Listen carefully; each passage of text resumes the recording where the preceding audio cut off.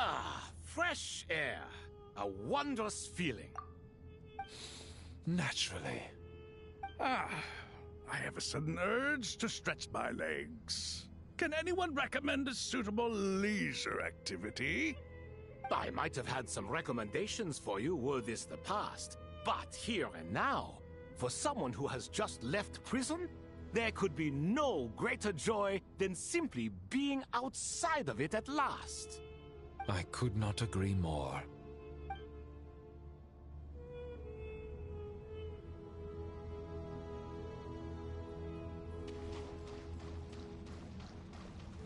As I thought, the so-called 7 pillars of King Deshret are as underwhelming as ever.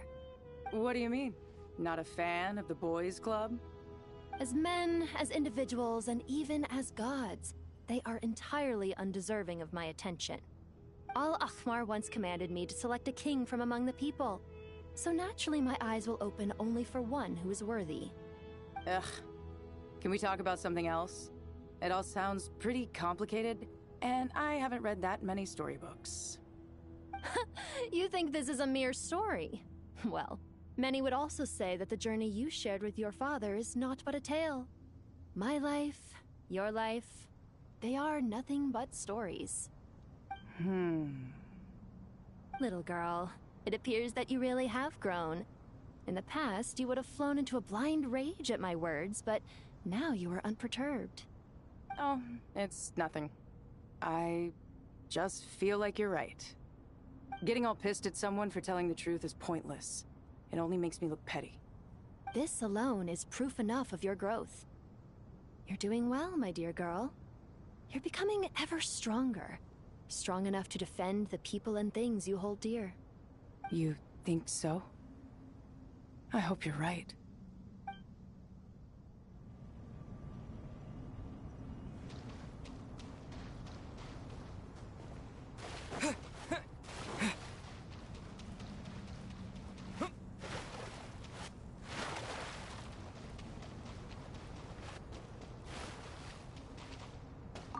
You must be Sethos, the successor to the Temple of Silence. Hello. Yep. That's me. Nefer, right? That's what I heard the others calling you. Judging by your outfit, I'm guessing you come from the desert too? That's right. Started off in the desert, went to the rainforest, Then went from there to Nodcry, where I work as an intel broker. Huh. Well, this is interesting. You don't seem to talk about yourself all that much. Yet here you are, volunteering your life story to me. However abridged. Maybe I'm looking to make some new friends. I like making friends too. I'm easier to talk to than Sino and a little more streetwise than Tainari. Which is why you came over this way, giving me the chance to strike up a conversation with you. Was I that obvious? I think you did fine. You were mindful of my attitude and hoped to lure me in through sentiment. Lure you in isn't exactly how I'd put it. I see it more as an invitation. An invitation to what? To put down your luggage. Lay down your burdens. To return to your homeland. And be truly welcome in the place you once felt so estranged from. You're a more interesting heir to Bamun than I was expecting. Since you're familiar with my grandfather, I'll assume you're aware of our situation. I'd like to make friends with you. And I think you'd be a great asset to us. Not to mention the power you and I both hold. Originally belonged to the same organization. Aha. There we go. Now we're getting somewhere.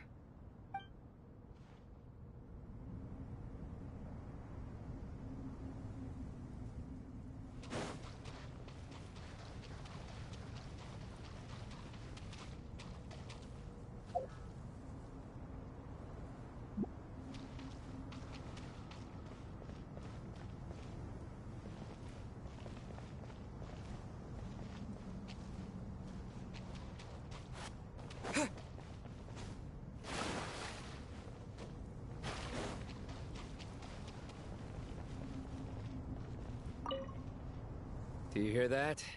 Sounds like your teacher is scolding mine. Huh. Classic. Did you see her? She's a former Vahumana student who dropped out of the academia and went to Nodcry to work as an intel broker. There's more to her than meets the eye. How can you tell? Do the Matra have information on her? Some, but nothing telling. I'm basing it on the fact that she seems to be an expert liar. She can fool many with her words. A sixth sense for liars after investigating so many of them, I take it? Yep. What about you? What do you make of her? A little earlier, in the corner, I noticed she gave some supplies to Jet and had her deliver them to the main group. She's meticulous and highly observant. Besides, what was it you said? Making it to the top is no easy feat in any profession. Anyone who's at the top of their game has to have some sort of edge over others. It's true, but she's not the only one at the top of her game. I also am, and so are you. Sure, but what's to guarantee she won't overhear us talking about her? Don't worry, I have my methods. Sethos is distracting her. Ah, I see.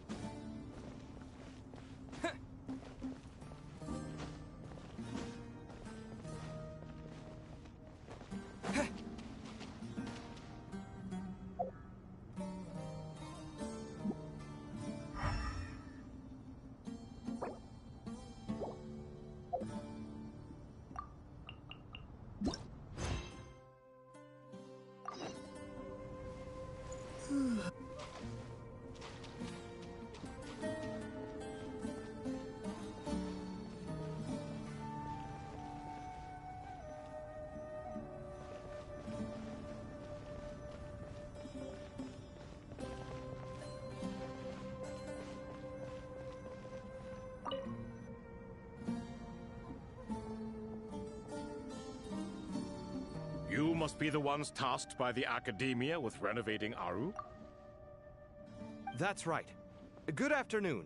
I'm Kaveh, and these two are Termezi and Naisaburi. Hey, I'll hate them! Come and introduce yourself! We've met before. This is Thoth, the Ibis King, and everyone knows these two. Afternoon, gentlemen. I've only ever seen these two in murals! Ah, the paintings in the temple. They show us chatting, playing cards, playing chess. Precisely the activities we most enjoy, funnily enough. No, only you enjoy playing chess. We were just humoring you. I wouldn't go that far. Back to the matter at hand. A preliminary assessment by the Academia indicates that this project requires expertise in various disciplines, including the deciphering of ancient texts, mechanical engineering, the restoration of ancient ruins, and elemental theory.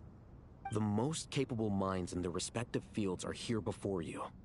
If there are no objections, we'd like to begin our work. The artisans who built Aru for Al-Ahmar gave their very lives to create this splendid work.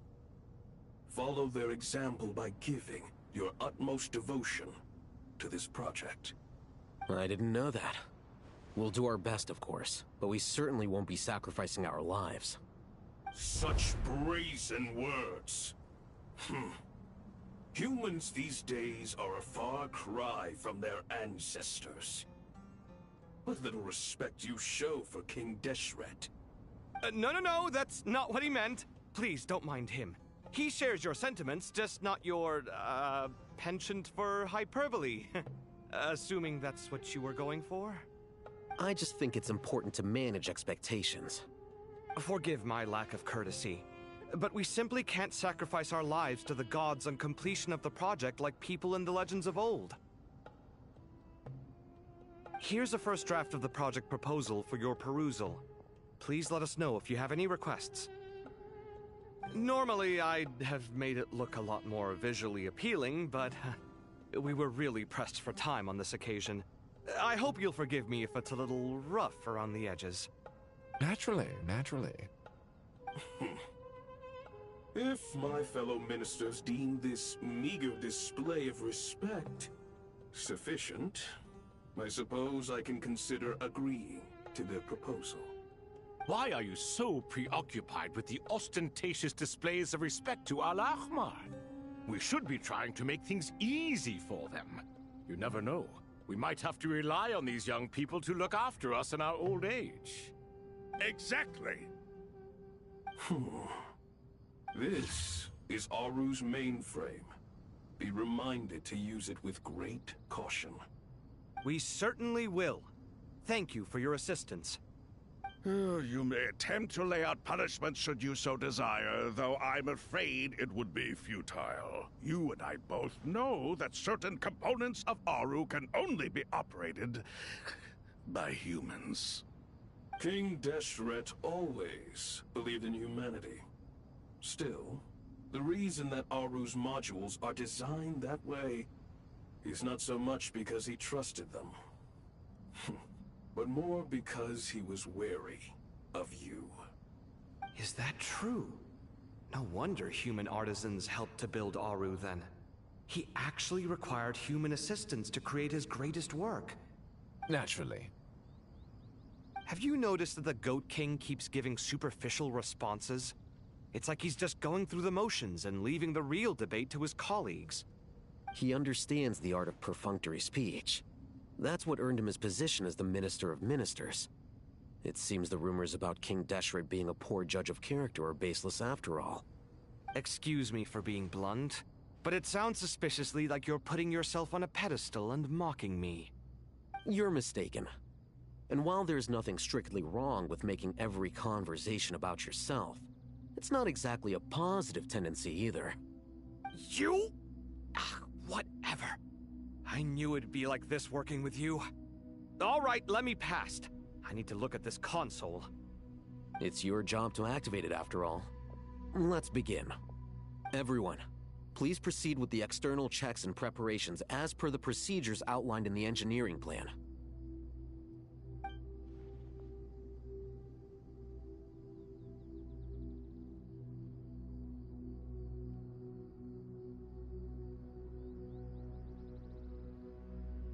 Hello there, youngsters. Whoa, the Ibis King came to life. What do you mean, came to life? I've been alive the whole time. You did say we could start our research, right? Are you having second thoughts now? I've reviewed the proposal. The work you're planning to carry out on this grand device is ambitious in its scope. You have ample confidence in your abilities, I take it?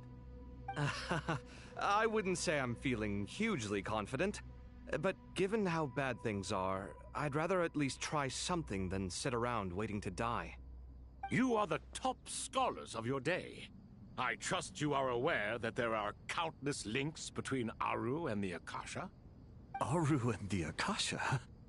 But I thought the Akasha was the Academia's greatest technological accomplishment, created years ago by the Dendro Archon to help her people access knowledge.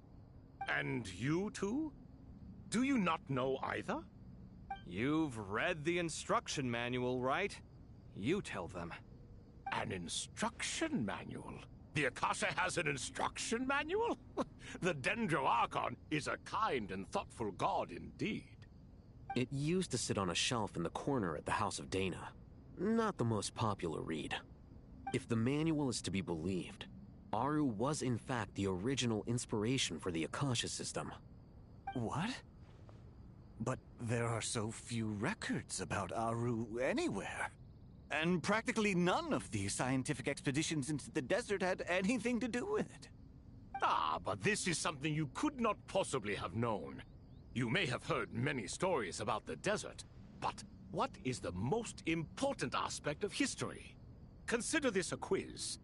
Anyone from Vahumana present? I'm from Vahumana. It's, well, veracity. Precisely.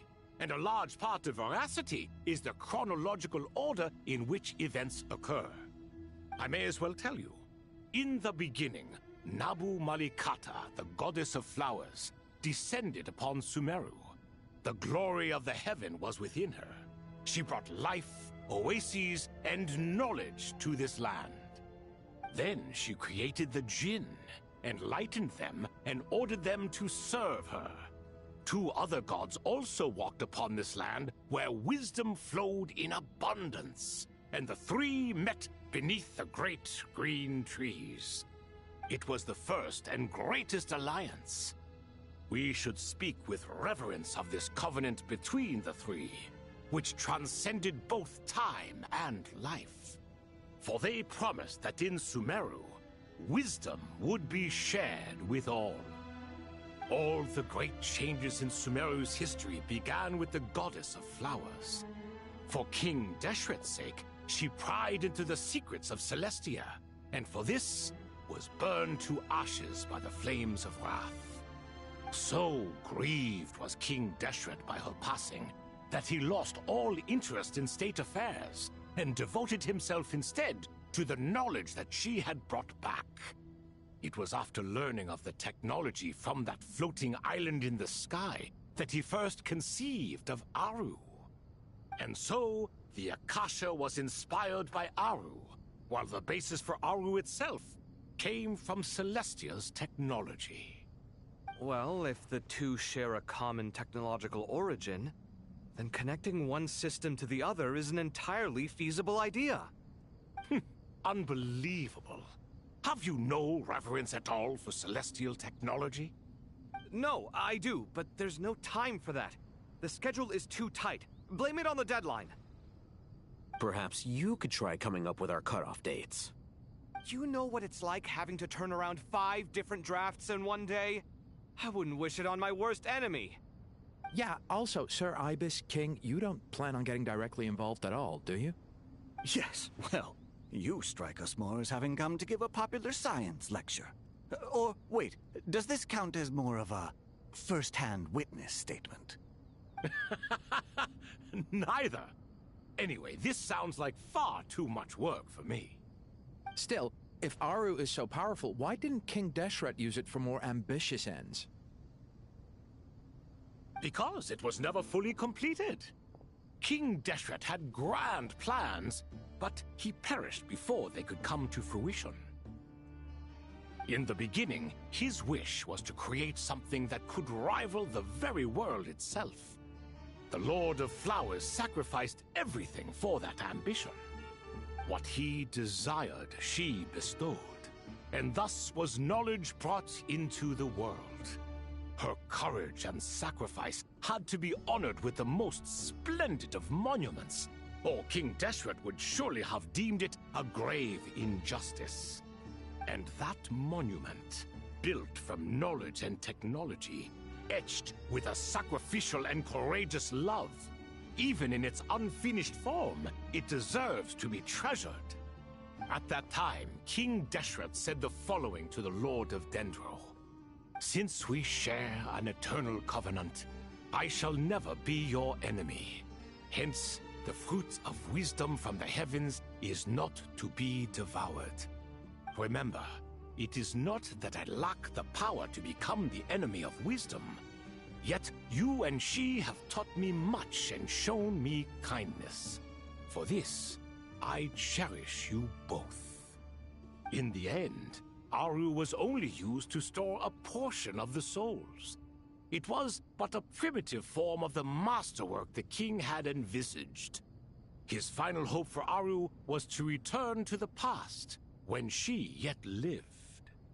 So the point you're making is, King Deshret was both powerful and ambitious, and he only ceased his imperious ways out of affection for the Goddess of Flowers and the Dendro Archon. You could see this as an act of mercy, but you could also see it as the sentiments that lay between these three gods placing constraints on him. This was, after all, the foundation of the alliance between them. This explains why Aru was both a prison and a monument, and why the answer to the three questions was time. You have to be careful who you get involved with, or you invite all manner of misfortune. This is as true for gods as it is for humans. Love is the same. It is both a prison and a monument. All right, let us pause the story here for now. Seeing as you've been so diligent, I'll offer a little help. Who's in charge again? Is it you two? Ah, yes, me and him. Now then, close your eyes. Wisdom hides in the space between the tangible and the intangible. It is to convey the incommunicable through the simplest of mediums. By the power of King Deshret, I shall grant you a glimpse into the unseen secrets that lie at the threshold of existence.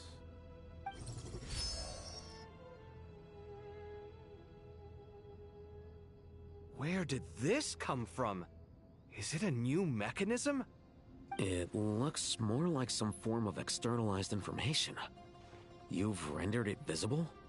Just as the Akasha allows you to access a greater range of knowledge, the power of our king permits one to perceive ingenuities that do not belong to this world.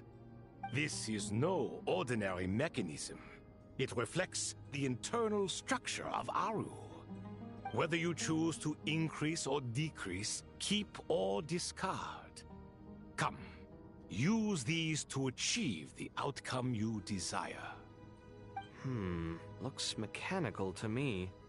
Better let me handle it, just in case. But wait, how do I get up there? Turn around. So that's where the elevator is!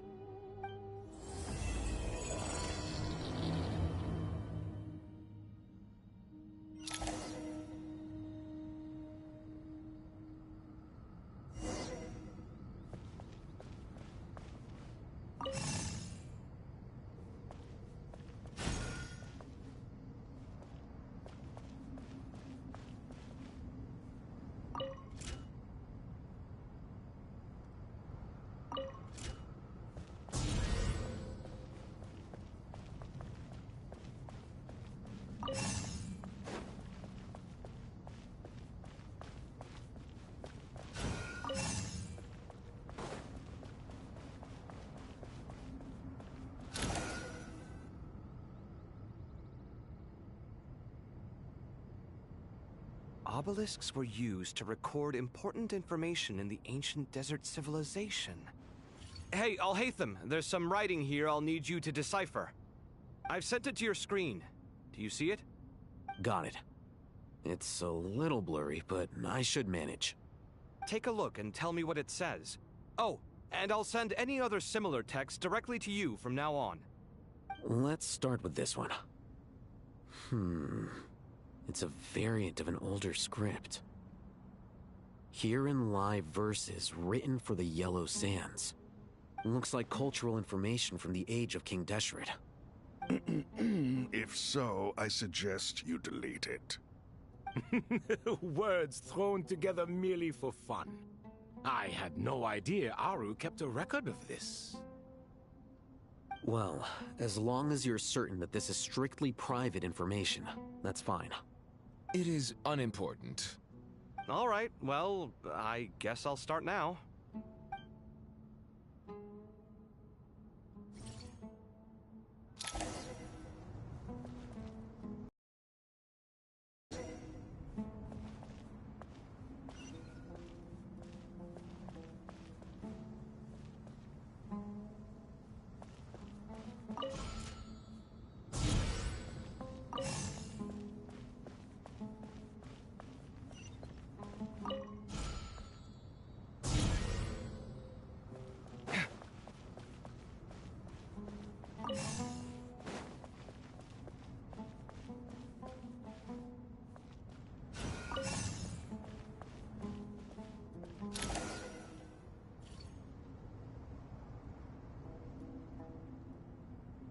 Found some more. Sending them over to you now.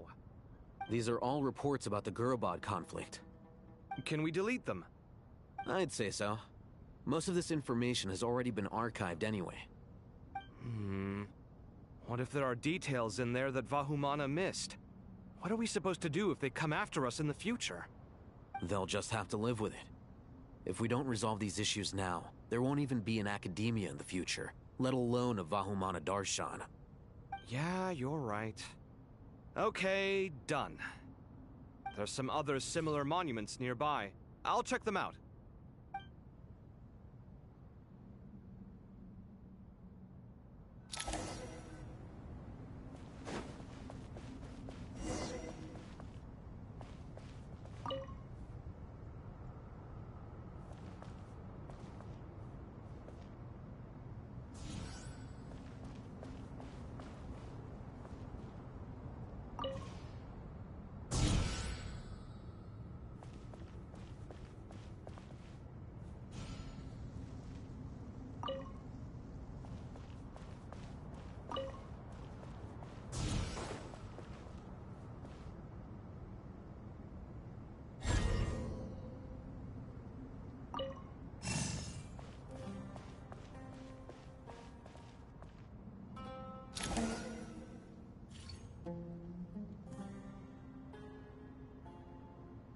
Another monument. Hold on.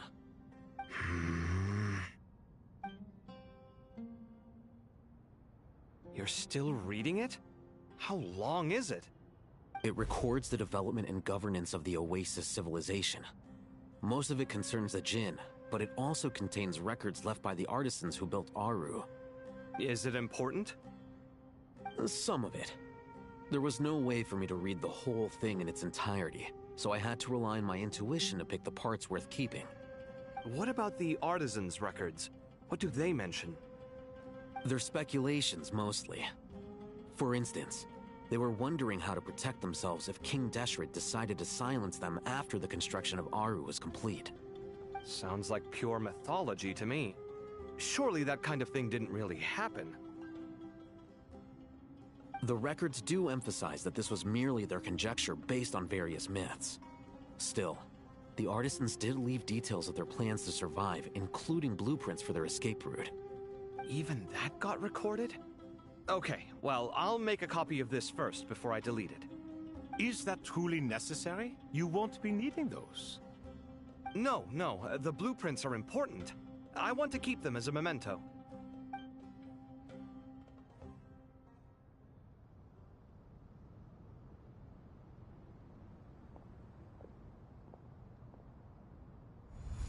I think that should just about do it. It meets the requirements of the contingency plans, so we should be good. I gotta say, it's the strangest feeling, this cross between reality and the intangible.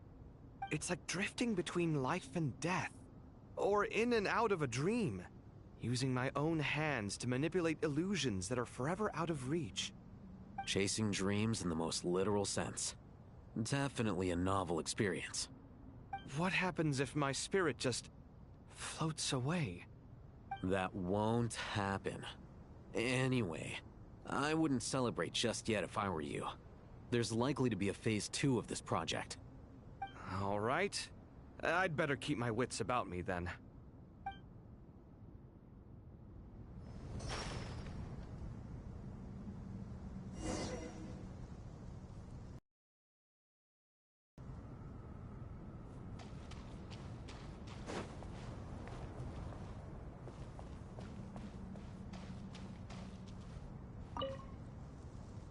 I expected that the outside world no longer respected the ancient gods, but even so, I do find the tone of these youngsters to be dreadfully impolite.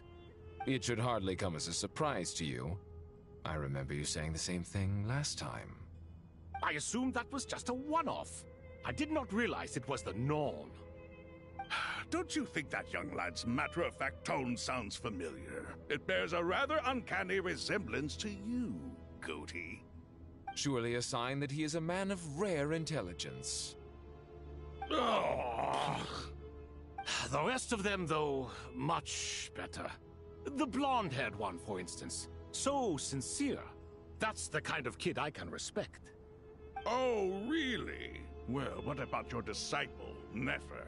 She's about the furthest from sincerity that a person can get. And now you hit the crux of the issue. Thoth is spouting lies again. He cares nothing for sincerity. He likes Nefer simply because her personality is just like his. Thus, in giving his approval to Nefer, Thoth is simply validating himself. The rest is but smoke and mirrors. You have some nerve saying that. There really is no helping you two. Shut up, chess rookie. What nonsense is this? How dare you tell me to shut up? How can you engage in such banal chitter-chatter at a time like this? Aru has been opened. The glory and splendor of a bygone age is about to sweep over the earth like a flood.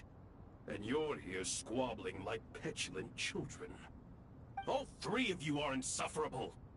King Deshret was merciful, indeed, giving you a chance to be released from prison. I say, you should have been locked up for good. Ah, but Bennu, look on the bright side. Had they not been released, we would not have been awoken. Oh, you've been here this whole time. You should be scolding them along with me. I miss Hermanubis. It's not a real reunion without him here. And now you're avoiding the topic and talking to yourself. Why King Deshret designed your personality like this, I will never understand. Isn't this simply proof that our king supports my free will? Oh, look at those two rust buckets. Suddenly, you two do not seem so bad after all. Here, here.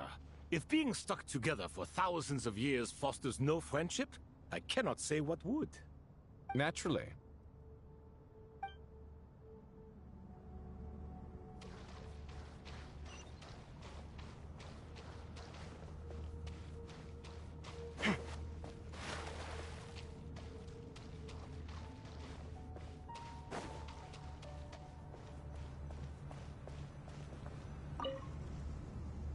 How's it going? Are things progressing smoothly? Well enough, I suppose. You know how it is. The work itself is only half the problem. The other half is having to work with Al-Haytham. I'm sure the feeling is mutual. Honestly, though, I thought you two had already worked things out. As if. Turns out working closely together is the best way to expose any tensions lurking beneath the surface. Besides, I just think that some people never change. Agreed. Case in point, you didn't make sure I was out of earshot before you started complaining about me. Old habits die hard.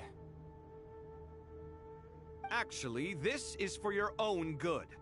Maybe if you spend a little more time listening to what other people have to say, you might actually realize that you're the problem. Naivete is another old habit of yours. I had assumed that you both volunteered for this project, like us forest rangers. But now I'm getting the sense that wasn't the case. Definitely not. We were assigned to it by Lesser Lord Kusanali and Nephis. As much as I'd love to be doing normal work for normal clients, these Titan projects are all that's on offer right now. Though I'm sure they wouldn't be roping us in if they had any better options. Just goes to show how short-staffed the academia really is. I'm sure you've prepared yourself mentally, but I still feel the need to advise you to lower your expectations. It might make the process of working together a little less intolerable. I know! Same to you! But if you already understood that, you should also know not to say the quiet part out loud. Why don't you come help me with my forest patrols? Might help you avoid any further disagreements. Good suggestion, but unfortunately, differences of opinion will always exist. Changing the nature of the work won't get rid of them. For once, I actually agree. There is zero chance of us ever resolving our differences. Zero! But even so, the work must be done. Care for some coffee? I'm glad to see you making progress. Don't act so smug! It'd be nice if you made some too! I feel like even I've made some progress today. In the past, I never would have dared to try and mediate a conflict between you two while you're both right there in front of me. Apologizing probably makes it sound like I'm in the wrong, but... I'm sorry. I was just kidding. Truth be told, I don't have any work to do at the moment, so I'm just here to kill some time. How's Kale? She's studying with Nicole. I'm not sure how she's getting along, but she seems to be in good spirits at least. I wouldn't worry.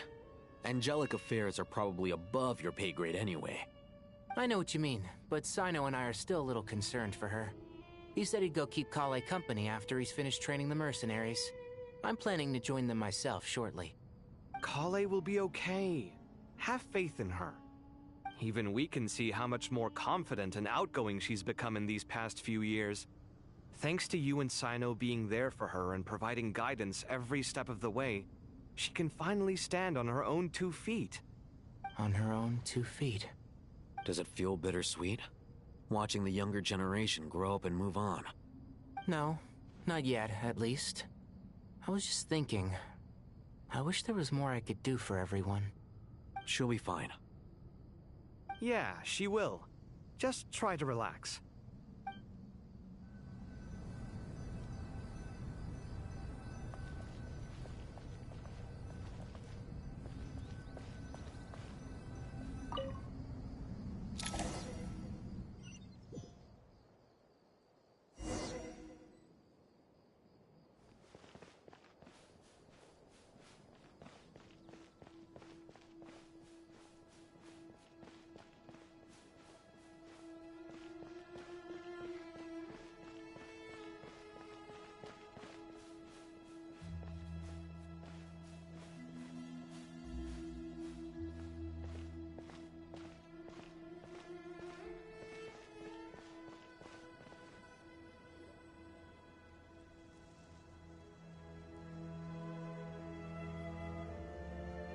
Traveler from afar, do you worry for the fate of Sumeru as well? Whoa! It's Sobek the Crocodile King! Greetings, Crocodile King. Please be at ease. I'm just here to chat with you about Lesser Lord Kusanali. Sounds like you really care about her. Yes, although to be exact, it is a mixture of both concern and curiosity that I feel. Speaking of Nihida, Paimon was wondering how she's doing. Wait a moment.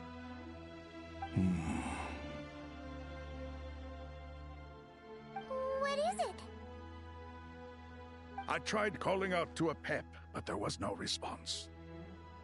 This can only mean that she is focusing all her energy on taking care of Lesser Lord Kusanali.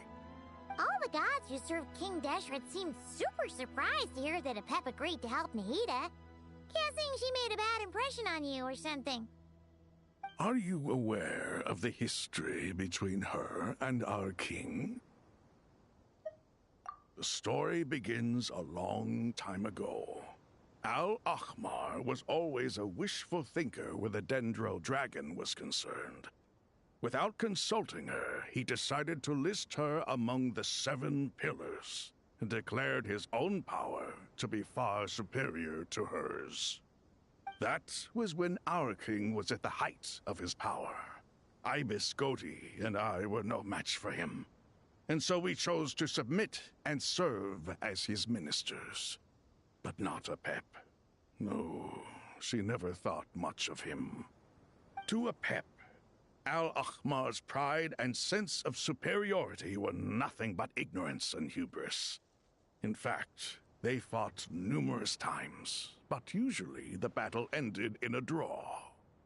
In the end, King Deshret coveted the power of Celestia, only to end up corrupted by knowledge. His final act was to trick the dragon into swallowing him whole, leaving her to bear the torment of his sins. The Dendro dragon stands for the glory of a bygone era. She hated Al-Ahmar and what he represented. All the gods, all the power they wielded. And so, her willingness to help the Dendro Archon through this crisis comes as a great surprise indeed.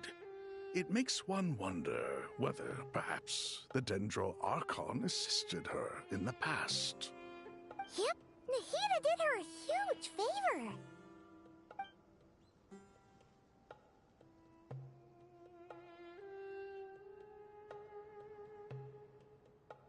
So Lesser Lord Kusanali put an end to the Dendro Dragon's many long years of torment. As much as she loathes the 7, Apep knows kindness when she sees it. No wonder she was willing to make an exception. Yeah, that's the sense we got from dealing with her too. She is not incapable of coexisting with other living things. Rather, she actively chooses to avoid coexistence. And this despite the fact that she symbolizes life itself. How ironic. All of this being said, I wouldn't expect too much from her if I were you. Nothing will change her hatred towards humanity and gods. We'll keep that in mind. Anyway, how much longer do you think Nahida needs to stay with Apep? For all we know, the Fatui might still be in the desert. Just to be on the safe side, why don't we grab anyone who isn't busy right now and go look for her? I'm alright, Paimon. Huh? Was that Nahida's voice? It seems the treatment was effective. Since when do my deeds require your evaluation?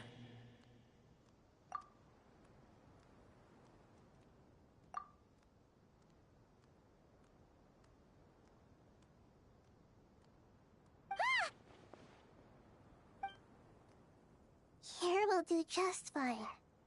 I had no intention of taking you any further. One ought not expect greater generosity than they have earned. You always hide your kindness away like an oasis within a sandstorm. Only those who make it through the swirling winds can know just how beautiful that oasis is, and how much hope it brings. You dare appraise my being? No, I'm expressing my gratitude. I want to thank you for sharing your precious life force with me.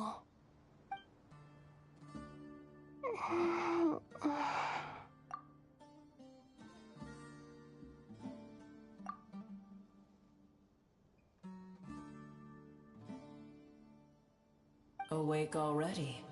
You are more resilient than I thought. Pep. I feel much better. Thank you. Gods and their gratitude mean little to me. I would rather you give me your assurance that the situation with Irminsul and Sumeru's ley lines will be competently managed. If I suffer any ill effects from the ley lines, you, as the god of this land, will be held responsible. And you would not enjoy being held to account by me. I understand what you require, but I would assume this task even if you did not demand it. Sumeru is my responsibility. I must resume my duties as soon as possible. A farcical notion. God of Sumeru, I hope you realize how unextraordinary your strength is. And yet, maybe it is precisely what defines me. A god of wisdom is not meant to rule by force. Then hold steady. We go forth. Well, I'll be. Is that a pep? Do my eyes deceive me? Of all places, the Dendro Dragon has decided to visit the mausoleum of King Deshret? I see that after all this time, El Ahmar's menagerie of ministers remain as vile as ever. It's a pleasure, Dendro Dragon. Had you arrived but a little sooner, you might have attended a meeting of the Seven Pillars. What a nauseating thought. You are not the first insects I have had the displeasure of dealing with today. A swarm of them tugged on my tail on my way over. Goodness knows what hovels they crawled from. Why do all the creatures of this world remain so lowly after all this time? What did you do with them? I cast them away. What would you have me do? Keep them as trinkets? Boer, this is where we shall part ways. To be clear, I do not wish to see you or anyone else here ever again, unless absolutely necessary. Then I wish you peace as you return to your dwelling place. It matters not to me. Simply refrain from bothering me again.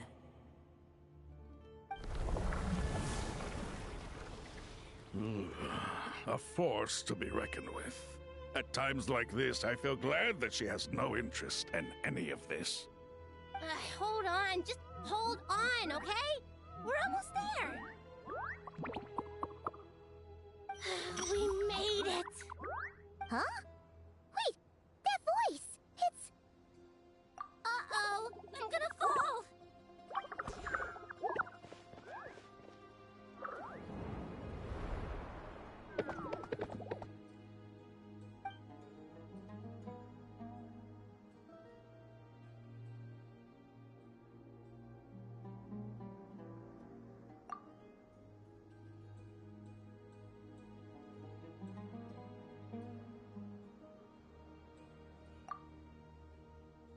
Well, that's a relief. A pair of safe hands indeed. The Dendro Archon's familiars. They are the last thing I expected to see here. Huh? Wait, what are the Aranara doing here? Don't you guys hate the desert? Obviously I was worried about the Dendro Archon. I've been supporting them with my Pari powers the whole way here. Oh, you seem pretty nervous. Is it because there are too many people around? Not just people. It's all these non-human beings, too. It's hard on them. I can't believe you made such a long and dangerous journey just for my sake. I appreciate your support so much. Thank you all. I'll have to ask everyone to wait while I help our new arrival settle in. Once I'm done, I'll gather everyone to discuss our next steps. Traveler, Paimon, shall we find a place for our friends to stay?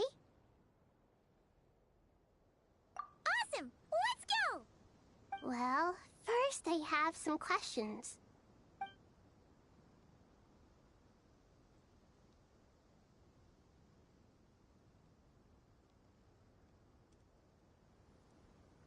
Okay, I think that covers everything. Thank you. We can get going now.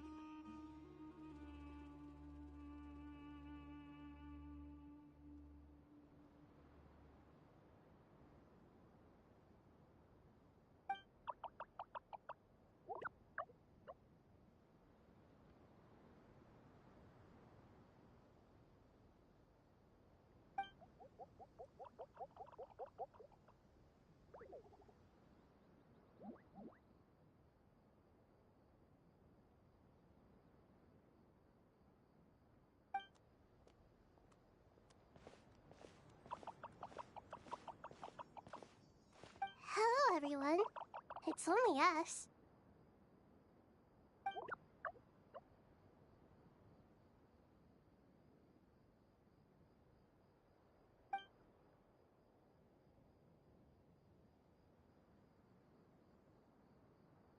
It must be very tough for you coming all the way out here, especially since you don't like the Voluka. Is everyone back in Vanarana doing well?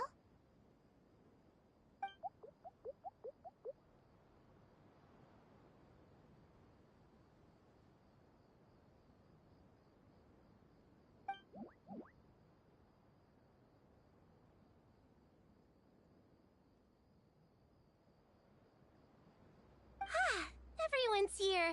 Good. Are you okay? You look like you were about to pass out back there. Then you're forgetting who I am. Don't underestimate me.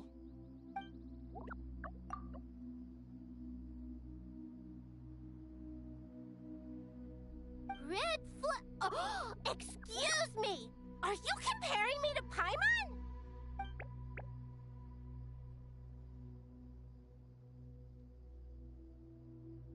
I suppose everyone is gathered here because of me.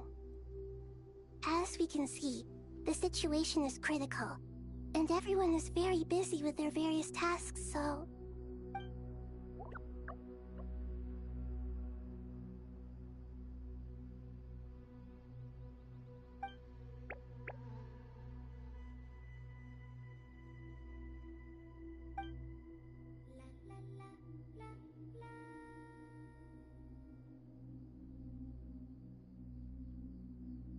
I can't thank you enough.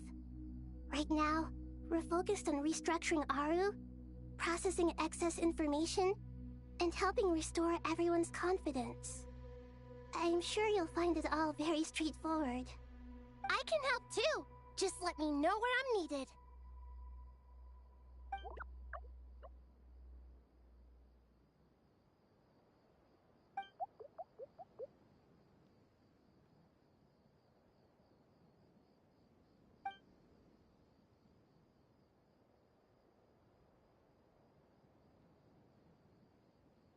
Up to no good?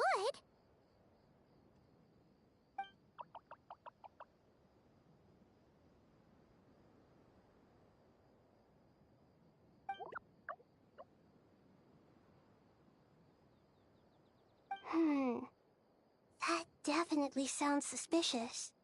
Traveler, Paimon, I have other work to attend to here that needs to take priority. Could I trouble you to investigate the situation Arabalika spoke of? No problem. Leave it to us. Thank you. I'm counting on you.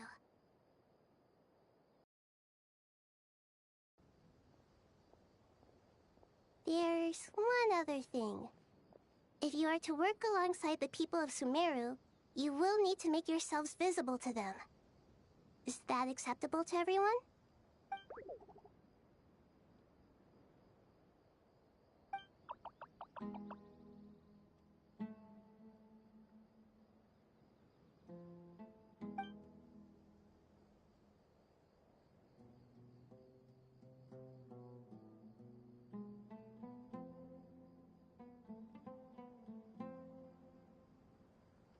There's nothing to fear.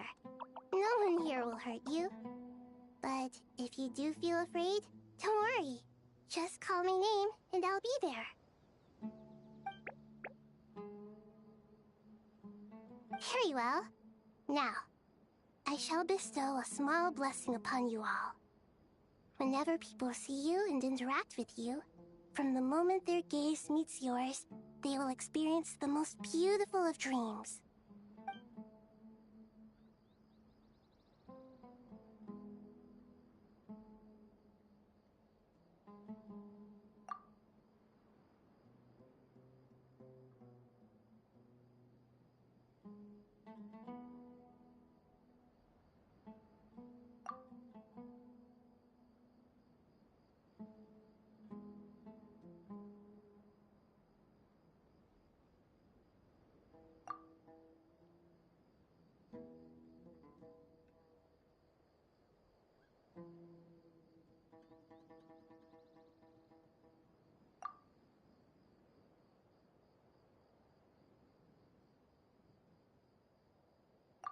Do not fear.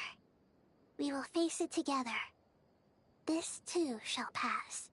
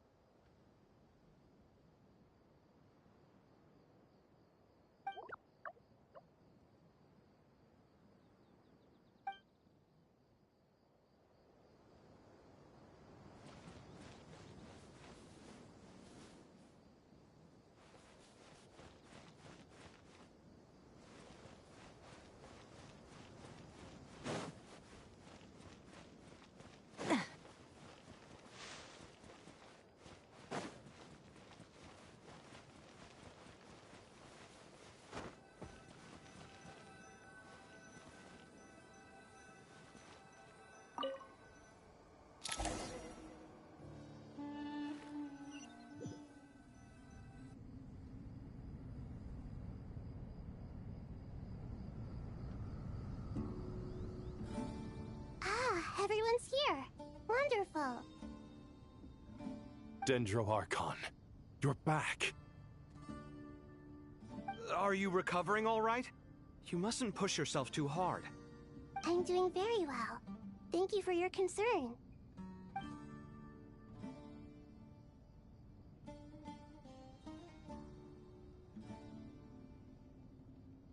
I see. Using the power of Aru to reboot the Akasha and gain access to Irmin's soul. It's a sound plan, although... I regret to be the bearer of bad news, but with the state that Irmin's soul is currently in, it's impossible to access via traditional means. Even the Akasha won't change that. Alas, we had feared this may be the case. And what about non-traditional means? Non-traditional means? Are you saying... Desperate times call for new measures.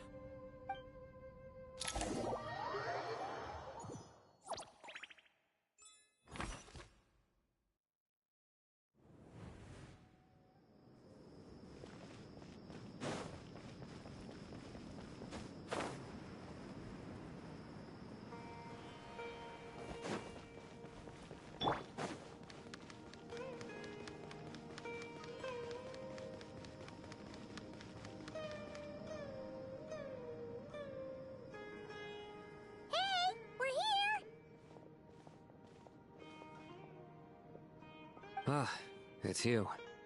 Is there a situation?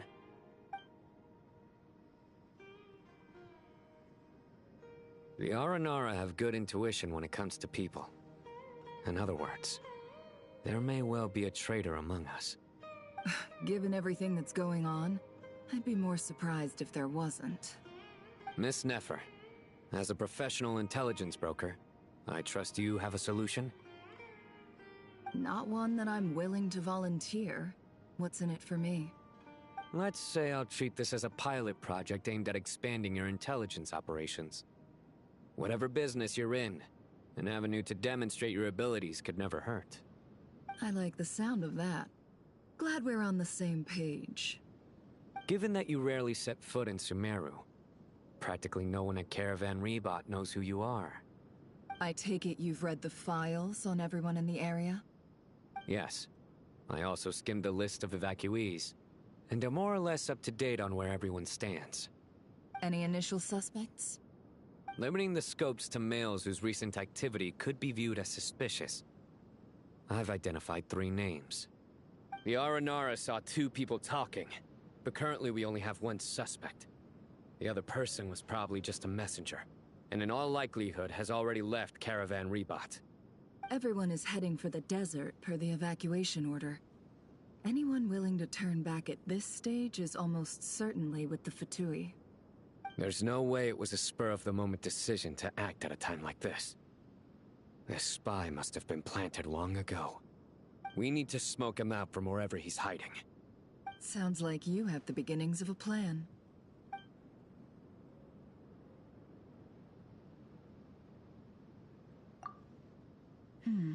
I see. Your suspicions are well-founded.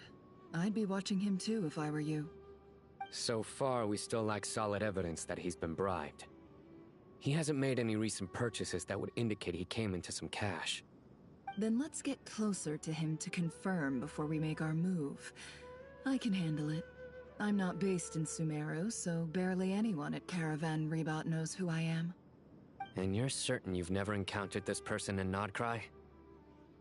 I'm certain. Besides, it's extremely rare for me to have had any direct contact with Sumeru mercenaries besides Jet. There's no way he could have seen my face before. Sino, stay out of sight and wait for my signal. If he raises any red flags, I'll bring him toward the main road. Understood. I'll take it from there. Excellent. Well, it's a pleasure working with you.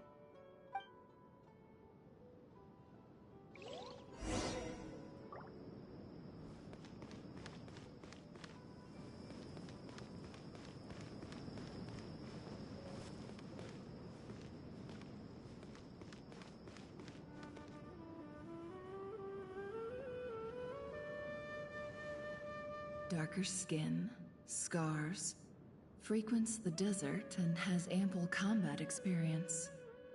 Nothing unusual about how he dresses or acts. What's that he's looking at? A coin. Interesting. Could that be how his contact paid him?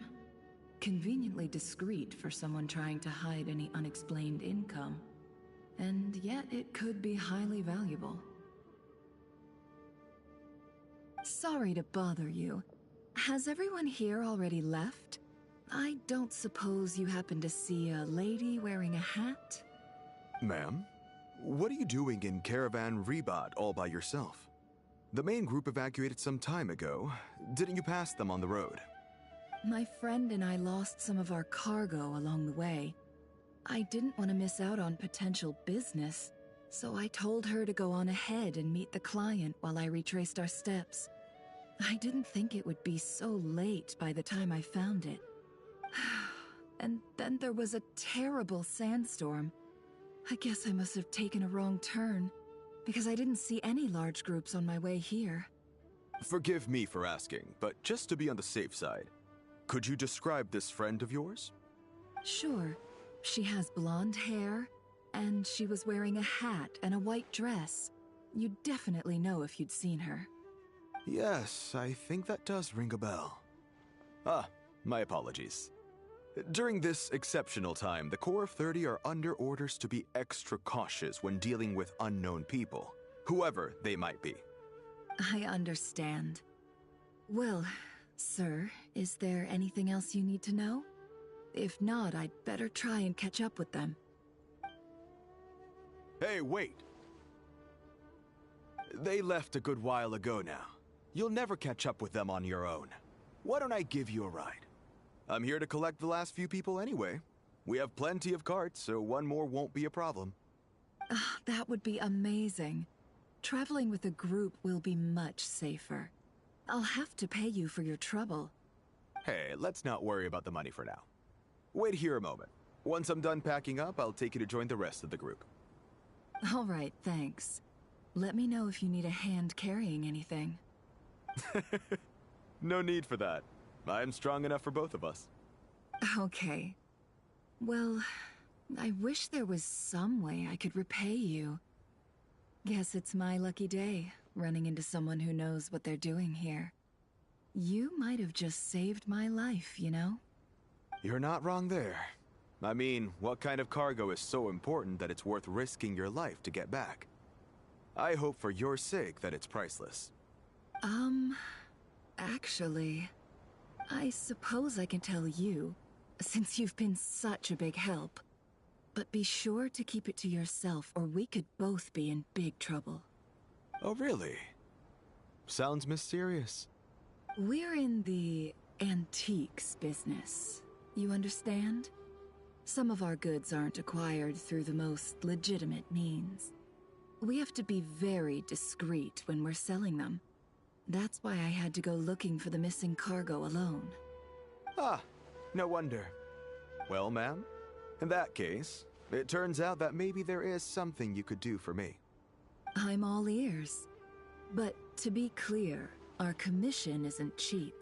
Think carefully before you ask. We don't want to ruin our relationship before we even hit the road. I'm sure that won't be a problem. My issue is, I have something that's a little difficult to sell on as well. Take a look at this.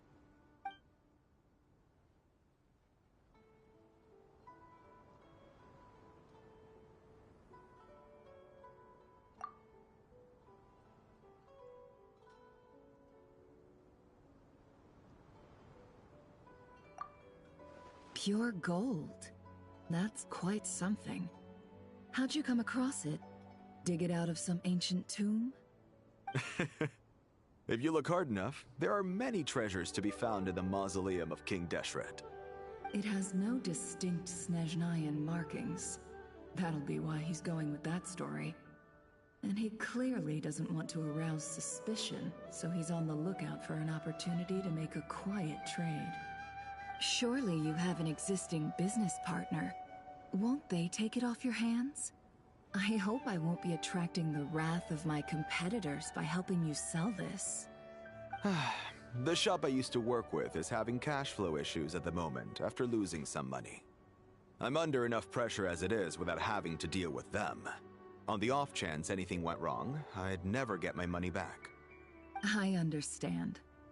Gold is the last thing that traders with cash flow problems want to see. Well, in that case, I think we can work something out. As it happens, I'm just about done packing. Shall we make a move? Sure. Let's walk and talk. This evacuation was a huge operation. They needed a few people to stay behind and tie up loose ends. And I ended up being one of them. You're lucky you ran into us in time. I certainly am. I don't know how this happened. One thing led to another, and look how it ended up. I just hope our client doesn't get spooked and cancel their order. Fingers crossed. But either way, life goes on, and we all have to make a living somehow.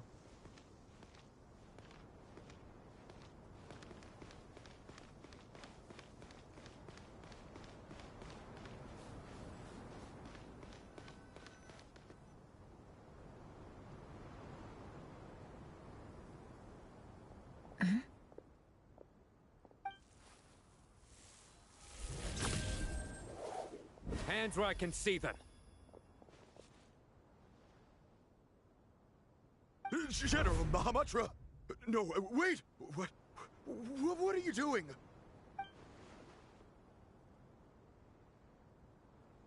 This is the coin? Good. Sadly, you won't have the chance to spend it. Nicely done. Looks like Sumeru's Matra are a well-oiled machine nowadays. Unmarked gold coins are quite difficult to trace. Thanks to you, we have secured the evidence. Here's what's gonna happen.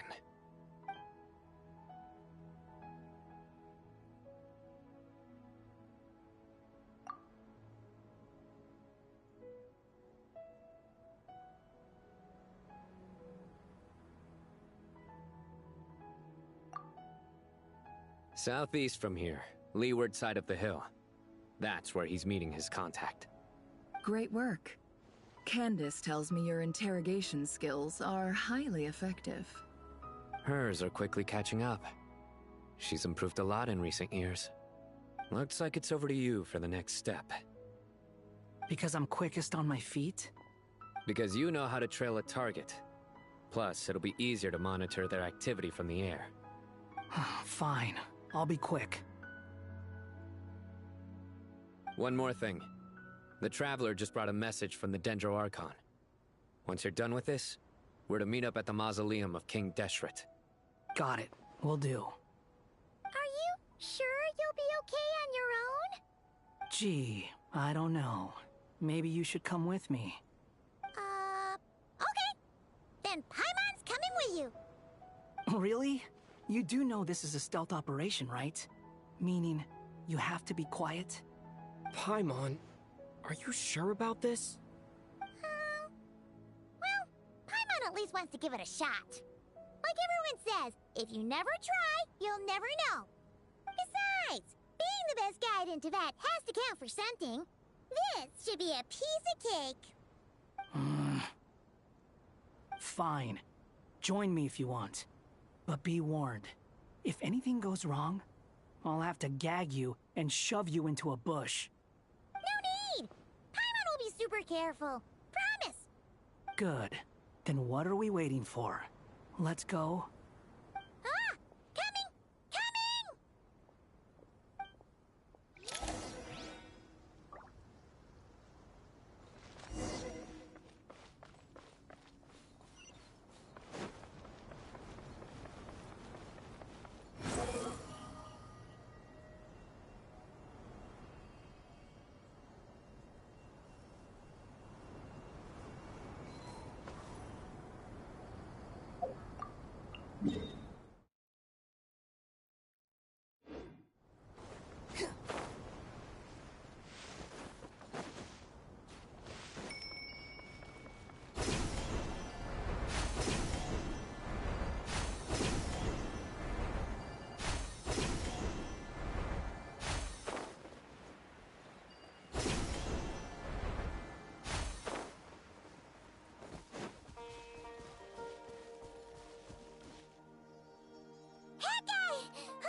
Wait up!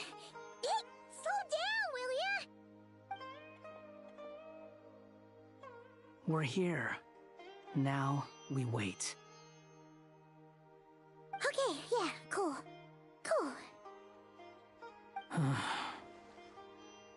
What's on your mind, Paimon? Huh? Nothing? I thought all you cared about besides being a guide was food and sleep. Why the sudden urge to go on a dangerous mission? What's that supposed to mean? Paimon's been on plenty of dangerous missions before. But never on your own. You hardly ever leave the Traveler's side. Just saying. I'm kind of at loose ends right now. So if you did want to share, I suppose I'd have to listen. If not, suit yourself.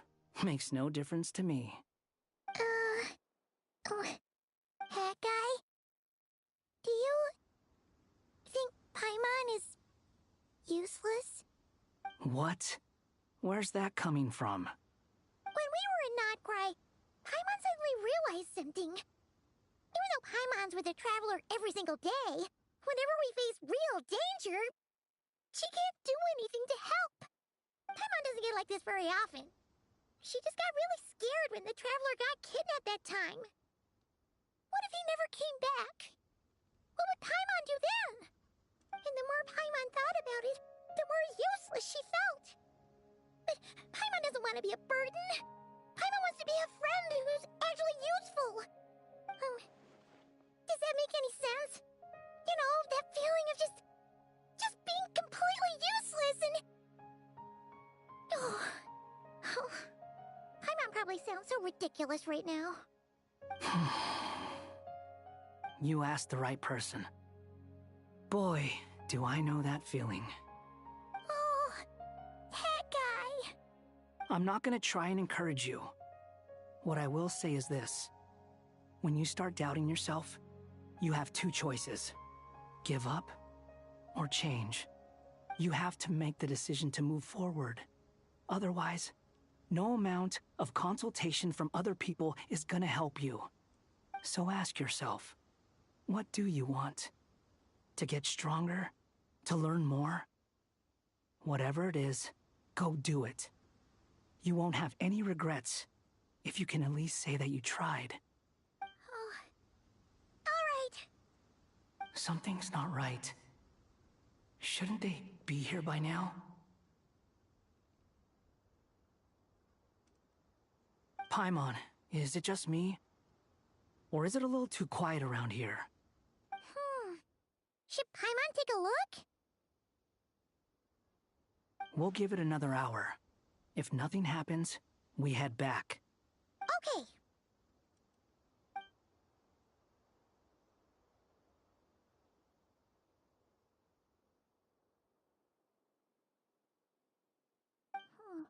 How strange. We've been here for ages. Where the heck are they? Have we been stood up? What is it? Did you think of something? Something feels off about this whole situation, but I can't quite explain why. We know for sure that the guy Sinocot had something set up, yet somehow his contact is a no-show. So, either the handler got caught, or, more likely, they decided to cut our guy loose. And how would they know to do that? Wouldn't they at least send someone here to check things out? That's the problem. They couldn't possibly know what's happening here. Unless... This feels all too familiar. Come on, let's head back.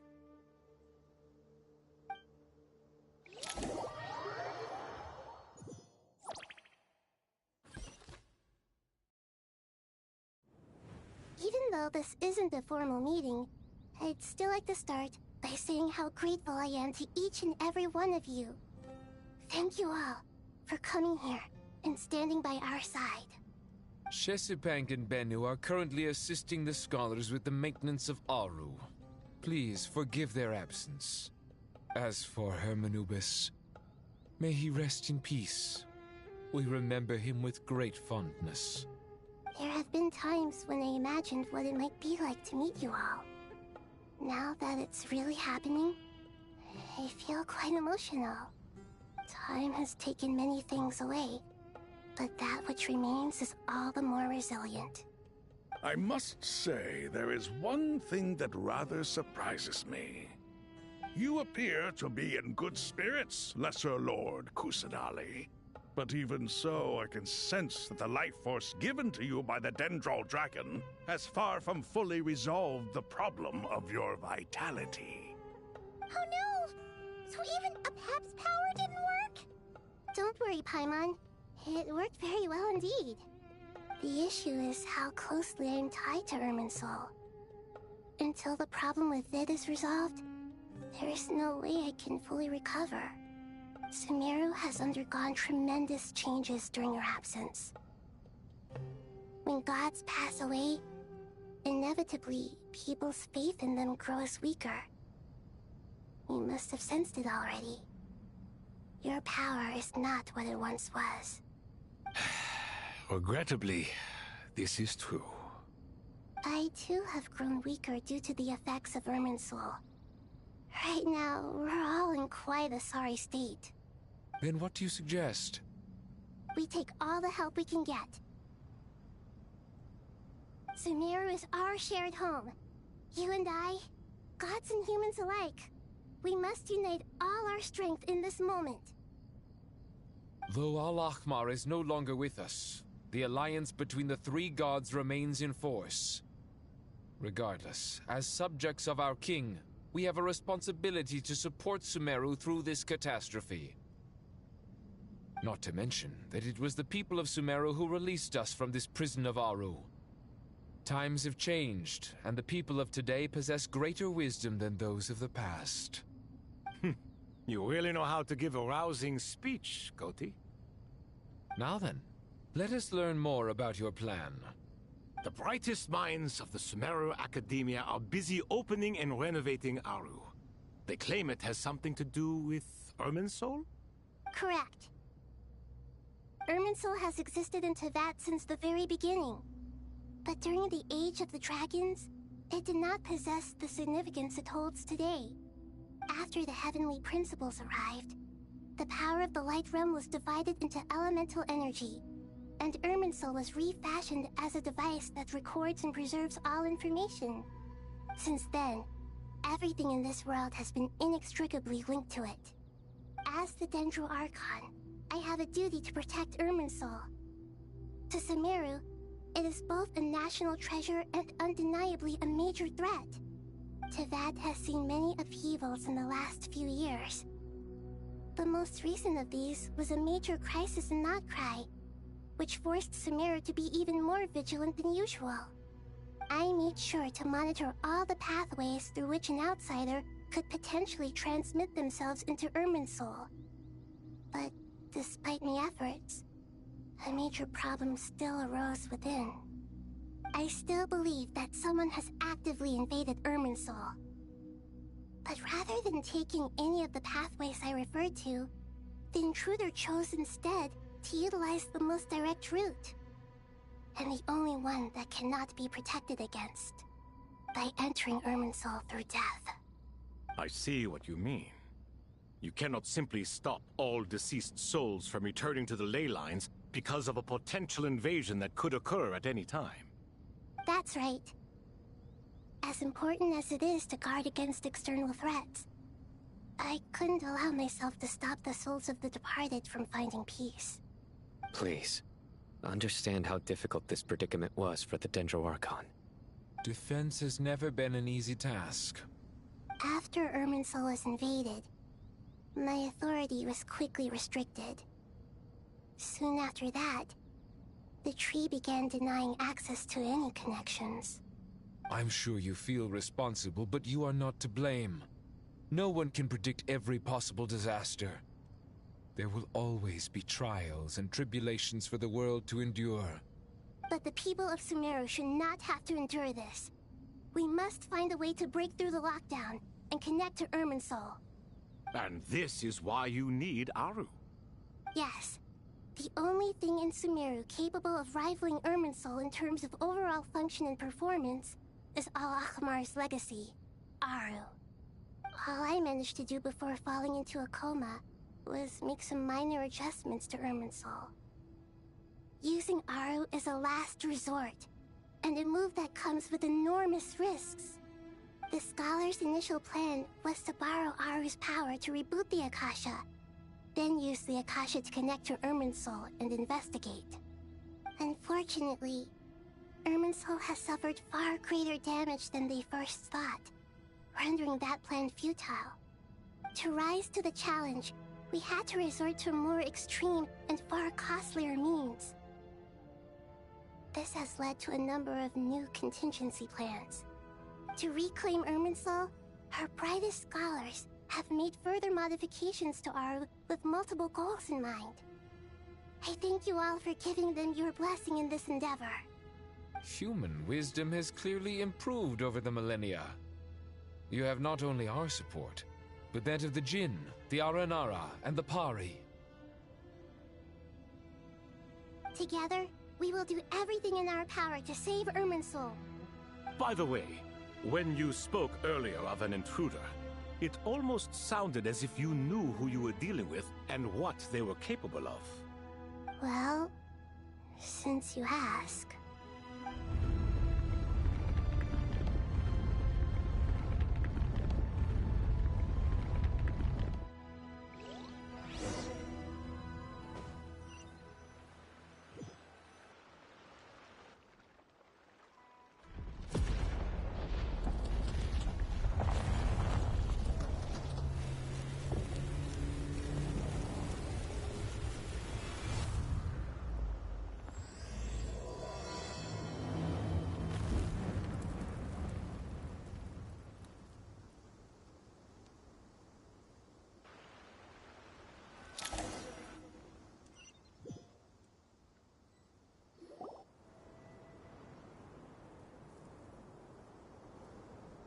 Master Tainari! What is that? Is this Irminsul? How did this happen? What's going on inside? Luckily, we managed to evacuate everyone. What in the world was that? That was terrifying!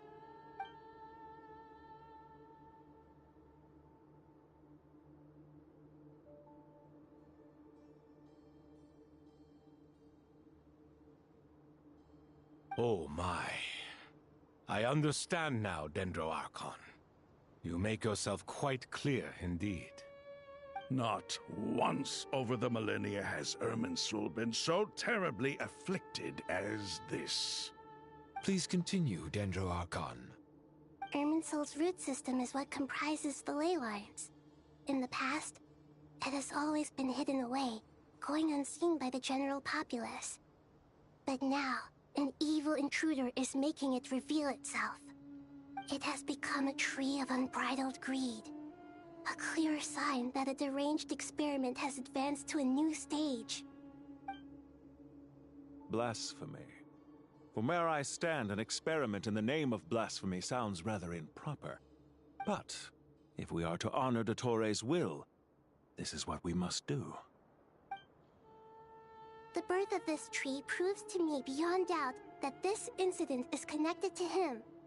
But to explain the situation in full, there is someone I need to tell you about.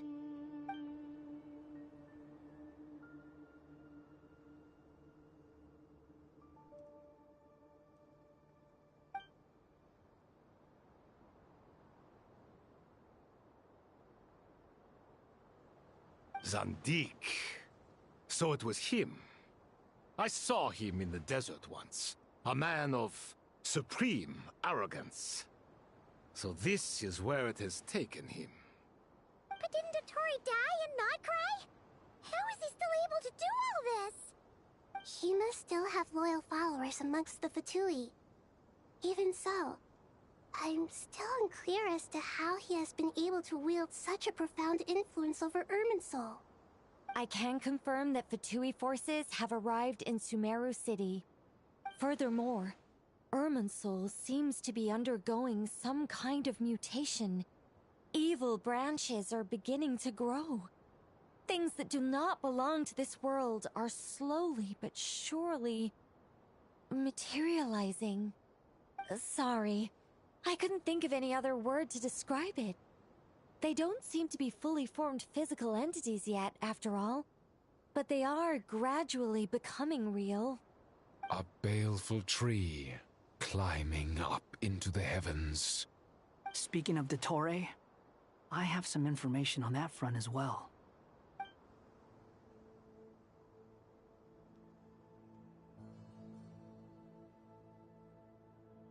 I didn't think it was wise to state this out in the open. But my theory is, the mole wasn't cut off after he was caught. They wrote him off from the beginning. You mean, the Fatui never intended to follow through with him? Then why plant a mole at all? It's hardly a conventional strategy, and the rationale behind it is pretty twisted. But as it happens, I know someone who works exactly this way. And when it comes down to it, his goals are very simple. He just wants to confuse people, so they can't figure out what he's up to. He's been a collaborator of Dottore's from the outset. That fact alone confirms that Dottore is involved with this somehow.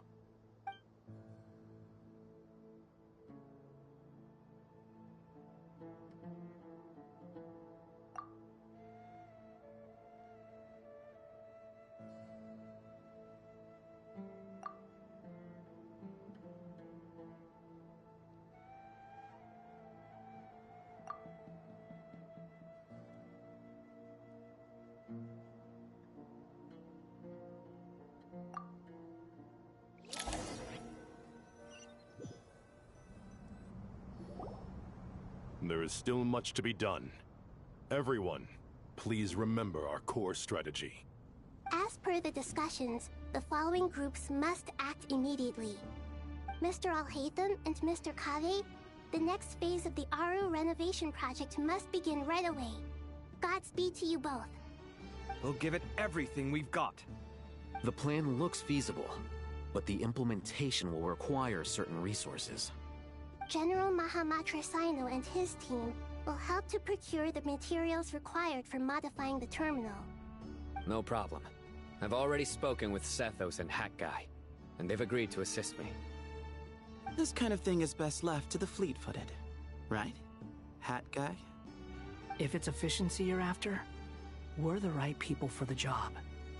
Following up on the elemental energy amplifier we discussed, Ms. Dory, I assume you're the one most familiar with the status of this project. Aside from the Dendro Archon, of course. Yep, that's right. Leave it to Lord Sangama Bay. Got it. Well, I'd like Madame Farazan, Kale, and Nicole to support Dory on the technical side. You can count on us. Will do. Rest assured, I'll take good care of Kale. Dia, Candace, and Nefer, you'll be in charge of negotiating between the various parties. I trust you remember our goal. You bet. We can handle it. Good. I believe that covers everything. Tighnari will provide ad hoc support as needed, if that's okay. Poor Tighnari. Must be tough being Nephis' student. Getting bossed around all day, every day. Hey, don't try and drive a wedge between us, you old rascal. All it says to me is that Master Nephis has faith in everyone's abilities. While I'm nominally here as backup, I doubt there will be many situations where my help is needed. Exactly. Finally, Traveler, you and I will head to the border between Sumeru and Natlan. Once that task is complete, I'll be asking some of you to accompany me to the Eternal Oasis.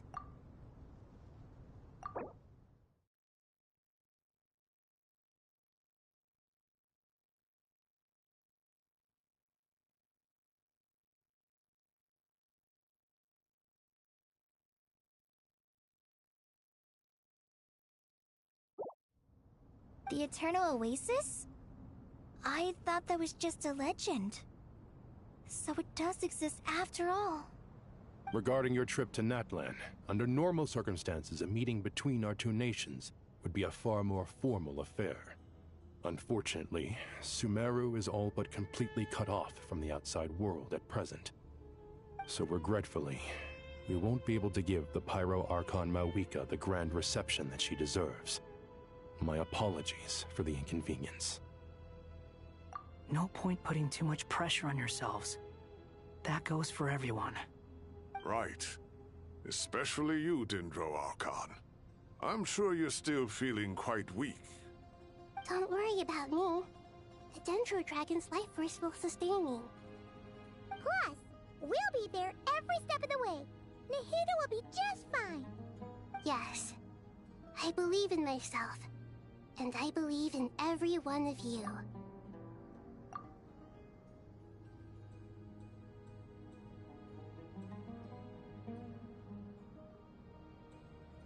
Well, time to get going.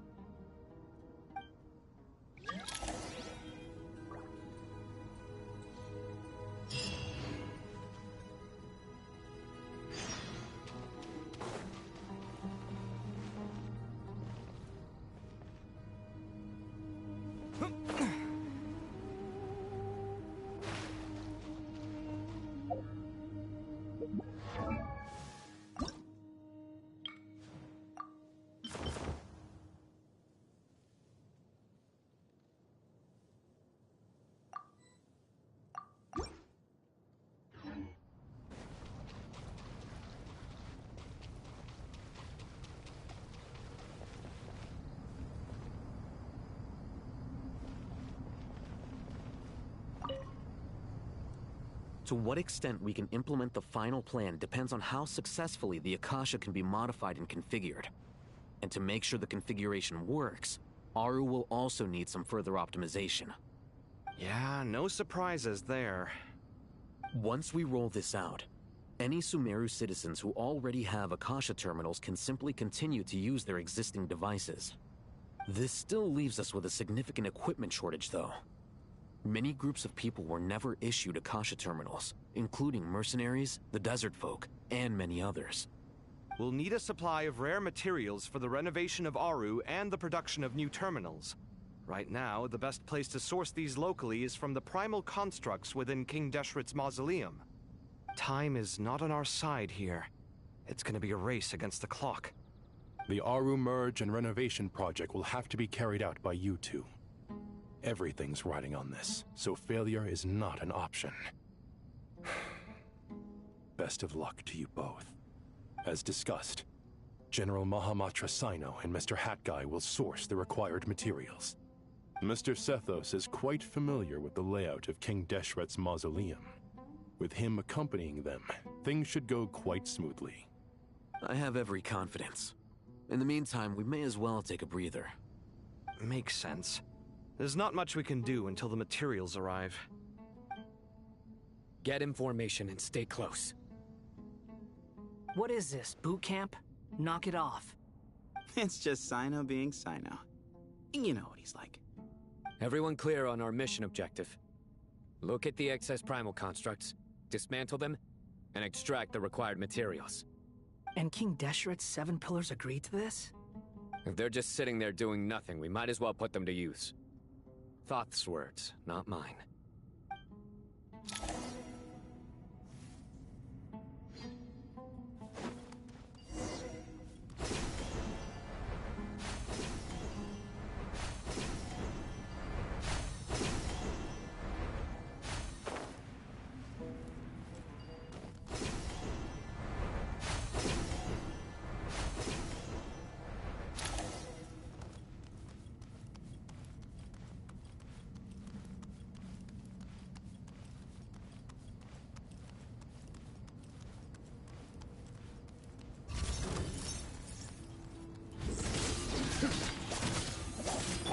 Sage's wisdom!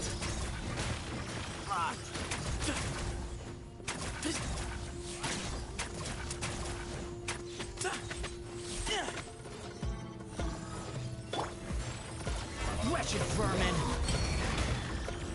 Behold!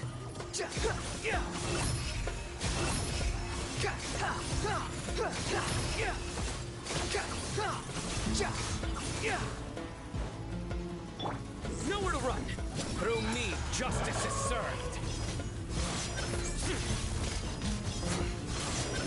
Guilty! Their penance is due!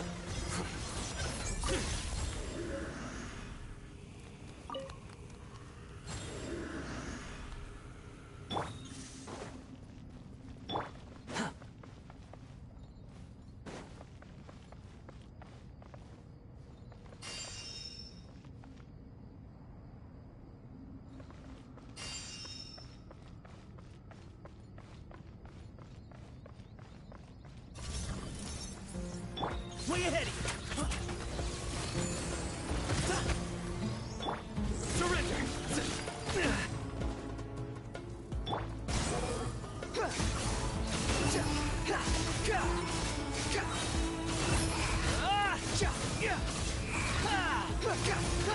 Know the place!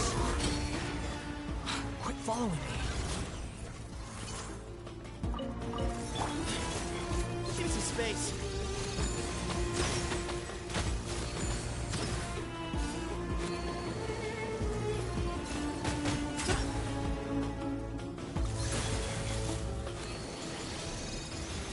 Behind you!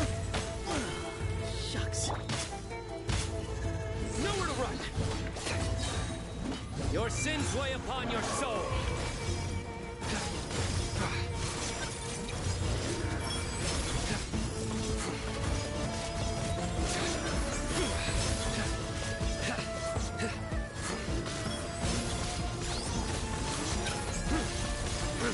Guilty! These devices should still be usable even though they're broken down. Let's take them back for the others to review.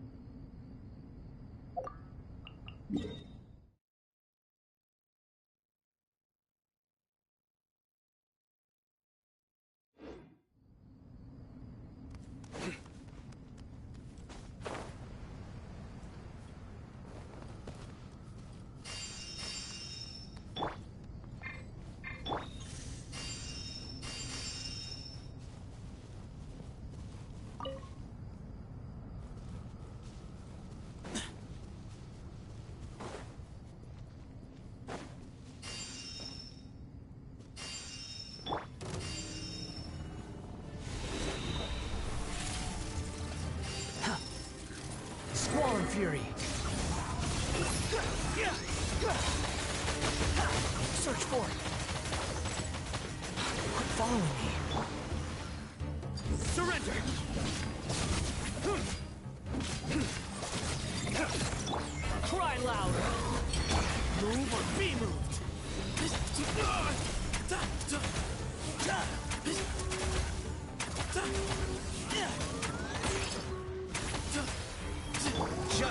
is upon you.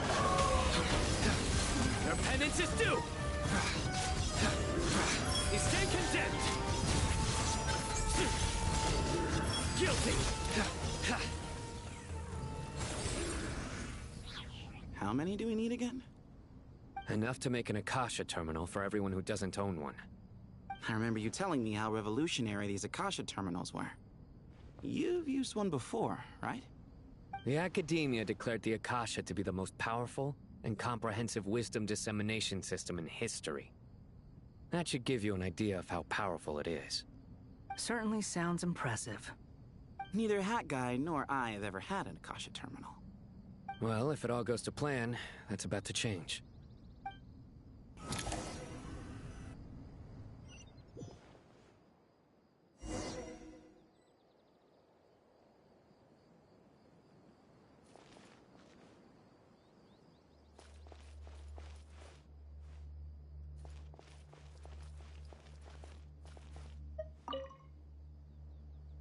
Oh, goody! Thank you so much for handling the delivery. What a long way it was. You've really outdone yourselves. I'm well aware what a bumpy, dangerous journey it must have been. Now, I would have loved to oversee the process myself, but of course, those of us who know the plan can't leave the mausoleum. Oh, trust me, I'm patting myself on the back for my assembly work here. Simply flawless work. But will you really be needing all of this? According to our plan, yes, this is the quantity required. I have no complaints about the quality either. Only the price. So expensive. I heard you covered a lot of the funding out of your own pocket. Oh, that's an exaggeration. The Academia provided most of the funds. I just offered a small token of my goodwill. Of course, the real tragedy is how little profit I'm making on this. You know, it's a serious crisis when you can't even make money out of it. It's really quite a beautiful design. And I'm intrigued by how such a diminutive device is able to output the power of the Light Realm. Did you attend the lecture on Light Realm energy, Madame Farzan? I don't believe I saw you there. Of course I attended. I was just a little late, so I had to listen to the whole thing from outside the back door. Anyway, I have a perfectly good understanding of Light Realm, elemental and abyssal energy, as well as the relationship between the three. Good to know. Master told me in private that the conversion process between Light Realm energy and elemental energy involves highly classified knowledge that shouldn't be disseminated too widely. But even so, the scholars still shared said information. Well, you can't enforce a rule that everyone breaks. Is that the idea? At first, the Dendro Archon was reluctant to explain it in great depth for safety reasons. Later, she came to terms with it, and simply informed my master that we would all have to face the question of survival together. To protect someone from such dangers means keeping them in the dark. But for someone to know and embody the wisdom within, they must understand its very essence. It's an information hazard. We're exposed to danger just by knowing the facts. And just like bait, it lures us in by offering us the solution to our problems. But if you're not careful, you'll end up pursuing it down a dark path. A tricky problem. But today, this big problem has been broken down into many smaller, more trivial ones. What do you mean? Ah, I get it.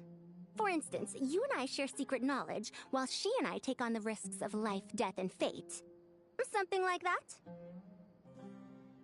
Hey, what? That is not what I call a trivial problem. Well, as they often say in Vahumana, an event that is monumental to the individual is negligible in the grand scheme of history. Generally, the fate of the individual is an insignificant affair. Being from Amorta, where the subject of our research tends to be a lot more personal, I have to disagree. It's hard to dismiss the individual as insignificant. In other words, the big problem of survival has been broken down into many small, interconnected factors, and each one of us represents one of those factors. When the same secret is shared with a group of people, the same fate binds them together. Most people would find this unimaginable, but to us scholars, this is the path that has always beckoned to us. Sharing knowledge is a good way to fight against fate. I will always believe in that. Alright, I think that's everything. Thanks a lot. But don't go anywhere just yet. I'll still be needing you to calibrate the equipment.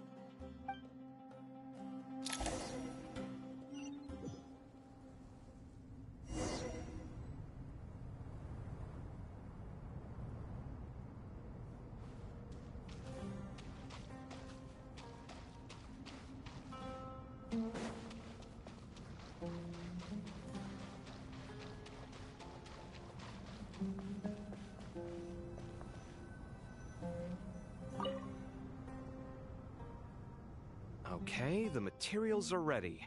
We can proceed with the next phase. Alhaitham, how are you getting along? Most of the information in Aru is written in ancient desert scripts. Some of this is written in a tribal language, while other parts seem to be a variant of an Oasis script, based on the glyph forms. Oh.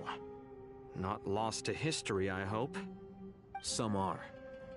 All we can do is infer the meaning based on the rules of related languages. Although, this section actually fills in some of the missing historical record. I'm transcribing it so we can bring it back to the academia. After Aru started up, 2 more lines of text appeared here. Can you read them? Humans may not read what is written by the gods, except by not reading. Victory should not be easy to attain, for it symbolizes divine wisdom. Knowledge must not waver, for it has external borders. Is this a clue to solving a puzzle? Or is it being symbolic? You can't read it unless you don't read it. Victory is wisdom. Knowledge is confined by borders. Wait, I think I've got it. It's a metaphor, isn't it? It's talking about... a chessboard.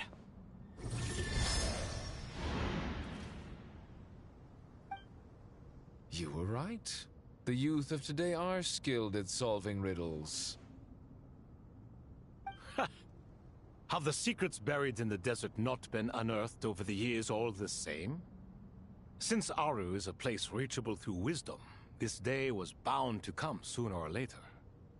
Oh, I've always been against overly cryptic sentences. Don't you get tired of reading and writing all that? Ah, it's you 3. Just in time.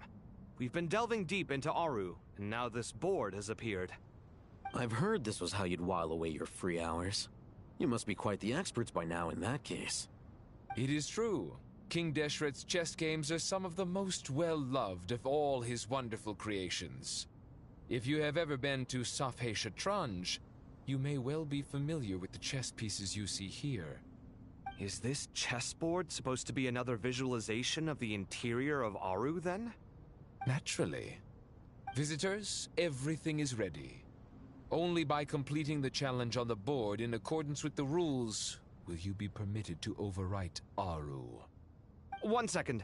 It's not dangerous, is it? Dangerous? Why, yes, of course. I should be the one to go, then. Wait for me here. Sounds like the self-confidence of our present company has rubbed off on you. Don't be ridiculous. I'm your upperclassman, and that means I have to look out for you. I appreciate the sentiment, but a game of chess typically requires 2 players. Besides, I'm sure they won't let things get out of hand. Keeping things relatively safe is in your best interest too, isn't it? Fair enough. I mean, you guys are controlling the difficulty, so please don't go too hard on us, all right? Ah, but Bennu said he wanted to put some respect into these whippersnappers. All right, all right. Thank you. Obviously, we'll still try to be careful. This doesn't seem like ordinary chess. Is the goal to defeat the opponent? No, you must enter the board and pass the trials we have placed there. Ready? Let's do it.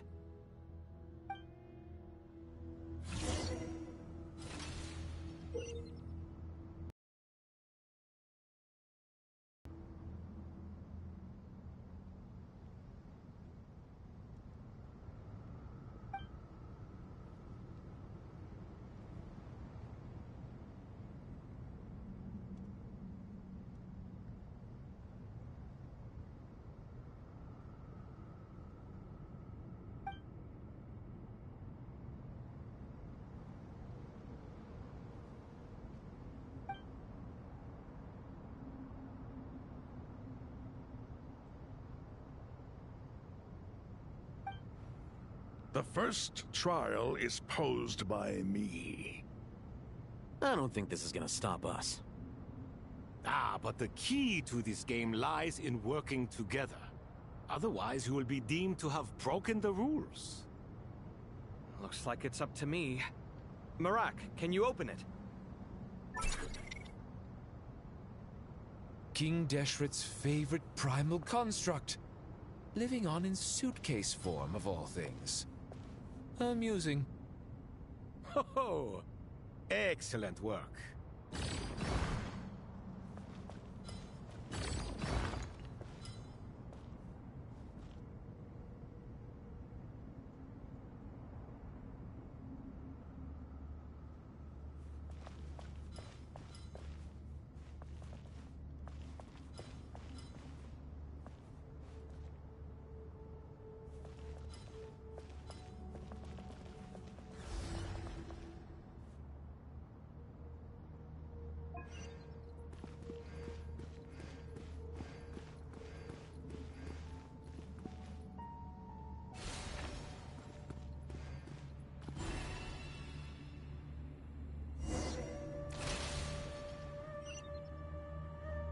Now is the time for my trial.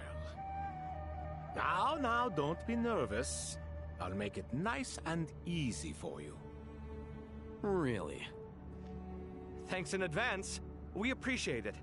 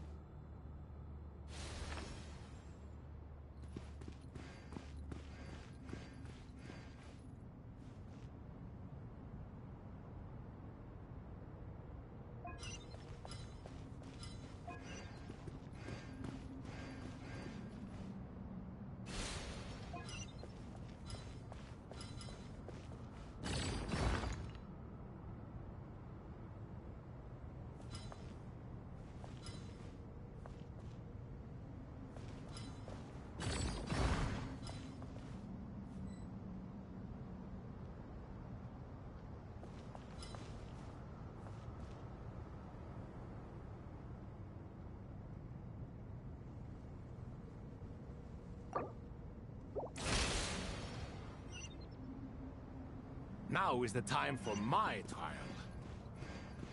Now, don't be nervous. I'll make it nice and easy for you. Really? Thanks in advance. We appreciate it.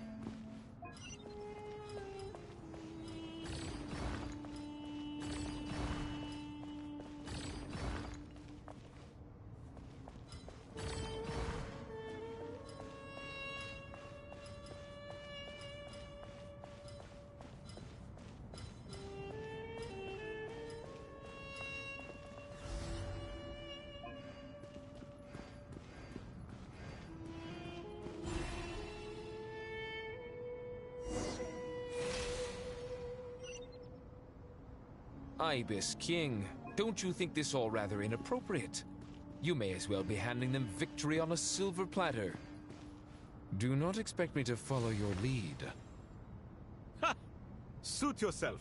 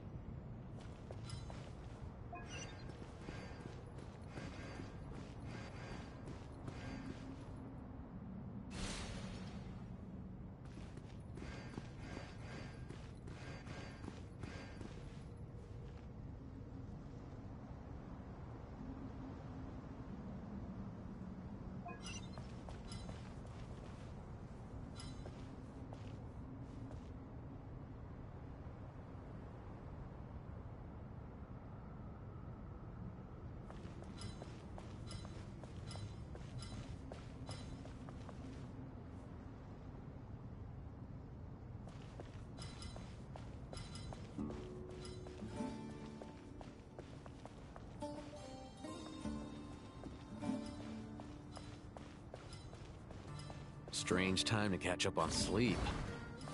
I'm not sleeping, I'm thinking! It's not that simple, you know.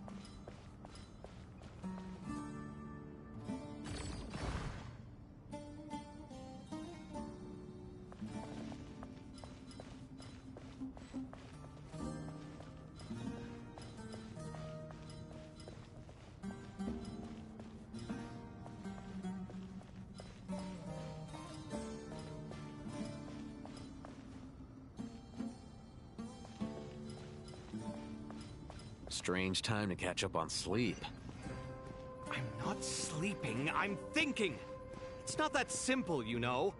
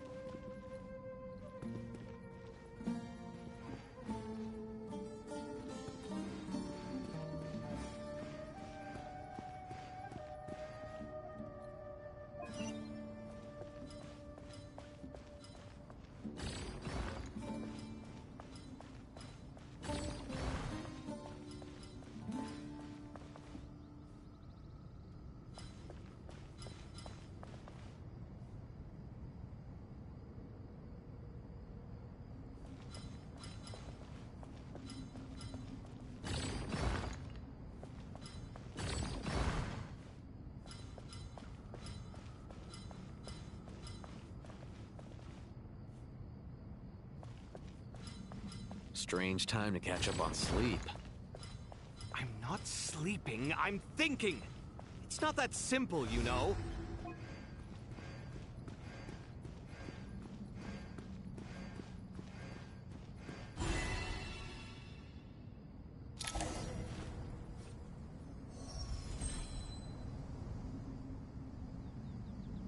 Done. Finally. It's over. But seriously, that was incredible! Standing on the chessboard felt completely different from standing on solid ground. And also... Oh, sorry.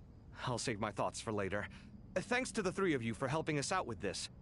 Is it just me, or were you giving us quite a lot of guidance along the way?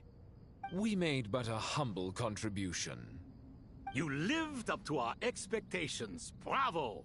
Our aid was not given for naught. In addition to the existing functions, I'd like to ask you for another favor. Since Aru's interference shield can cover the entirety of the mausoleum, it should be possible to extend its range even further. Perhaps you can find a way. So, building upon the existing functions to... Ah! I'm with you! Imagine for a moment. What would the ideal outcome look like if this function were compatible with the devices? I agree. This is the best solution possible. Please, everyone, we beg you to help us. Me, oh my! Well, since you ask so very nicely, I suppose... Goti? Croco? What do you say? Naturally. Time to go! Let's go find Nahida!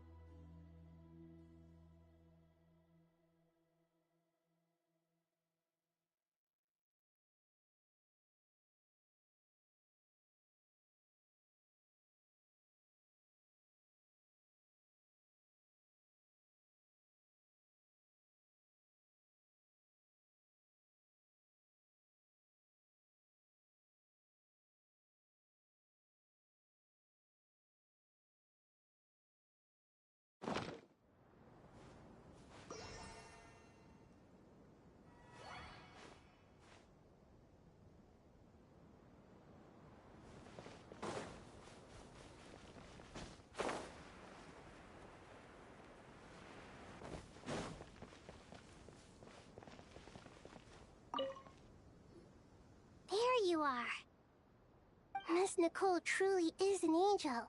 She shows great wisdom in guiding others, and she has already sent word to Natlan on our behalf.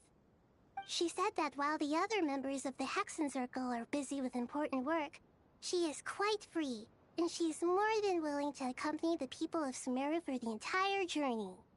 Oh, there's Nicole, all right. Always super patient and loves to help everyone out. She's the best. She is. So kind and enthusiastic. Well, time for us to get going. Let's head out.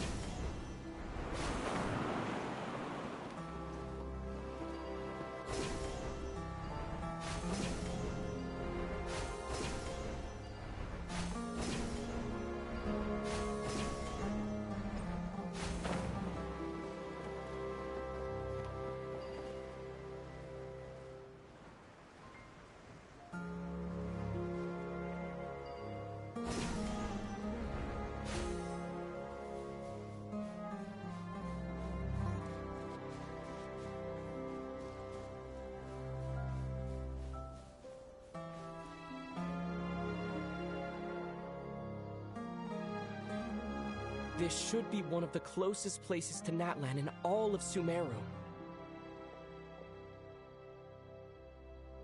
There's the barrier Nicole and Nefer mentioned. It completely cuts this nation off from the others. But why? Why separate you from the rest of the world now, specifically? And if I'm not mistaken, Irminsul was polluted once before, wasn't it?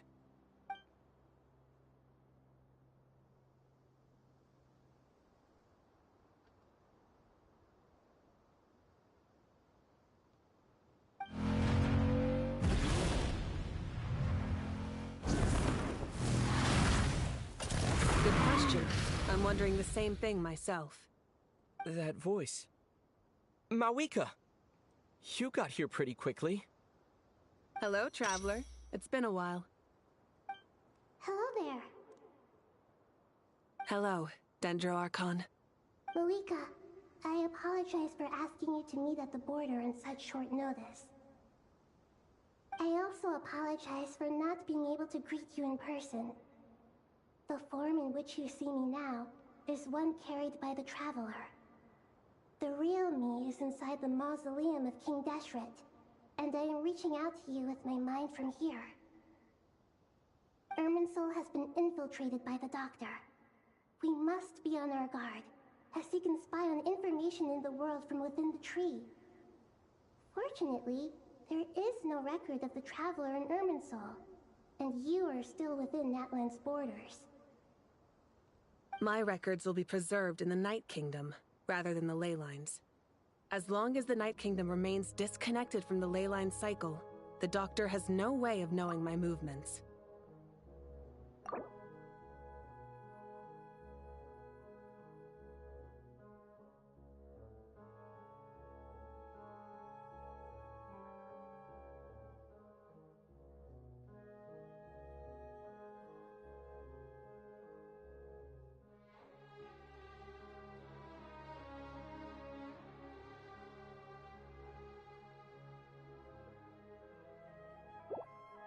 Exactly.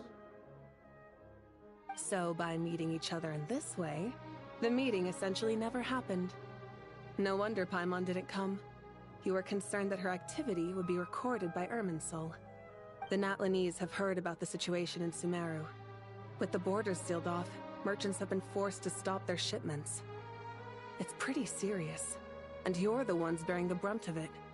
I'd like to address the question you raised at the beginning. I can offer a brief explanation, Although it will sound rather cruel. I don't reach this conclusion gladly, but Irminsul predates the Heavenly Principles. It existed long ago, when the dragons of Natlan were at the height of their power.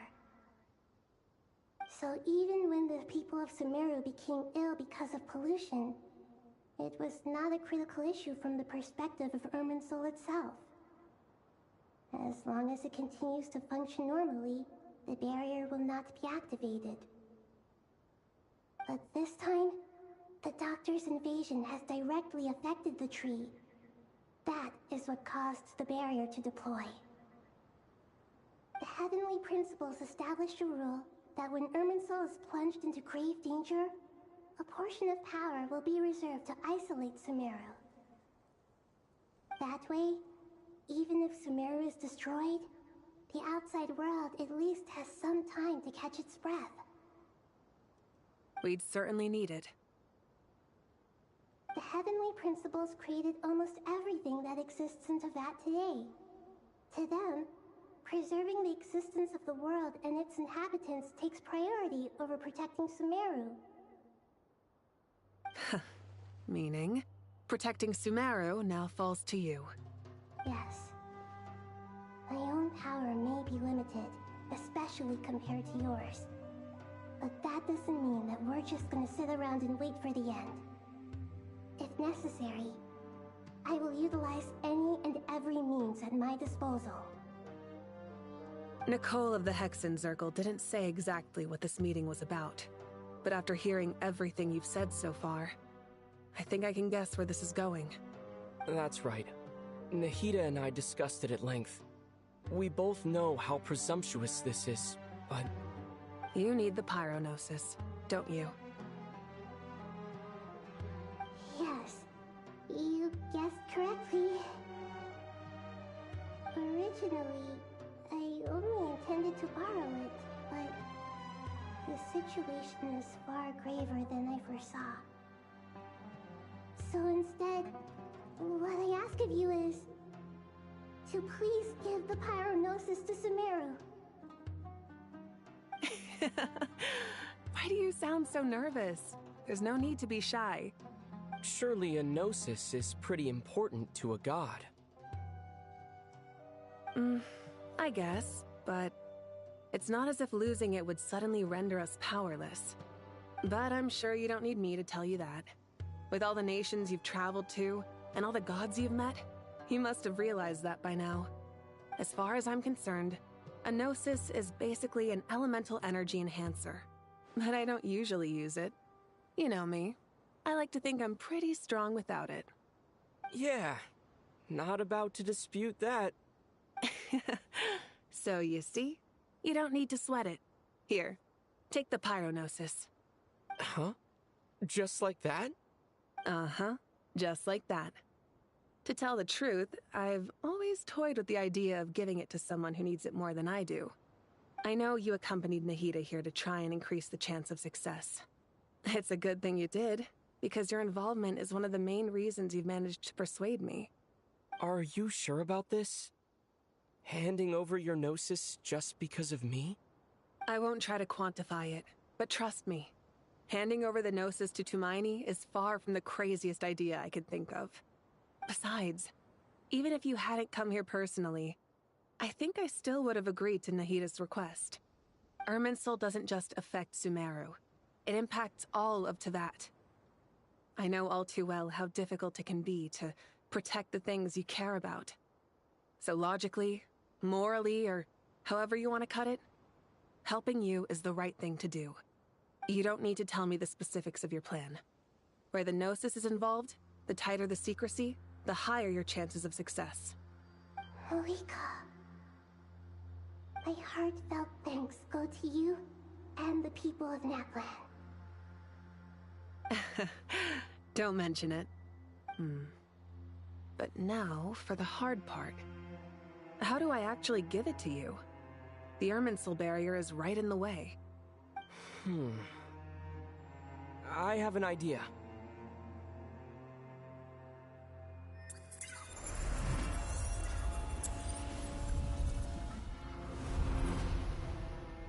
best as ay pahat. Incredible. What did you do? Just made a lucky guess. This seems to happen quite a lot.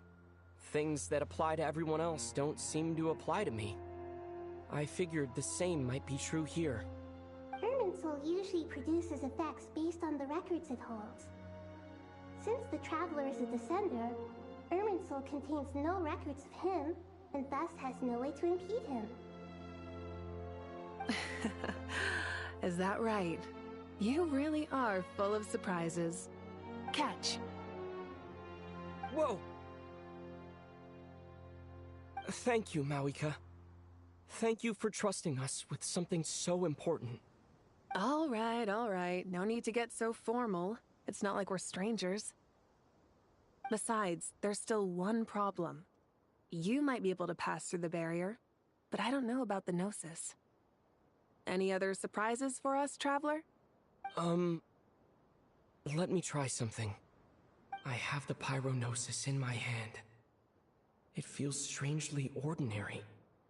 Not particularly heavy, and yet this tiny thing symbolizes the mighty authority of a god. I need to think hard about my memories of Pyro. My memories of journeying through Natlan. All those important experiences I've had.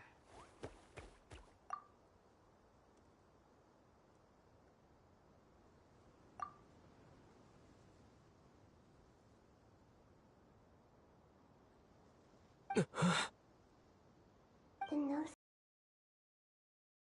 Traveler, are you alright? I'm fine.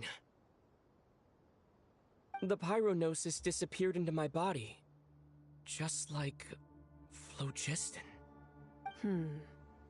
Maybe it resonates with you because you've mastered the power of phlogiston.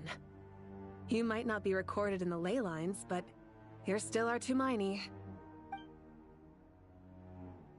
Whew.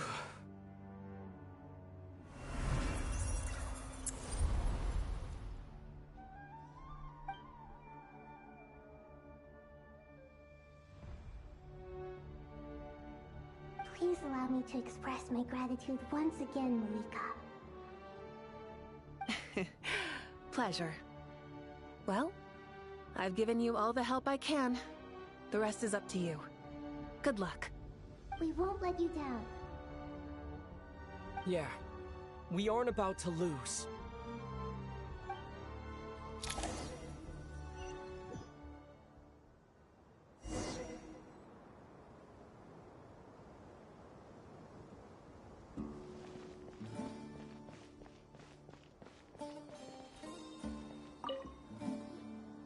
Traveler, Paimon, how are you feeling? Paimon's a teensy bit nervous, but only a teeny tiny bit. Seems like she's gotten way braver over the last few years, huh? Of course. After all the adventures you've had with the Traveler, I'm sure you've gained a lot of experience and grown as a person. I'm doing all right. What about you, Nahida? How are you holding up? With the negative effects of Irminsul, I'm a bit like a piece of fruit that's been burrowed into by hungry insects and left to rot. I'd be lying if I said it was nothing.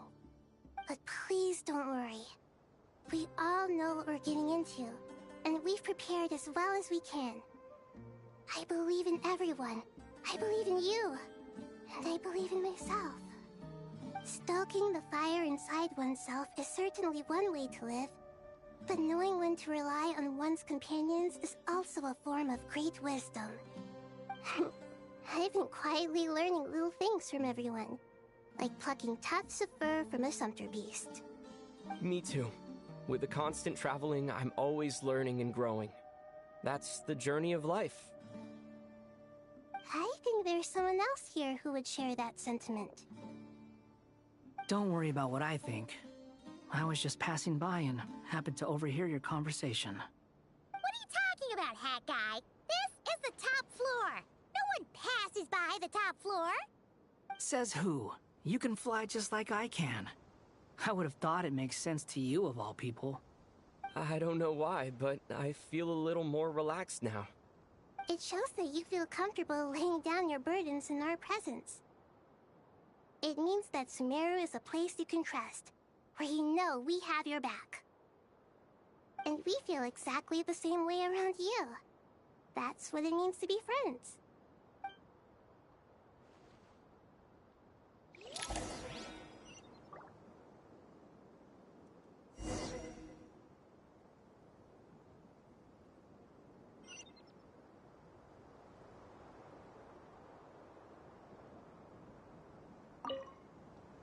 Feel free to mingle if you'd like some time to catch up with people. Just remember to get a good night's sleep when you're done. Tomorrow is a very important day.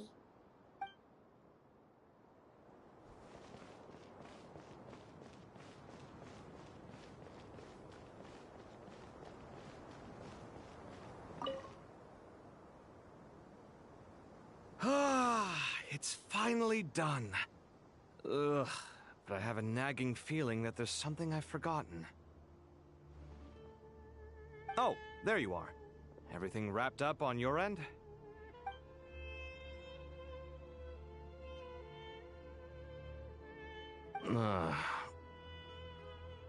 Okay, fair enough. That was a pointless question. We were working in tandem, after all. You must really be exhausted. Well, it's been a busy day for both of us. When work ends, you clock out. No looking back. Yeah, we're definitely due a break. Probably a little late to start drinking now, though. I'll stick with water. Here, this one's for you. Thanks. You want a bite to eat? I can grab us something. Or wait, I think there's a stove nearby. Let me take a look. Are you nervous? A little, yeah. Unlike you, it seems. How are you not feeling at all nervous? Because everything that happens next is beyond my individual control. I don't worry about things I cannot influence. What do you mean, cannot influence? You're the one who came up with half of the strategies we ended up using. There's only so much I can do. I was only doing my duty. Was it like this last time, too? You mean with Azar and his accomplices? Yes and no. The situation back then was easier to control, but we weren't as prepared as we are this time. So the enemy is stronger, but so are we. I still vividly remember the way you interrogated me in the library after the fact. Where were you when Sumeru needed you most? If your memory is so vivid, you might also recall that it was you who came looking for an argument. You're often the one who initiates these things, you know. I came for a conversation! I didn't know it was gonna turn into an argument! Anyway, at least I showed up this time. So, what do you think? What do I think? I think we're certainly better off for it. It's good having me around to help out, huh? Absolutely. As a citizen of Sumeru, you displayed a remarkable sense of responsibility in the face of disaster. Certainly feels that way. I just shudder to think how the world would have ended up if we hadn't gotten control of the situation. So, do you think this is what impending disaster looks like? The sky is so clear, and there isn't a whiff of decay or destruction in the air. It's hard to imagine that the fall of humanity could happen on an ordinary day like this. Awful things happen all the time. Sometimes people can stop them, and sometimes they can't. What you and I have done is increase our chances of stopping this one. Lofty ideals may provide no defense at all against nihilism, but perhaps little decisions can. Oh, nothing. It's nothing. I hope everything works out tomorrow. It will. As long as we stick to the plan, our chances of success are good. It's really strange. You're my junior, yet you always seem to act more like an upperclassman than I do. I think it's mostly a matter of temperament. Ugh. Walked right into that one, didn't I?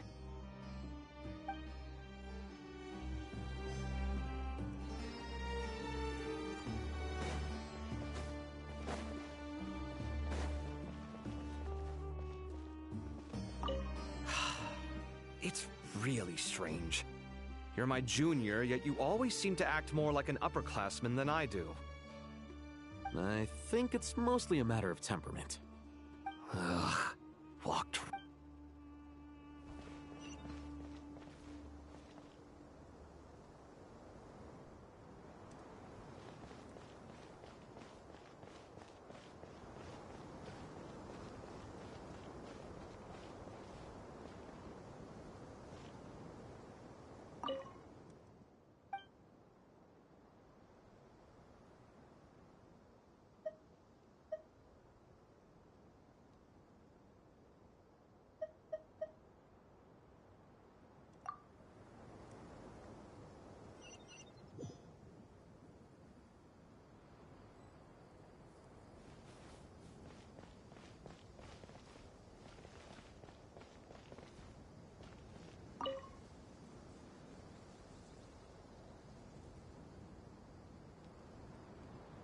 Look at the time. I should head back. I'm so sorry. I was in a hurry and didn't look where I was going. Are you all right?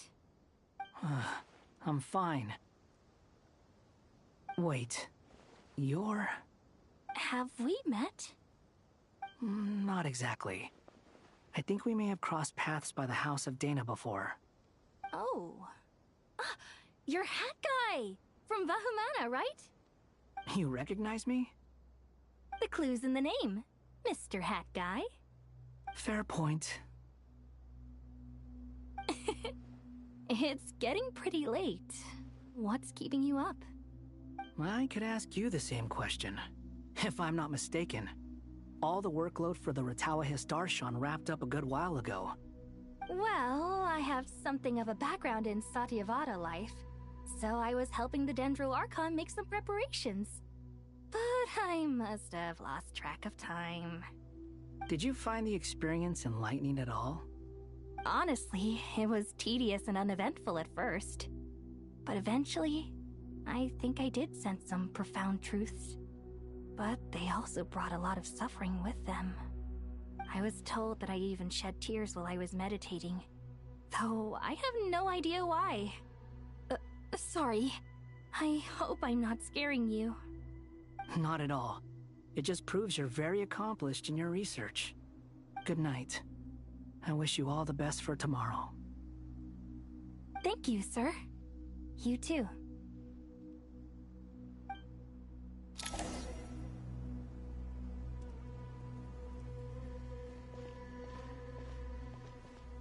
Good night. Thank you, sir.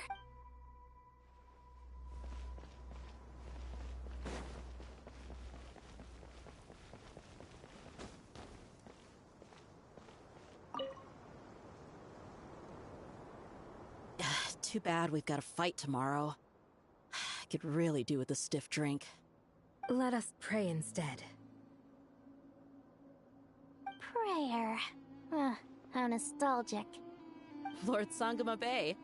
Came to get some fresh air too, did ya? That's right. Actually, I was hoping I might run into you, Dia.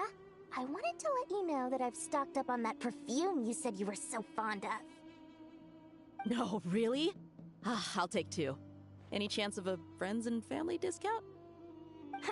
I knew you'd ask that. And I'm afraid to say that. Surprise! It's free of charge. That's very generous of you, Lord Sangama Bay. Does this mean you've made a fortune in Nodcry? Nope. Turns out it's not that easy to turn a profit there. I even ran some assorted losses.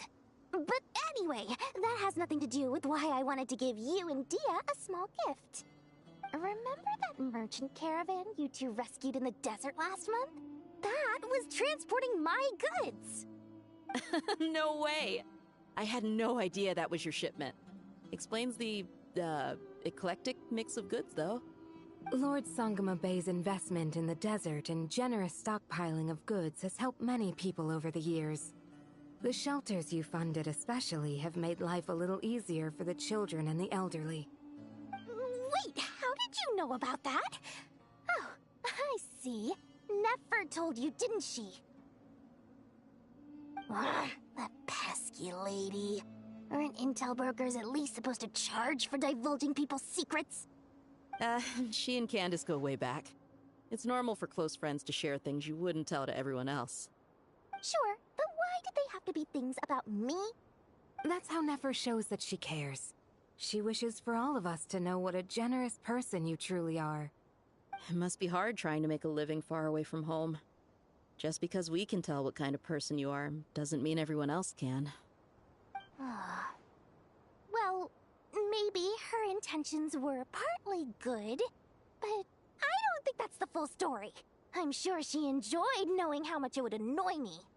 I'm telling you, Nefer's got a mean streak. Definitely with you on that. Does praying help you stay calm? Defending one's home is a just cause. My heart is filled with a mix of anger and hope. Anger. You know, being able to get angry is a good thing. It shows that you're in touch with the real world, and that you have the passion to pursue something you believe in. My lady? What are you doing out here? Just taking a walk to clear my head, and look where I ended up. Were you praying just now? Yes, Miss Dunyarzad. Would you like to join us?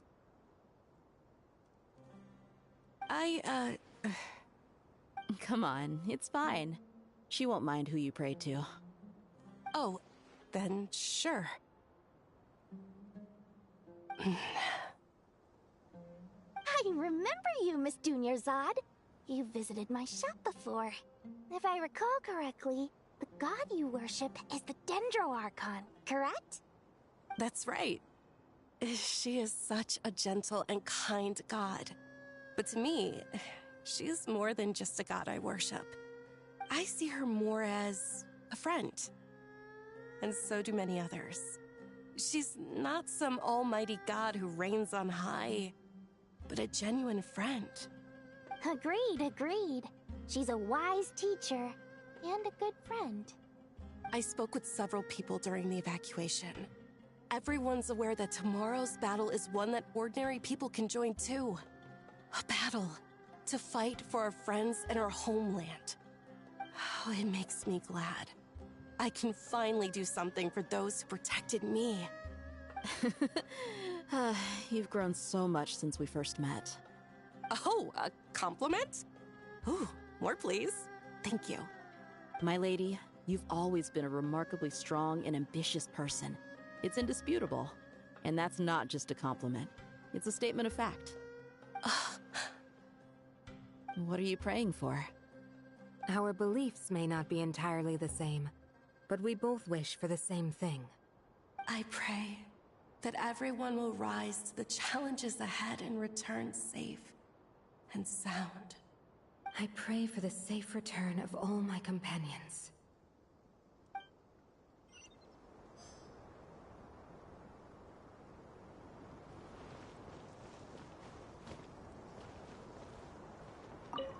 What are you praying for?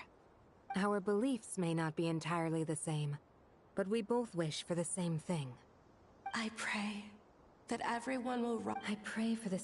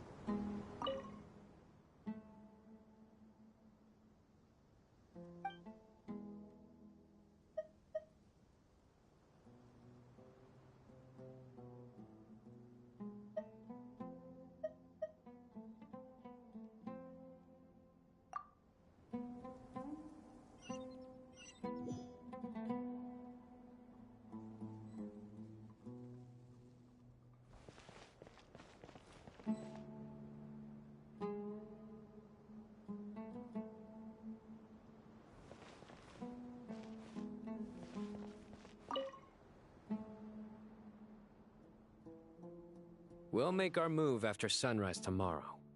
Good. Is everything ready? As much as possible. That'll be enough. Don't let the pressure get to you. We'll take things one step at a time. That's how we've always done it. Master Tainari! Mr. Sino! So this is where you were. I brought some juice and some water.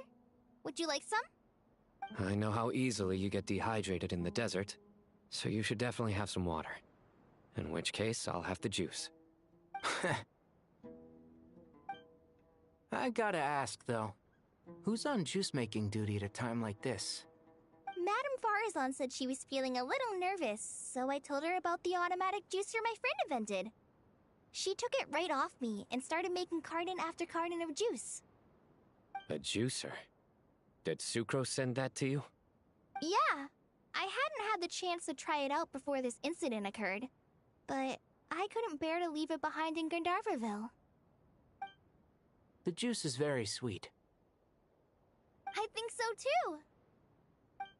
Kale, how are you feeling? Physically, I'm okay, but it just still feels strange to me. Why would a great power like this come to someone like me? I know the feeling well. That same question ran through my mind every day as a kid. At least now, you have someone who can relate to you. All the more reason that you should apply for Spontamod. Tainari fiercely opposes the idea, though. Those two things are completely unrelated. What are we all chatting about, Would anyone like any juice? Oh, you have some already.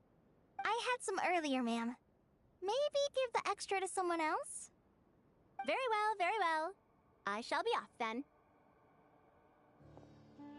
There's this enormous power, and then there's little old you.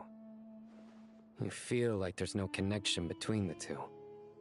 And that sense of dissonance is difficult to get used to. Yeah. But after all this time, I can't believe this stuff still gets to me sometimes. Makes me feel a little childish. Kale, just because we normally keep the conversation light doesn't mean we can't discuss deeper issues. I don't think it's childish at all. You were the victim of a terrible crime. It's normal to struggle with the fallout from it. You have absolutely nothing to be ashamed of. My professor once told me that no incident can be considered truly resolved until the victim says it's over.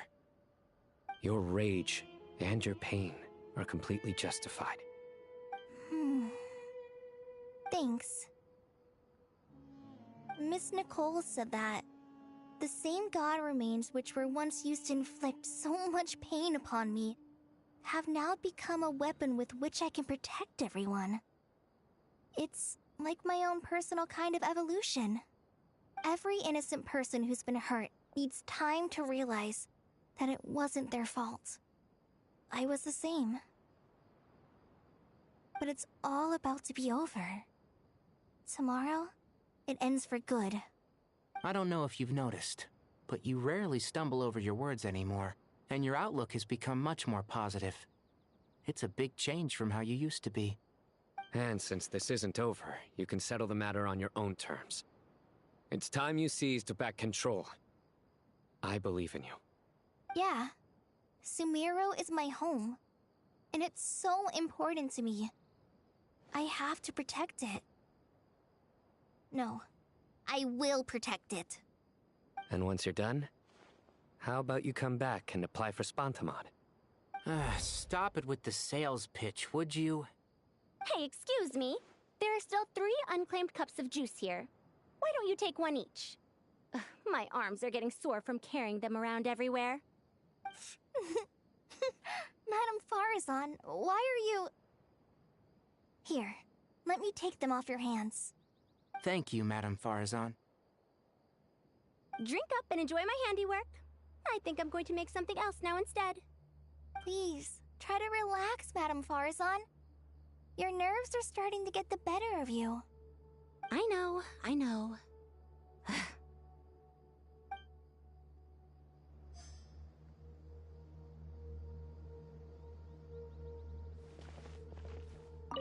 Drink up and enjoy my handiwork. Please, try... I know, I know.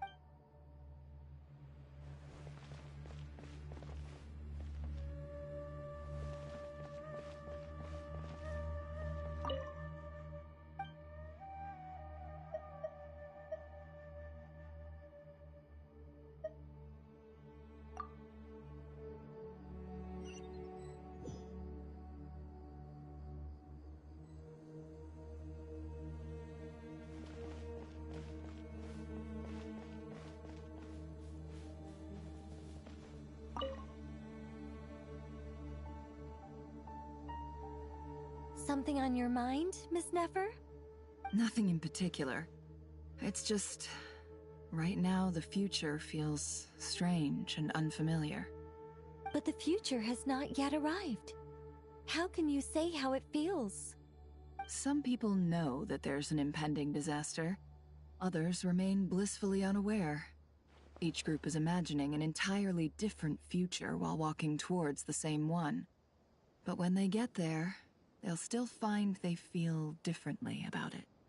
People are shaped by their circumstances. Different circumstances create people with different perspectives.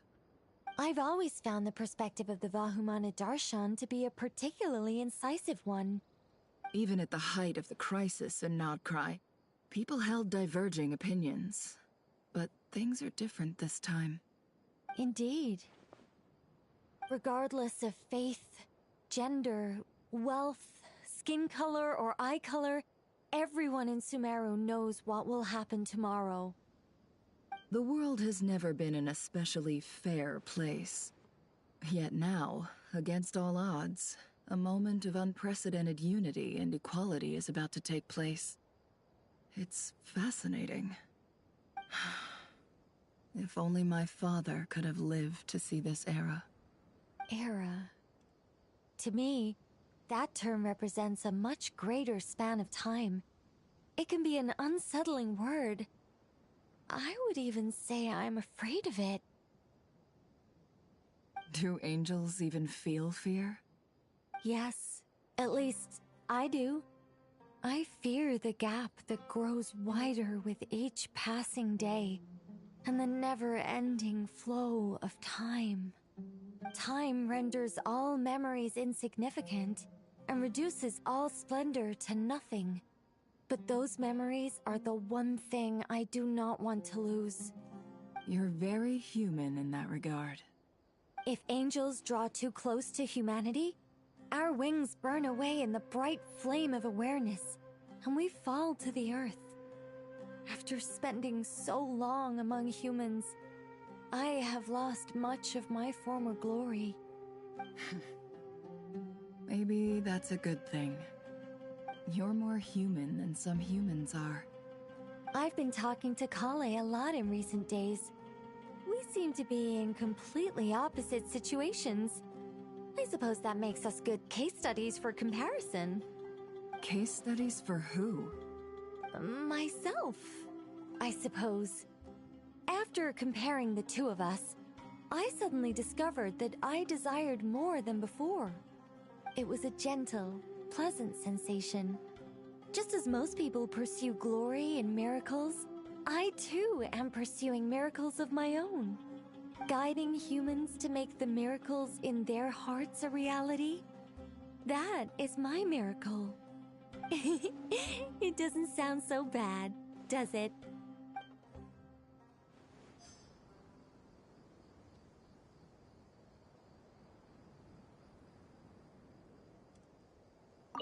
It was a gentle, pleasant, guiding humans to make... It doesn't...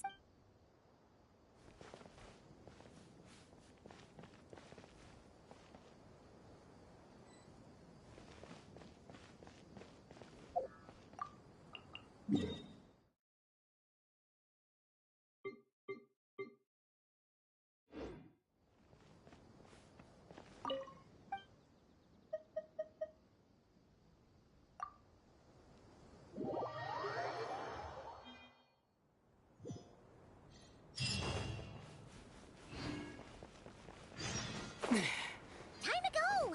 Let's meet the others at the mausoleum of King Deshret.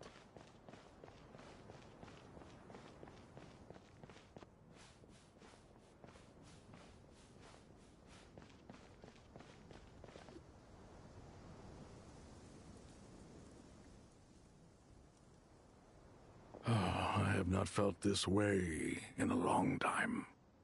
Standing up high, gazing out at the rolling dunes. One cannot know what freedom truly means without first losing it.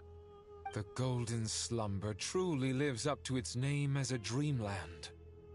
Though desert sands exist there too, no mirage, no matter how glorious, can compare to true beauty. Dendro Archon, what is on your mind? I was wondering whose counsel I should seek on the questions in my heart. What kind of questions? So many. More than can be put into words. As I once said to a friend, we look, we see, and we comprehend. But the question still troubles us. What are the many disasters that this world faces, but the sum of all irresolvable questions? The biggest question you should be asking is how to seize victory. Yes. Although, I would express it differently. I must not fail. And so the question I am most curious about now is whether the path to victory will be an arduous one. What we declare to be a young sapling, we may, in fact, find to be a towering tree, if we would only cast aside our ignorance and look beyond the veil of time to see her true form. Nahida! We're here! Just in time. My preparations are almost complete. Ready when you are. We're here too. Miss Nicole! Miss Nicole! You run so fast! I thought I'd get a lot of exercise as a forest ranger, but I can barely keep up with you. Sorry, I got a little carried away. Lesser Lord Kusanali, the equipment is ready, and the modifications to Aru are all complete. As discussed during our meeting, Accessing Irminsul via the Akasha is no longer feasible at this stage. There are other options, it's just... they're a little more extreme, and more technologically demanding to implement. Maybe you should take it from here. The architecture and functionality of the Akasha terminals overlap considerably with Aru. There is reasonable evidence to suggest that one was developed based on the other, or that they both utilize technology of the same origin. As long as the transplant and merge operation succeeds, Aru should theoretically work on a scale greater than the Akasha and approximately equal to Irminsul. It will become the largest active computing device in all of Teyvat. A system this powerful is capable of a lot of different things. In the past, the Akasha was primarily used for one-way information transmission, but I suspect it could also serve as a central bridging hub. In the pursuit of greater knowledge, some scholars have attempted to connect their consciousness to Irminsul through the use of terminals, incense, and meditation. Correct. In academic language, scholars who reach that stage are said to have entered Satyavada life. Hypatia has performed this practice many times in the past, and she was once under my care for a period of time. Right. And this at least proves that there is a zone within Irminsul that can be connected to. that's right. Providing wisdom to the people is one of the very reasons for Irminsul's existence. I think I understand where you're going. Please, continue. In that case, I'll skip to the conclusion then. We need to further modify Aru, merge it with the Akasha, manufacture terminals, and distribute them to every single person we can reach. Every person? Even the desert folk? Yes, everyone. I've already calculated the amount of raw materials we need. So you mean we're going to get new Akasha terminals? Yes, but this time the people of Sumeru won't be using them to acquire knowledge, just to connect to Irminsul. That's the key. When we evacuated the city, we brought all the important assets from the House of Dana, in case we ended up needing them. Fortunately, this included the Akasha system's main terminal. We've checked all the relevant records, and one thing is certain. Nothing like this has ever been done on this scale before, so... Everyone in Sumeru is part of the plan. Whoever controls the people controls the situation. Since this function of Irminsul was introduced, it has only ever been made available to scholars, who don't constitute a particularly large group of people. But by expanding the scale to include all the people of Sumeru, all the individual connections will stack up to create a significant load on the system. Under normal circumstances, Irminsul would be able to cope with the additional load. But with it already being under strain from other activities, its remaining capacity is limited. Thus, it might be possible to shut it down completely by overloading it.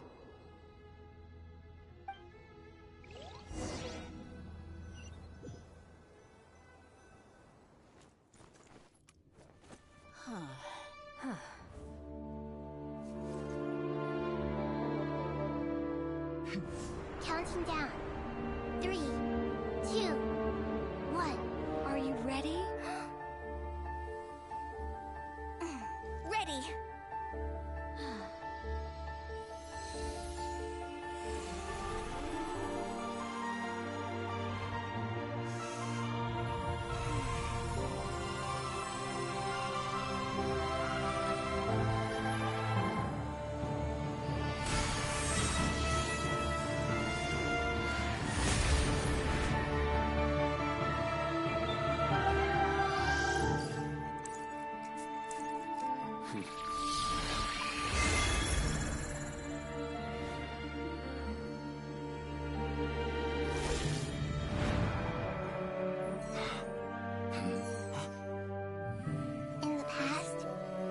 People sought knowledge, they turned to the Tree of Wisdom.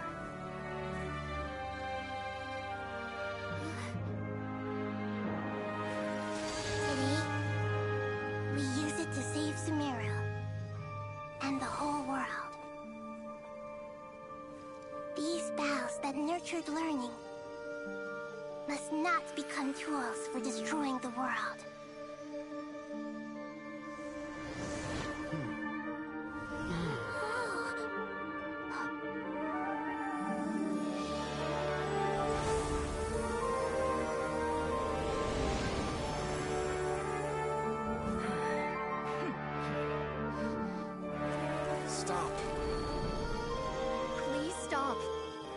Transformation.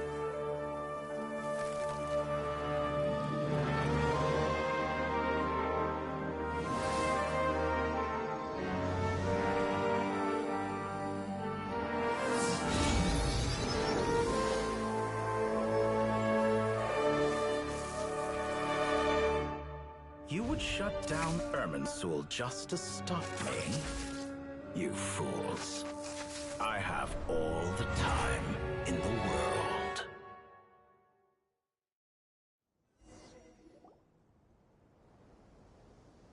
Success! The evil Irminsul tree is step growing! Great!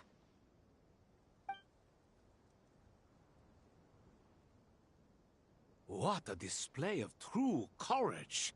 The courage to think and the courage to act! I never thought I would witness the shutdown of Irminsul with my own eyes. Perhaps this is human wisdom in action? Indeed, only humans could do such a thing. Gods are few and far between. What was once created for spreading knowledge is now used for another purpose. A rather ingenious plan. I am grateful to you three for your help. Only thanks to you were we able to extend Aru's interference capabilities to cover all terminals. Now, nobody who wears a terminal will have their activity accurately tracked by Irminsul. No matter how many eyes Dottore possesses, he will not be able to see us clearly. Now for the next step. I will need the help of your supreme powers once again. How might we be of service, Lord of Dendro? I need to reach the Eternal Oasis immediately. Right now? In that case, Ibis King, would you agree that this is a fine opportunity to dust off our old tricks? Never. I assume you have that chess set with you? You mean the one you gave to me as a gift? Asking for it back, are you? How could I? You misjudge me. I just wanted to show you another way you can use it. Connect to Safei Shatranj.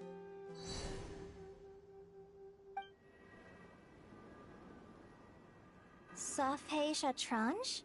You mean that place in the desert? Thoth's chess set gains its power from the chessboard laid out in the desert by King Deshret and ourselves. All ceremonies conducted using the chess set must be activated via Safei Shatranj. In other words, the chess set is an extension of the chessboard. In the past, moving a chess piece was a sacred and momentous act. Transfer initiated. Entering live combat mode.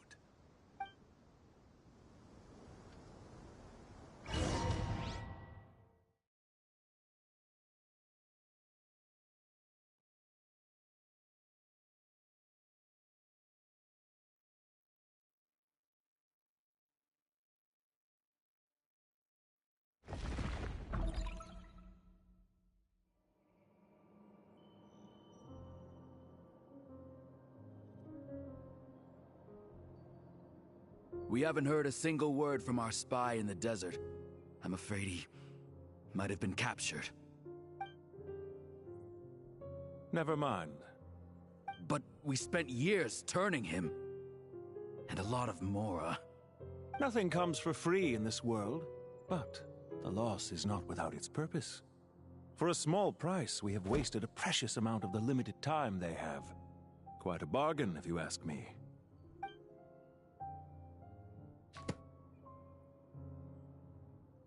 Understood. Weighing profit against loss is a necessary part of life. But to tell the truth, I have been operating at a loss since this all began. Since many centuries ago, in fact. For instance, why would a banker act as the executor of a will? If you hadn't deposited your personal belongings at Northland Bank, I would have no reason to be here right now.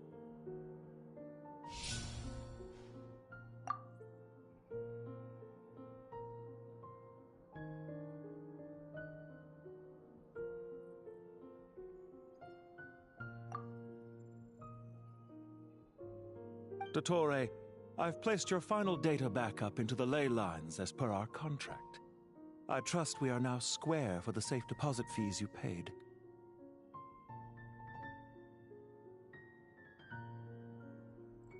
Is it not a little petty to split hairs like this, given our amicable relationship? I consider sound bookkeeping a matter of principle. Do not forget that you only live to see this day thanks to me.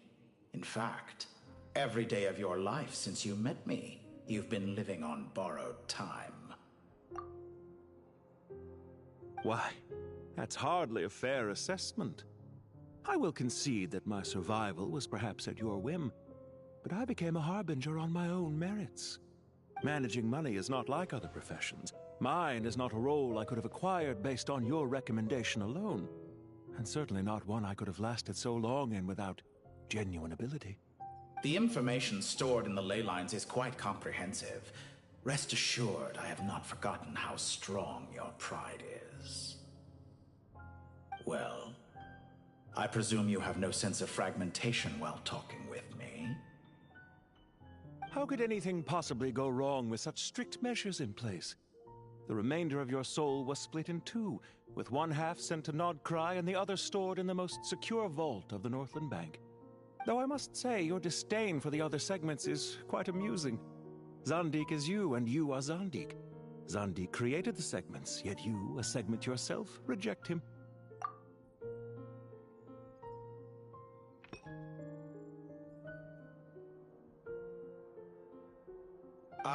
That is, Zandik, created segments of various ages in his later years. To achieve this, he had to freeze time and part with a portion of his soul. But as constructive as it sounds, it erases my uniqueness.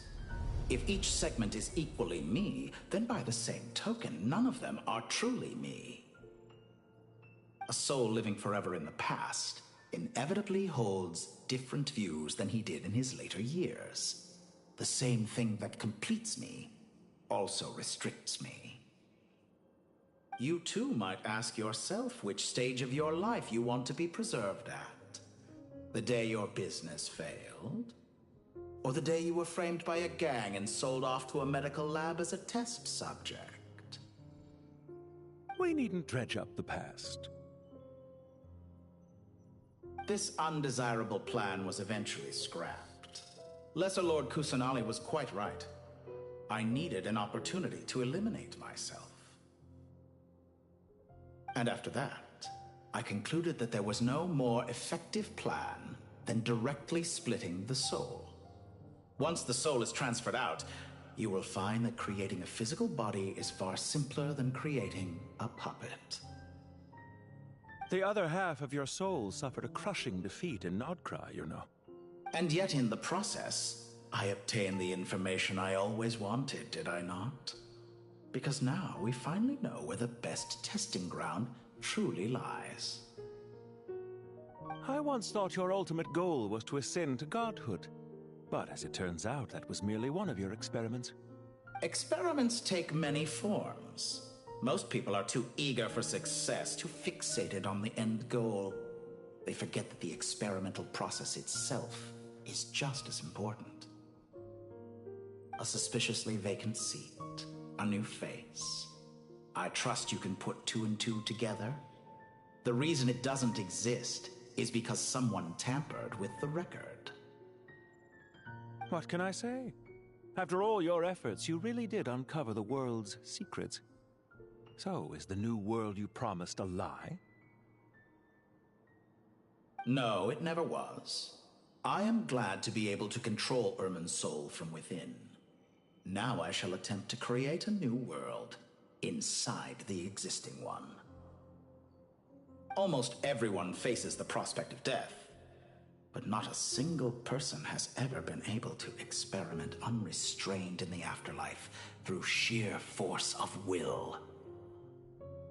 I am the only one to have overcome this enormous challenge. Would I not be letting the world down if I didn't make the most of the opportunity to experiment? Clearly, the dividing of your soul did not affect the magnitude of your ego. Out of all the versions of you that have ever existed, this you is the most insane and the most radical. Is that why you chose to work with me? Which was it then? My insanity? Or my radicalism? Could I call myself a venture capitalist without a suitably ambitious plan to invest in? Yours happened to fit the bill quite perfectly.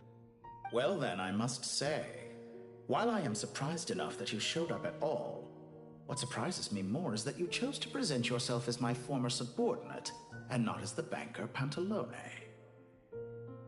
Why make things harder than they need to be? Exposing my true identity in a situation like this would only serve to destroy diplomatic relations between Snezhnaya and Sumeru. I daren't imagine the consequences. Showing up in the name of the original antagonist gives you the recognition you rightly deserve, while also being sensitive to Snezhnaya's predicament. It was an easy win. As for why I'm here, if you're suggesting that your credit is in the negative, I won't argue with that. Many people say that about you. I'd argue that a significant factor in your willingness to cooperate is the fact that you have but a few years of life left after my death. Living and dying together has a way of binding two parties together rather closely. Is it not true that a relationship should be judged by both the positive and negative returns it yields? So some of what I said actually made it into your head after all. It's true that I hope you don't die too soon, but don't you find that a strange thing for me to say? After all, you've already had quite a long life, especially for a human being. Let's not pretend that you're any more innocent than I am. Are we not the same in this regard? We both despise the existing laws of this world, and neither of us enjoy being under anyone else's control. Is it really so greedy to want the world to operate by a new set of rules? Of course not, my dear friend. And as I've said before, mutual interest is the foundation for the most reliable of relationships. You can attest to that. I just hope there never comes a day when I have to work too hard to prove that. Read greater, sir. People have been spotted approaching Sumeru City. How strange. Despite your access to Irminsol's data, it appears the soldiers noticed before you did. They must have found a workaround.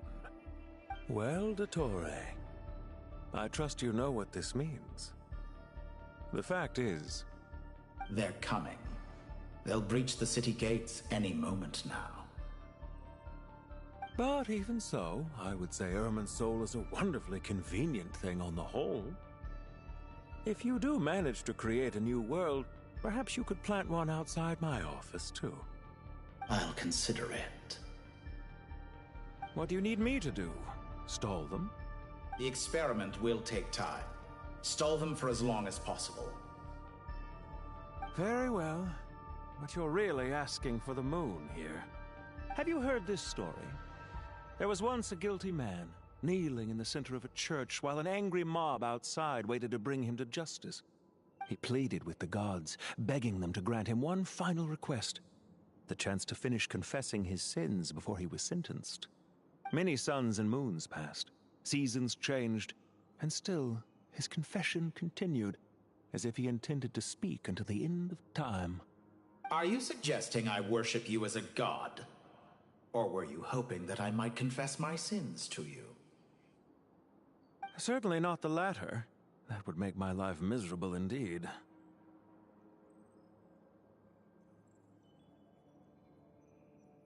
For someone who despises them so, you never seem to have any objections to me creating or becoming one. At first, I thought you'd be furious.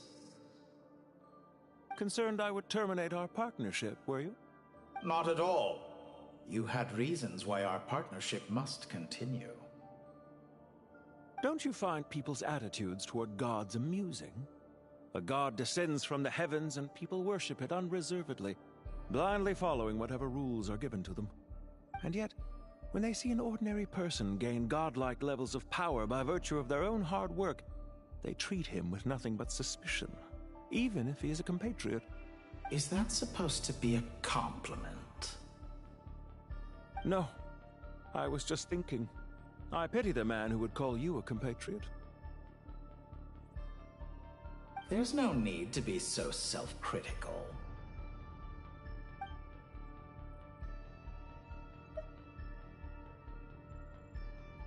I know it's a little late in the day to be asking this, but how have you been keeping?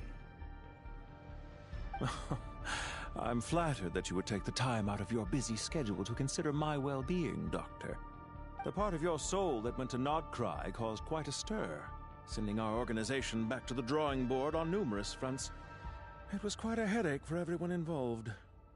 Dear me, I must have caused you no end of trouble. You certainly did. I had the rare honor of being summoned before the Tsaritsa with Pulcinella to answer for myself. A terrifying ordeal. Don't worry, I pulled through. At most, it's a public relations nightmare. I made sure of that. Now I'm curious. How did you explain yourself? Oh, it was quite simple. I just pinned the blame on someone who wasn't there to defend himself. I could hardly be expected to defy the demands of someone as insistent as the Second Harbinger, now could I? How you slander me. You know full well that I am perfectly amenable to reason. There's no question that you are partly to blame for the ruin of my reputation over the years.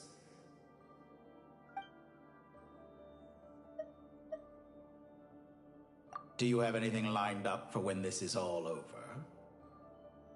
Hard to say. Field work always takes quite a toll on me, as you know. Once I'm back at Snezhnaya, I'll start with a well-earned cigarette. Why are you so eager to ruin your lungs after I went to the trouble of replacing them for you? If you have an issue with it, feel free to try to stop me.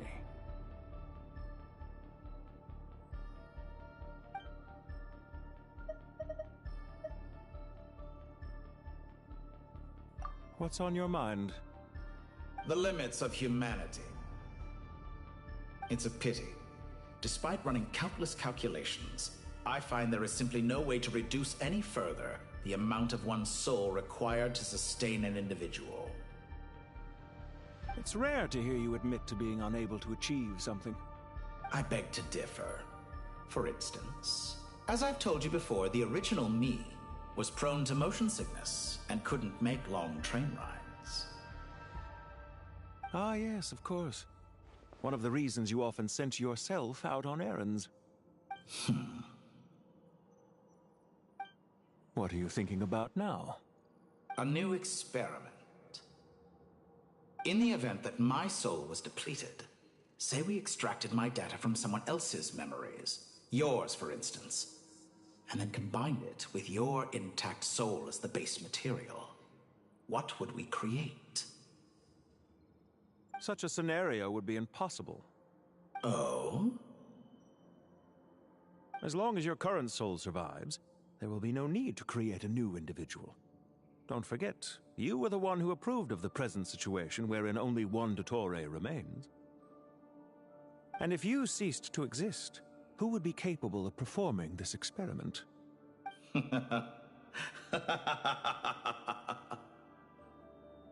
Since the day I met you, you've always excelled at talking your way out of a quandary.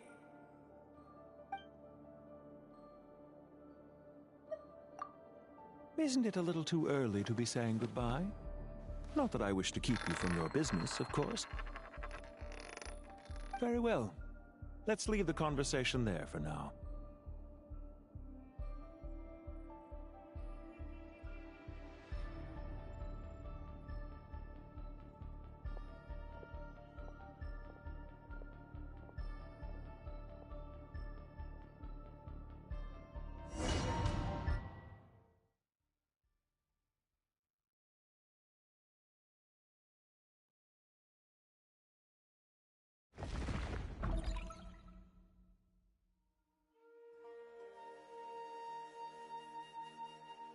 The power of King Deshret's 7 pillars is truly remarkable.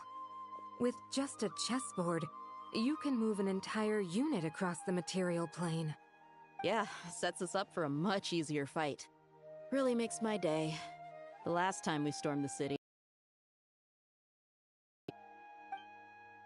I wonder how many people can say they stormed a city twice in their lifetime. I was just thinking that. I've definitely had more than my fair share of unusual experiences in my life. This is my first time here, actually. We never usually leave Gandharvaville. I hope this will be my last time. Does everyone have to chime in? Can't we just fight? What an amusing comment, my dear lady. Yet humans often alleviate tension via small talk, do they not? Whoa! Why is Candace's shield talking? Because the image on her shield is one of me. And I, of course, can appear wherever I wish to. Huh. Well, la-dee-da. Isn't that fancy? Could I get in on this? You wish for your gauntlet to speak? Why, certainly. Ahem. I think you'll find that it is I whose image is carved hereupon. Thanks. Definitely feel stronger now. You're welcome, my lady. I am glad to lend you my power. Sino, what's the situation? There are troops stationed at every entrance. As we expected. A frontal assault will suffice. Everyone, stick to the plan. We'll take the main entrance. You head for the House of Dana's side door. Move out.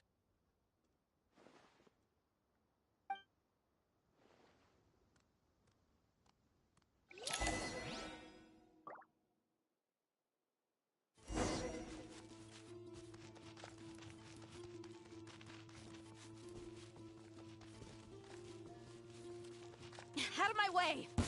Now it's your turn! Watch out! Get lost! Thank you, Jed. You gotta be more careful. If you're not ready to put your life on the line, you can't be certain of defeating your opponent. She's right. Keep your wits about you, Rana. Your penance is due!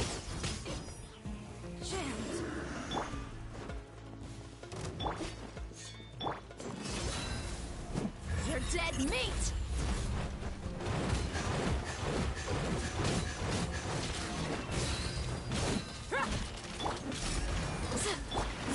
Nowhere to run!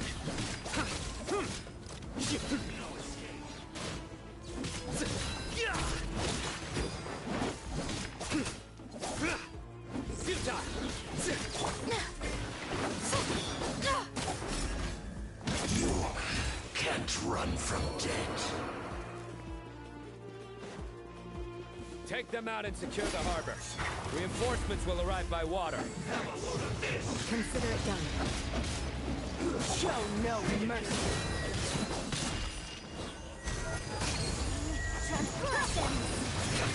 Let's move. Surrender! Judgment is upon you.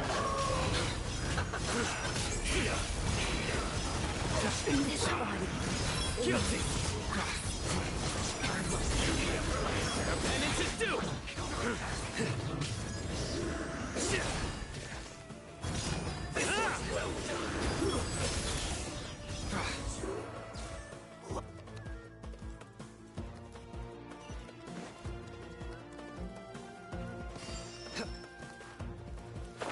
Looks like we're in for a tough fight. Hear my prayer. You asked for it.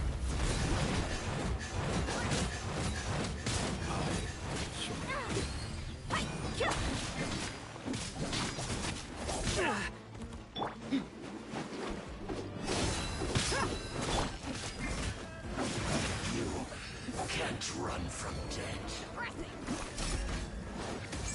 You're exposed.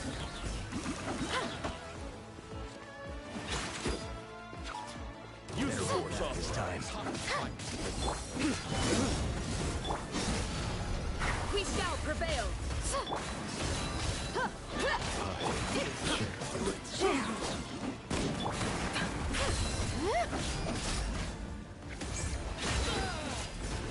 Your sins weigh upon your soul.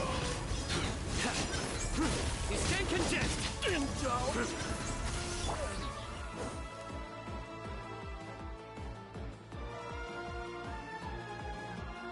Waterway secured.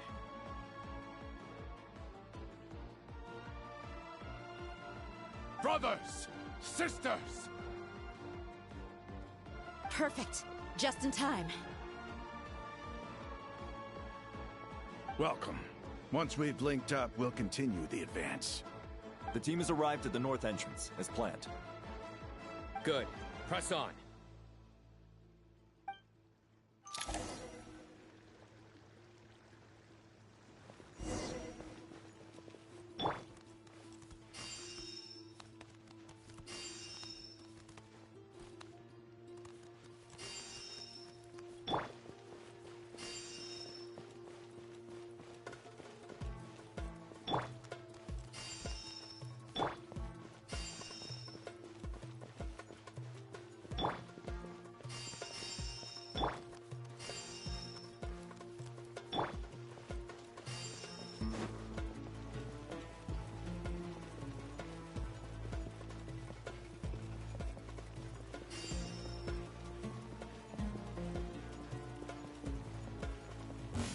We got ourselves here to prove us alive.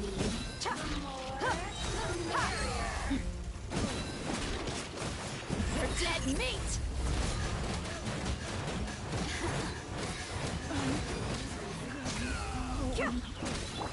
Grant us your blessing. Look at your jaw. Run while you can. There's nowhere to hide. Time for the big Too easy. Nowhere to run. Judgment is upon you. Couldn't. Your penance is due. You stand condemned. Took too long.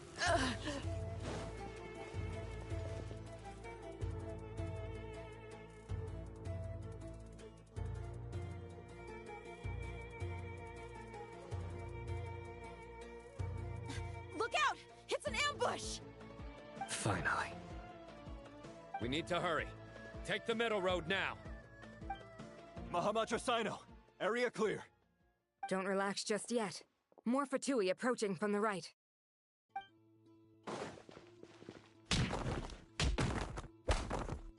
Irminsul cannot track our movements. If necessary, we could split up. Don't worry. We'll wipe them all out. As you can see, our people came raring to go. Good, good. How are things with the Traveler?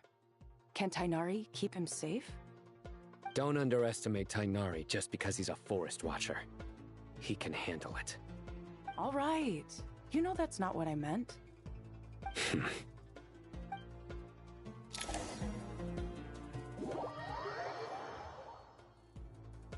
Sino and the reinforcements have drawn the Fatui's fire away. By using a cluster leaf of cultivation, we can pass through certain terrain silently. Good luck with that. We'll just fly up there. Huh? Oh, yeah! Paimon forgot she could fly! Ready? Ready.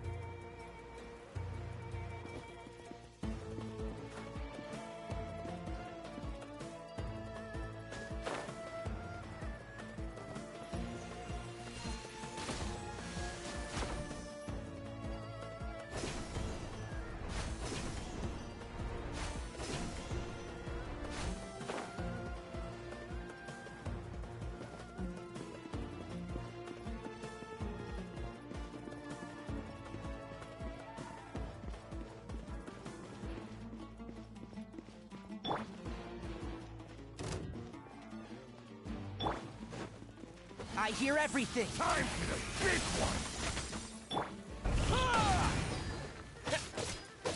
one! Wretched vermin! Behold! That's far enough! Do it! You're dead! Time for the big one! One with the forest! Couldn't fix it. I lost control. So quiet.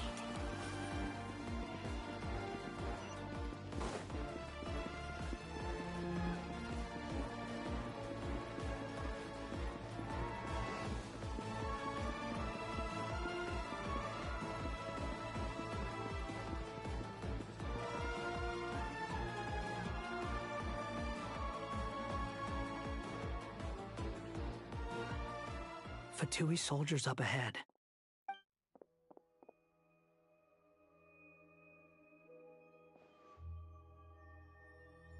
Careful. Prepare for battle. Hey! There's people over there. You have some nerve showing your faces here in the center of Sumeru City.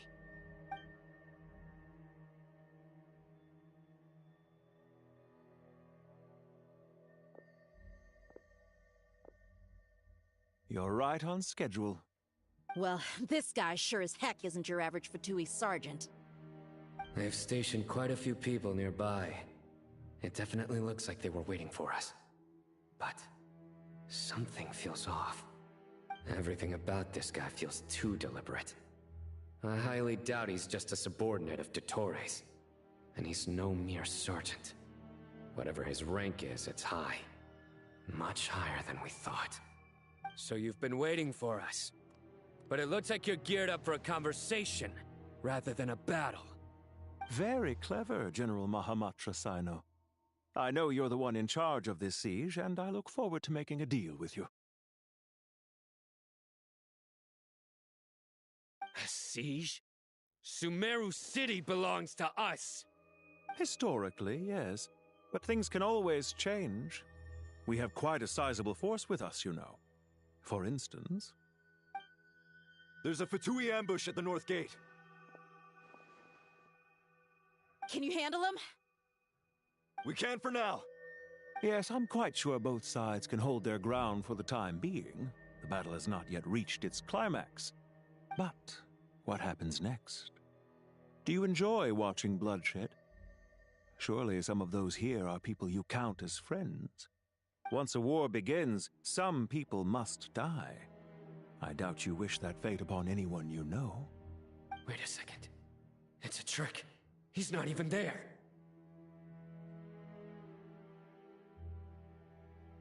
Silence! He disappeared. What was that? A ghost? Curses. He was never there to begin with. That was just a shadow projected there to lure us in. Enough talk! Attack! I apologize for being unable to accompany you at this crucial moment, but I am compelled to leave for reasons beyond my control. Please excuse me. Sumeru's General Mahamatra is quite ruthless. It's a good thing I wasn't there in person. Your illusion held them up for a time just fine.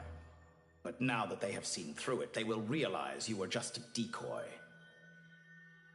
Decoy or not, what matters now is that they will be heading your way imminently. Not imminently. They are already here.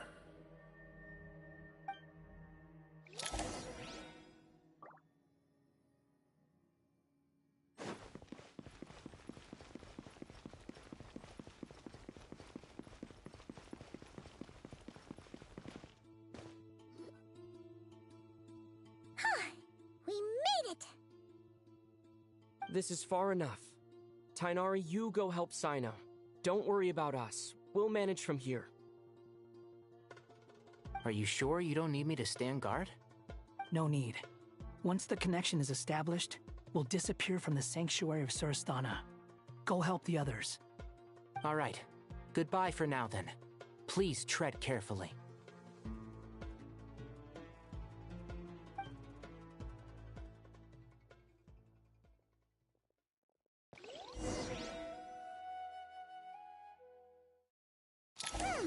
Now where's the interface Nahida mentioned?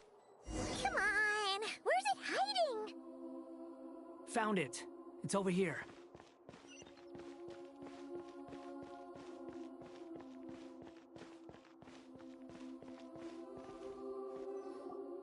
We can connect to the inside of Irminsul through the Sanctuary of Surasthana's built-in security system. You should be pretty familiar with the process. Is it the same route as last time? For the most part. We don't need to adjust any of the parameters. Then I should be fine. And Paimon? Once you're both ready, we'll set off. Wait! The stakes are way higher this time, right? Maybe Paimon should stay outside and help the others. Then, you can focus on the fight without having to worry about Paimon. Huh? Why are you staring at me like that? It's nothing. I just suddenly realized how much you've grown. Hey, you've grown quite a lot yourself. Don't you two start getting into it again. Well, anyway, Paimon thinks she's pretty knowledgeable. Who's the best guide in Tavatigan? And don't forget, Paimon's a college student now. If we say Alhatham's not a weirdo, it's hard to explain how he came up with the idea of you applying to the academia. But for all that he counts, you're doing surprisingly well in your studies. Just goes to show how important it is to have someone supporting you. And Paimon's not the only one. Let's not forget that you only became a student because of Nahida's personal recommendation. That's fair. I have learned a lot in Sumeru. Oh yeah. Did you ever come up with that ugly nickname you promised me? What? No way! We're friends now! Paimon gave up on giving you one ages ago. Anyway, isn't Hat Guy enough of a nickname for you? Fine. Suit yourself. We need to go. Paimon, if you're staying, look after yourself. Will do. Paimon's gonna link up with Tainari and Sino. You guys are the ones who need to be careful. We will be. Bye for now.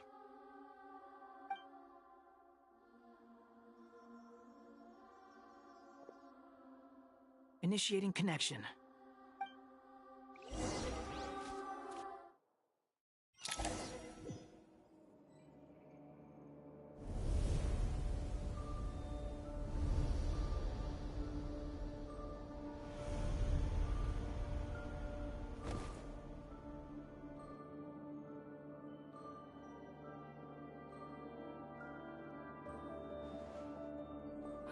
Well, here we are again. Come to think of it, I still don't even know where we're going. Thanks to our terminals, it should be impossible for Irminsul to read. I can... Don't tell me. Only you need to know. That way, whatever happens to me next, it won't affect your progress. Listen to me. Your safety is just as important as mine. Don't even think about sacrificing yourself for the greater good. We came here together, and we're leaving together. All right, if you insist. I won't argue with you.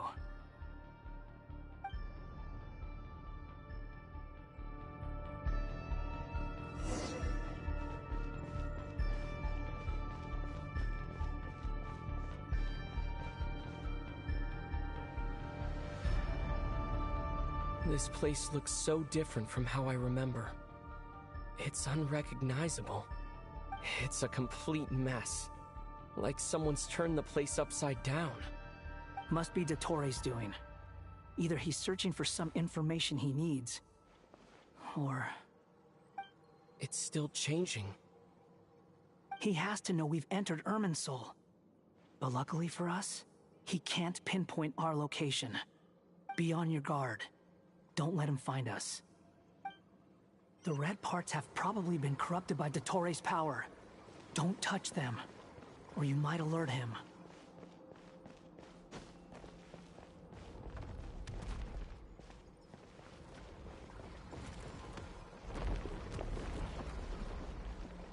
He's looking for us. Tread carefully. That wall could be a problem. Fortunately, it looks breakable.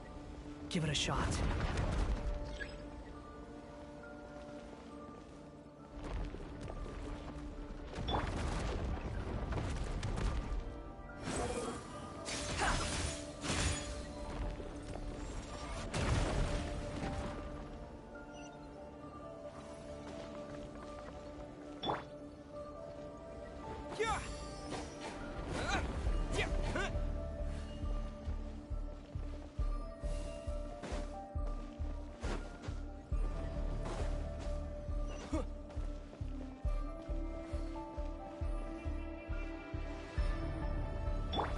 Squall Fury.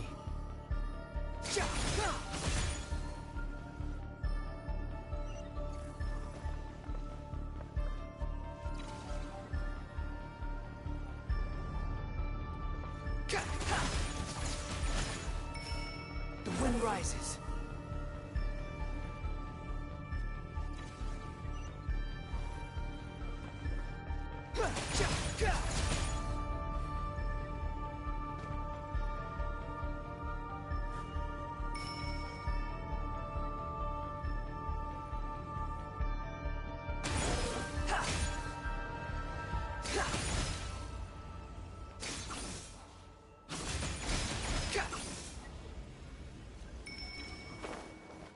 The same old trick again? Are you kidding me? Let's handle it just like we did before. This cheap trick isn't gonna stop us.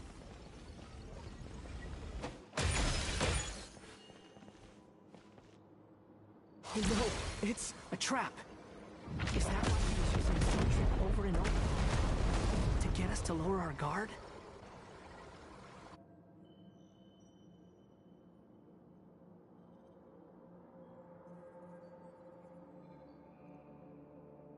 I'm trapped!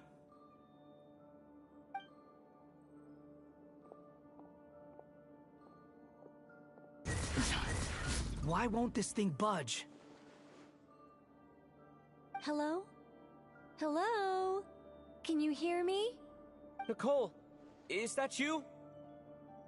Yes, it's me. I'm monitoring your progress from inside the Eternal Oasis, and I have to say, this terminal is simply marvelous. It makes tracking you so much easier. I couldn't see anything at first, but now that you two are inside, I can use your location with support from the terminals to get a partial view of the situation inside Irminsul. It's not the clearest image, but it's better than not being able to help at all. So, here I am. I can't intervene directly, but I can help to guide you out of the jam you're currently in. So please, just follow my lead. Dottore in his current form is a blight upon both Irminsul and the ley lines. Pay attention to your surroundings. There must be sources of his contamination nearby. Is that one of them? Precisely. Take it out. Good work. But we're not done yet. Stay close, and let's see if we can find any others like it nearby.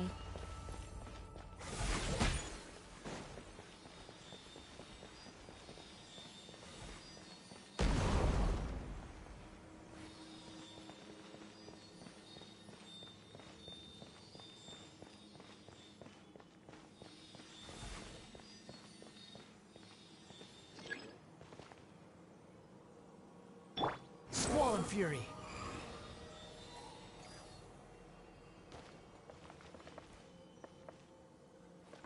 This must be another one. Agreed. Now... Wait! Watch out! It's Dottore. I think he's found us. Sun rises. The seal is broken. Quick! Get out of there!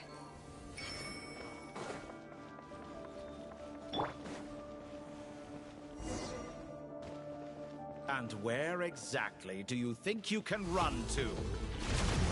What is that? Pursuers! That's gotta be it! Run! Don't let that thing touch you. Dodge that attack!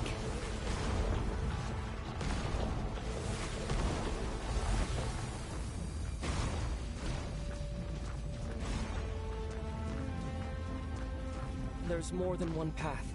Which way do we go? To the left! Trust me! Fleeing like vermin. What a pathetic sight. Hey! Watch yourselves! Stay focused! There's a cliff ahead. Jump! More of those corruption sources.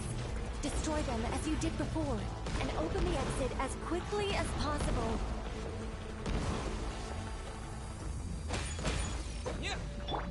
Squall and Fury. They're relentless. Is he trying to wear us down? You'll just have to destroy these too. I think the pursuit is over. Hard to say. Stay alert.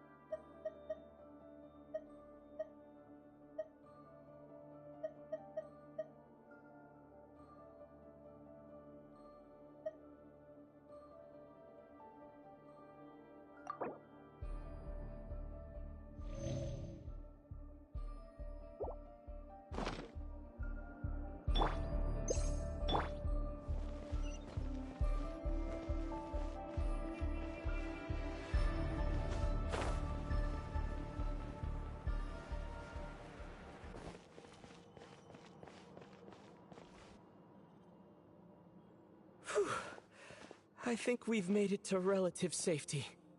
Phew, goodness. That was tough. You doing okay? I'll be fine. Don't worry. Take a short rest, and then... Nicole, Nicole! The connection's been cut.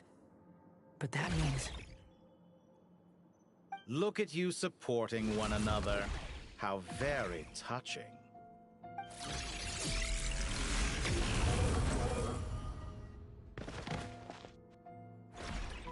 Dottore!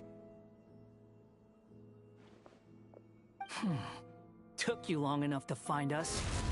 You're more useless than I thought. Oh, really? I think I deserve a little more credit for my methods than that.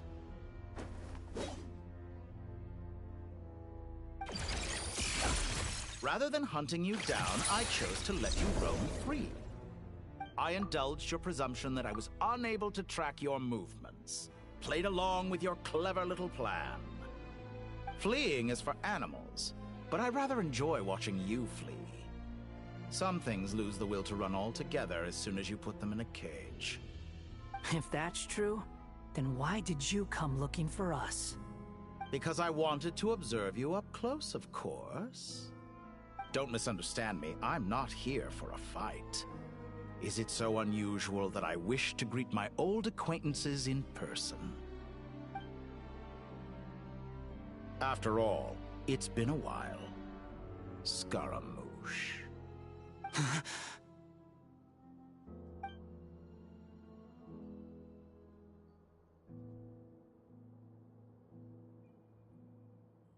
Why are you so afraid? I have done nothing unprecedented in discovering the truth. Nor did I go to any great lengths to uncover your story. You made a bold series of moves in deciding to erase yourself. And with the power of this great chronicling device called Irmin's Soul, you were able to achieve something quite remarkable. Once most people form an opinion about someone, it tends to imprison their mind. Yet you managed to erase every trace of your existence. A novel take on death indeed. However, this meant that you stood out to me all the more when I saw you in Nodcry. I didn't even have to go looking for you. Just the sight of you was enough for me to intuit the truth. For someone in my position, connecting the dots was a trivial affair. It would have been more surprising if I hadn't managed to piece it together. You seem very pleased with yourself for figuring it out. I'm sure you'd even be more delighted to learn the full extent of your crimes. That would hardly be necessary. Besides, isn't there something that concerns you more right now? Something that fills you with dread? Let me put your mind at ease. I have no intention whatsoever of restoring any of the records you deleted. For one thing, it would be exceptionally difficult. But more to the point, I doubt that the prospect of losing your current life is all that frightening to you. Because in your case... the cruelest twist of fate is that you'll never again have the chance to make up for any of your mistakes. Isn't it? Dottore?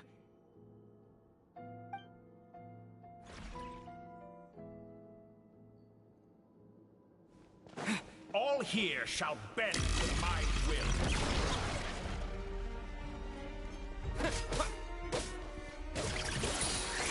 The wind rises.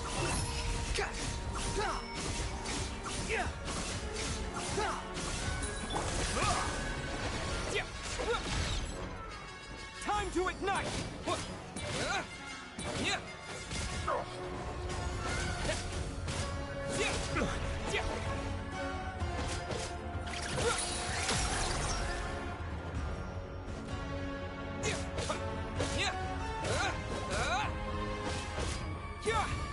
I'm afraid you'll need to do better than that to take me down. I expected you to have grown stronger. Ah, how foolish of me. I forgot that you lack any means to increase your power. You will pay for everything you've done! Oh, will I now?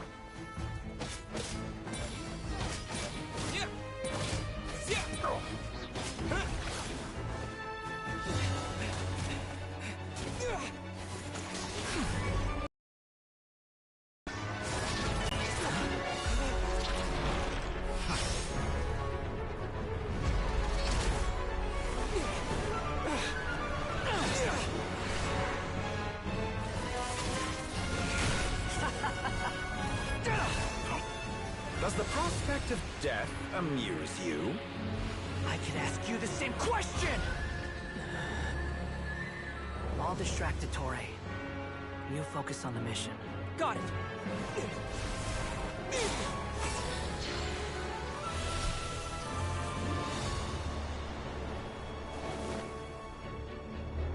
For the hopes and dreams of the masses.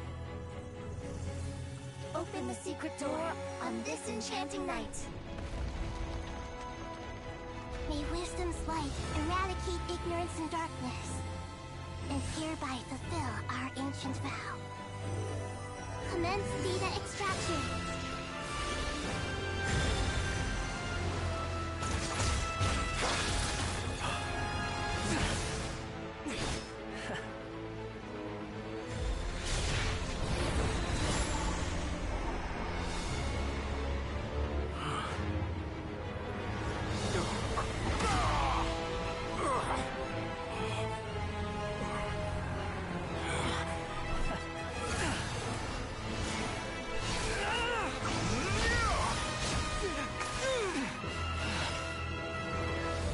Cling to outdated ideals and stand in the way of progress.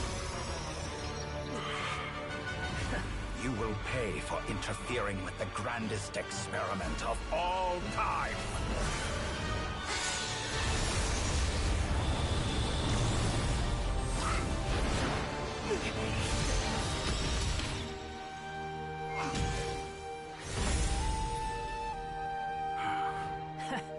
Good timing.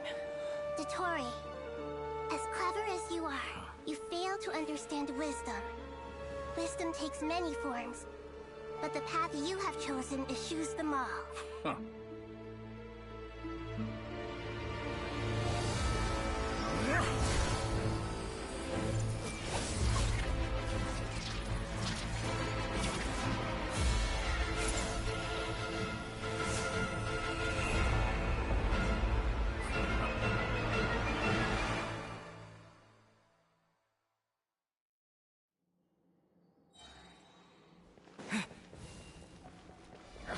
My strength is fading!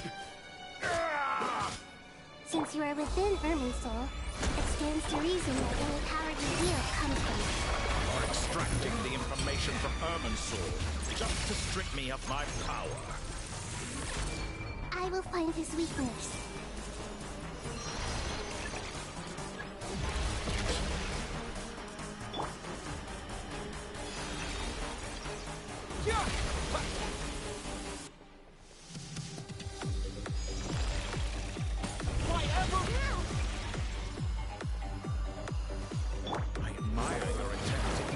A new variant, but it's nowhere near enough.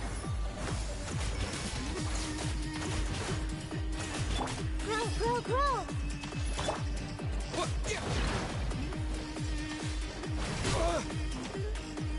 Scorch and burn! Yeah. Just like a little butterfly petty trick. Yeah. The wind rises.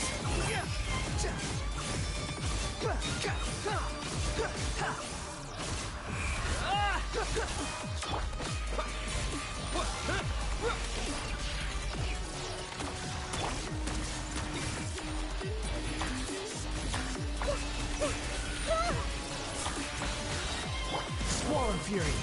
Nothing worth mentioning. Burn all before you! Blade of the primal blade!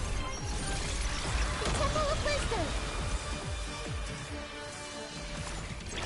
I see everything! They're so close! Just hold on a little longer! I'll hold him up. Traveler, Hat Guy, the rest is up to you. We certainly have a knack for surprising each other, don't we? I'm just getting started. It's time. Say your prayers. The enemy offensive, but watch your back.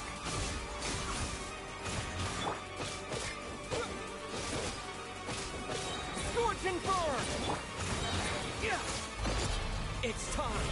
Say your prayers.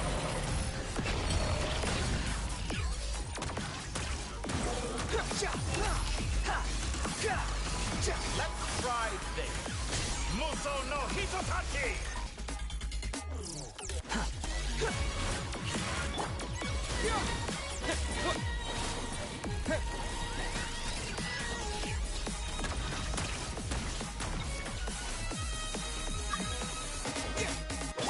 Burn all. It's time. Say your prayers.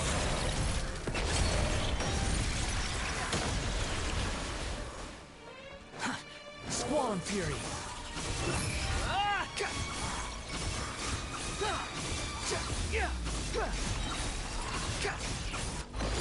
It's time. Say your prayers. Finally. Time for you to die.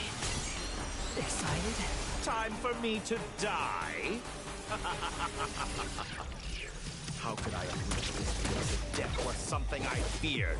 The last gasp struggle of a dying man is a pretty pathetic sight. And I know it when I see it. We shall see about that. It's time. Say your prayers.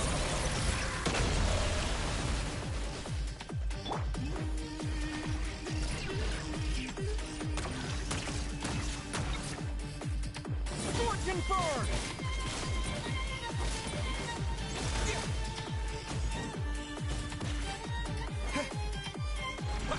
Let's try this. Muso no Hitotachi!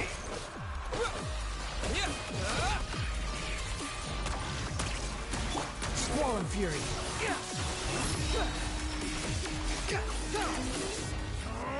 That's enough!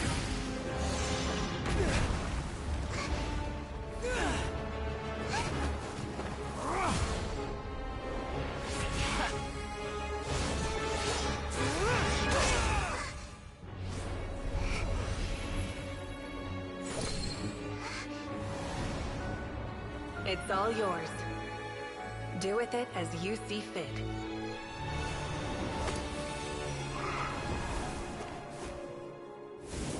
Just as you say, this world is home to some archaic things. And as you suppose, you are a formidable opponent.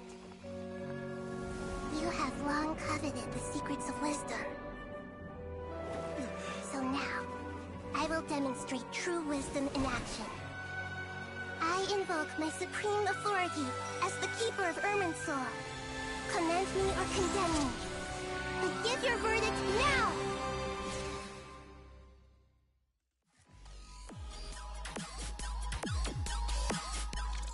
Blessed One of Wisdom, Mahakusaladhama, are you certain that you wish to exercise your authority to destroy Irminsul? It represents both your roots and your finest accomplishments.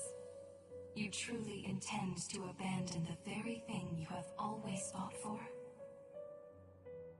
This is my decision. Irminsul has been corrupted beyond redemption. Irminsul is the original tree of Teyvat. It is the means by which the heavenly principles maintains fate itself. The 7 Archons should honor and revere it, for their authority was bestowed upon them by the heavenly principles. It is precisely because I honor and revere it that I fight for the humanity it exists to protect. Wisdom is knowing how to weigh the options and make the right decision. If you truly care about the fortunes of this world, then it is me you should seek to preserve. Planting a seed begins the chain of cause and effect. Since you have become a great tree yourself, why should the loss of another tree be anything to fear? Till we meet again, Lord of Dendro.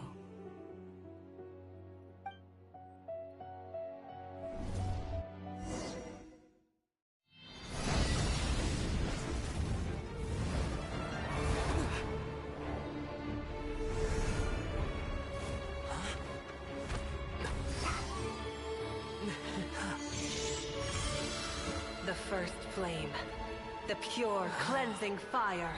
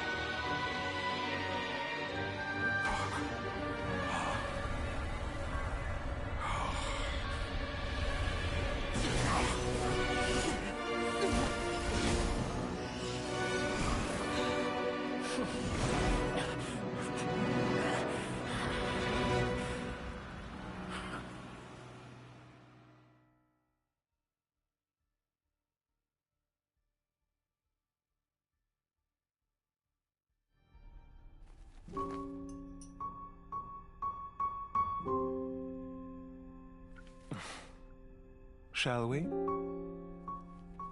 Where were we? I was suggesting that you needn't perform when signing a contract.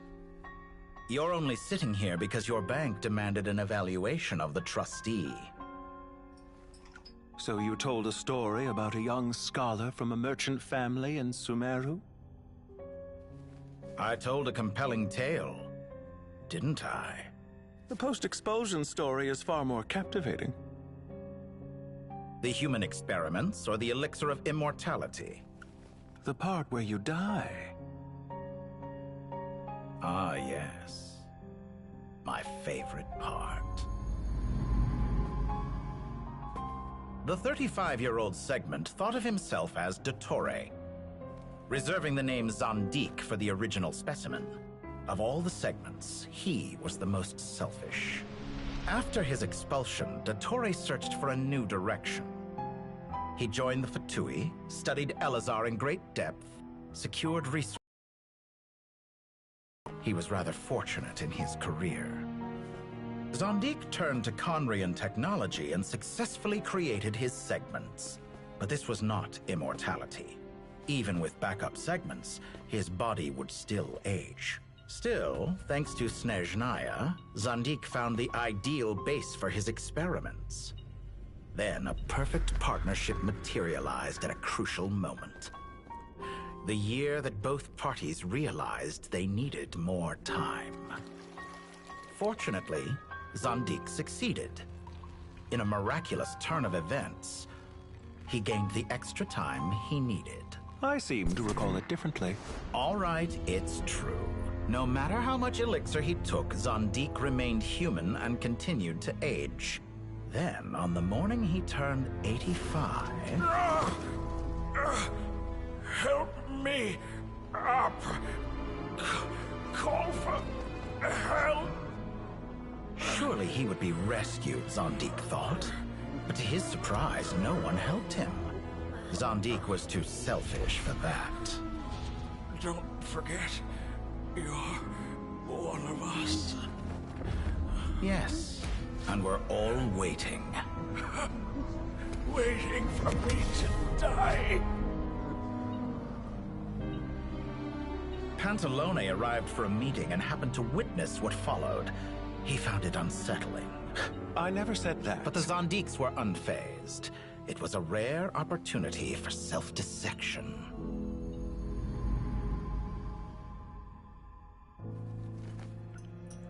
What does all that have to do with you depositing your data at Northland Bank? It has made me cherish my time in this world all the more. Fair enough. So you do have a sense of self-preservation.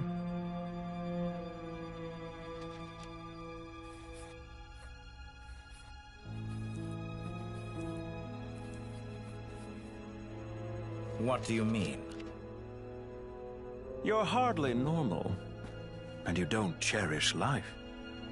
You just don't want to admit defeat in the limited time you have. Even so, don't I deserve an interesting ending? I'm counting on it.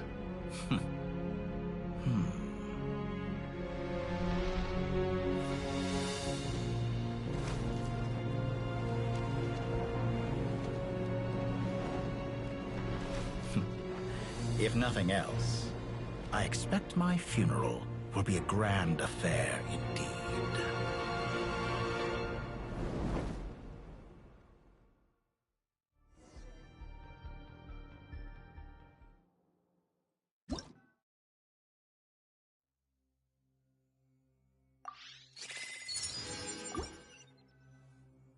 What a magnificent fire. In Snezhnaya, we light fires to ward off the cold. Fire, it seems, is antithetical to ideas such as cold, frozen, and unchanging. Perhaps it has always been that way. From the beginning, fire has been used to drive away wild beasts and warm the body and mind. You could say it's a form of treatment. One that cures the human heart of mortal fear. Mortal fear? Something you haven't been acquainted with in a long time, by the sounds of it. Whereas you, I'm sure, must know the feeling quite well indeed. I remember when we first discussed the elixir of immortality, you claimed that extending your lifespan was about buying more time. But was that really the truth? You fear the prospect of dying a wretched end in this world, don't you? Of course I do. I'm only human after all. And while you may have forgotten it, you cannot deny that you too were once human, Dottore. I do not believe that there is no such fear in your heart. Perhaps you are right. But I abandoned it long ago and devoted myself to my experiments. I have felt no fear since. From the very beginning, I never thought you could win this game. But still you came. Contract in hand, to honor our agreement. Because I am a reputable partner. And as we have discussed, experiments are about more than results alone. The process is equally important. I have come here and completed my creation, and I do not regret my decision. I'm afraid your journey ends here. After I die, there will be no one to make the elixir of immortality, and your remaining stock will only last a few more years. How then will you prove that you didn't perish in this incident alongside everyone else? When I feel optimistic about market environments, I never forcibly adjust them. They have their own direction. And I myself am one such environment. I have been quite particular about many things in my life. But where the manner of my death is concerned, I choose not to be. You make yourself sound so magnanimous. Oh, but I am. And I hope you will be too. It may have been a long time since anyone told you this, Dottore, but I recognize that you are a truly rare talent. Ha! I can see it. The experiment in blasphemy that I've been performing all this time. It has been a long process, and I do not care about the results as much as people might imagine. If the very goal of your experiment was to explore infinite possibilities, then there was never any reason for it to end. Indeed. Yet now, the experiment has officially drawn to a close. What should I call you? Zandik? Or do you prefer Dottore? Suit yourself. Goodbye, Feofan. This time, that's what it truly is. And don't I know it? Goodbye, Zandik.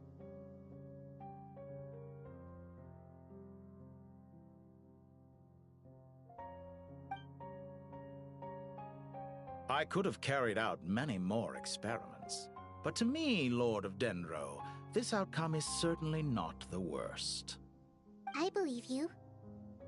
But unfortunately, this is where it all ends for you. This experiment does not belong to you, nor do any of the results. Experiment? It sounds like you're trying to outdo me in my own field. Wisdom is conveying information in terms that people can clearly understand. You know exactly what I mean. Indeed. I can see no further outcomes.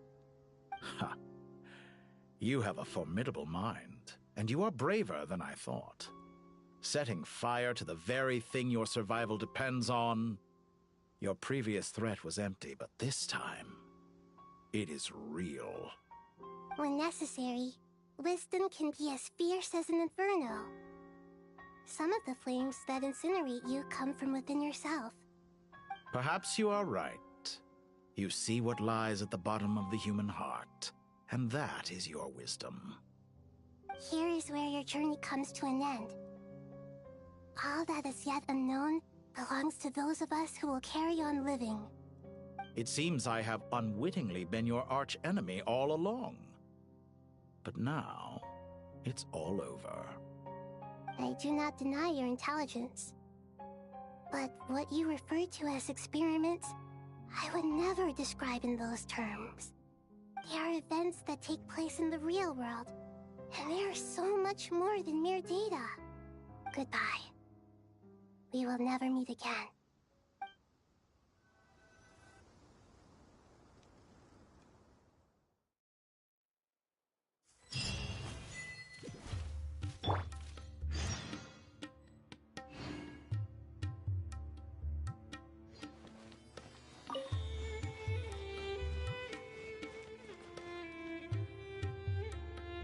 Well, that's the last of them. Everyone on the list is already back where they should be. It was a long, hard road, but we finally finished escorting everyone back. I just pray that we'll never need to leave again. I hope we can stay here forever in this peaceful paradise of our own choosing. Paradise. In the annals of the Temple of Silence, that word carries great significance. It represents the hopes and desires of the gods. They're longing for a place to rest. I wouldn't think gods need such a place. People always think they're the only ones who can lose their homes. They forget that gods too need a place to reside. As the Goat King once said, "A god without his people shall cease to exist." Gods need their believers every bit as much as their believers need them. Only we can truly understand how much the desert faith has faded over the centuries. But we still talk about the gods as though they're part of our lives. Given the myriad ways in which gods and humans interact, I'd say they really are. How else could Dunyarzad consider the Dendro Archon a friend? Well, that sounds about right to me.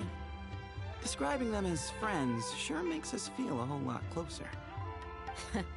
If you told me a few years back that I'd have this many friends, I'd have called you a liar. Belief is a choice, just like friendship. We've made our choices through battle. The right ones, wouldn't you say? I'll be heading back to the temple. The King and the Ibis King decided to pay us a visit. How about you? It's back to Aru Village for us. Still plenty of supplies to distribute and people to help. Until next time, old friend.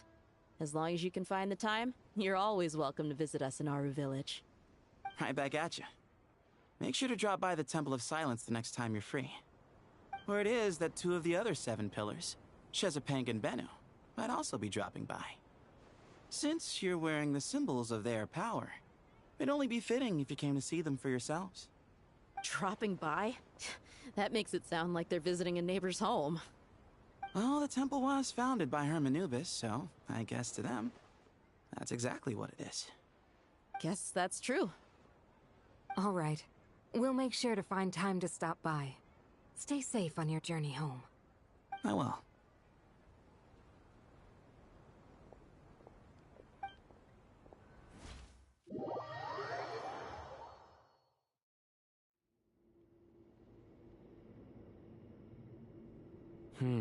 You do have a point. See? Retirement has always been a problem, especially for old-timers like us who've been locked away all these years. You finally step out into the light, and bam! You're face to face with a whole different world. Naturally. What do you think, Layla? Huh? Why would you think to ask me? How could I possibly be qualified to decide where the servants of King Deshret should live? Sorry if my question was unclear. Do you think their statues will stand out too much if we place them here? Hey, I never agreed to this. How could we possibly allow our statues to be left in Hermanubis' home? That would be like breaking into someone's house, then pretending it belonged to you in the first place. Different beliefs can coexist. We still need to respect one another. By which you mean, you two plan to stay at the Temple of Silence, for a while at least, but you have no intention of relocating your statues here. So, you see this as sort of a family visit? Is that correct? Family. You could say that. In a sense, Hermanubis would view this as his home. Just look at this place. Magnificent, is it not? The sad truth is, in the past, All three of us invested so much into misguided ventures. We failed to build what we should have, and wasted so much time instead. And what do you mean by that?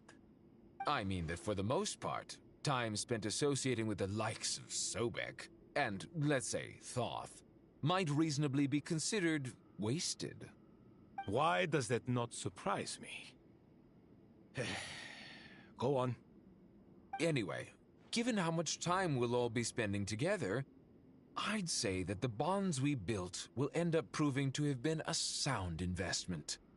Once Sethos, the current leader of the Temple of Silence, returns, you can discuss the matter of staying here with him.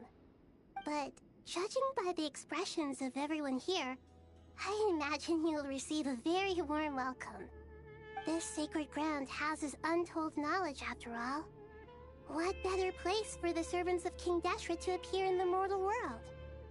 How about we share a meal together first? I imagine it's been many years since you last tasted fresh food. Oh, that sounds wonderful! After so many hundreds of years, I can only surmise that desert cuisine has become a lot more varied. Are we having a get-together? If you'd like, I can help prepare some food. After all, Lord Thoth, you helped me so much in the desert, and I still haven't properly thanked you. Oh, my, that would be wonderful. I'm touched that you still remember. How the times have changed. To the people of today, it seems the Ibis King has become a kind and passionate god. And you, Mr. Herreshoff? What kind of god do you wish to be? To be honest, I haven't given it much thought. How about you, Dendro Archon? Do you have any hopes for your future? Me? I'm very happy with my current life. Forgive my bluntness, but you do not seem to derive your authority from majesty and might, like Lord Al-Akhmar. Clearly your approach has its advantages, but also its dangers, don't you think? I do, but projecting a majestic front doesn't really suit me. Besides, my relationship with others isn't simply one of a god and her people. Not putting on airs might earn you more adoration. Exactly. Besides, I really like parties where everyone brings their own food, and we all come together to share. You should join us. I'm sure you'll find it fun. Last time when we got together for a picnic near the Avidia Forest, it was quite the occasion. Seeing as you're already here, how about we hold the next one in the desert? Can we do that? Wouldn't Tainari have to transport a ton of drinking water? Don't worry, I can help out. Layla, would you like to join us next time? Me? Sure. The more the merrier. That way we... Don't take this the wrong way. I just think you should know. When it comes to passing the time, chess is more our thing. In that case, Dendro Archon, what do you say? If I were to compete against you, I can't say with certainty I'd win, but I certainly wouldn't mind giving it a shot. Where's Sobek? I'm sure he'd be good for a few rounds. Cards, cards, cards! I'll always prefer chess. I wonder what variant of chess we're talking here. Mr. Thoth, is there some sort of astrological significance to this game? Oh, I'm glad you brought that up. As long as the leader of the Temple of Silence agrees, we can search Hermanubis' place for books to teach you how to play.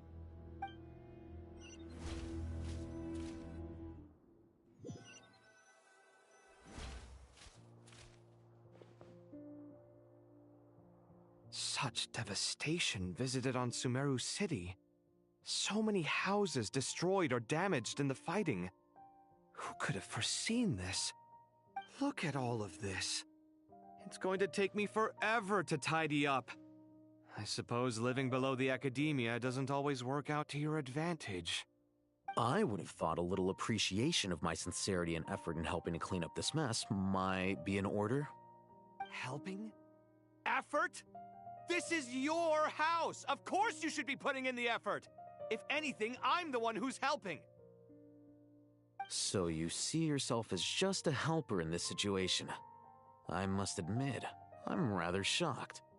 If you're trying to say that since I live here too, I have an obligation to tidy up, fine. I suppose I do. Wait a second, stop changing the subject!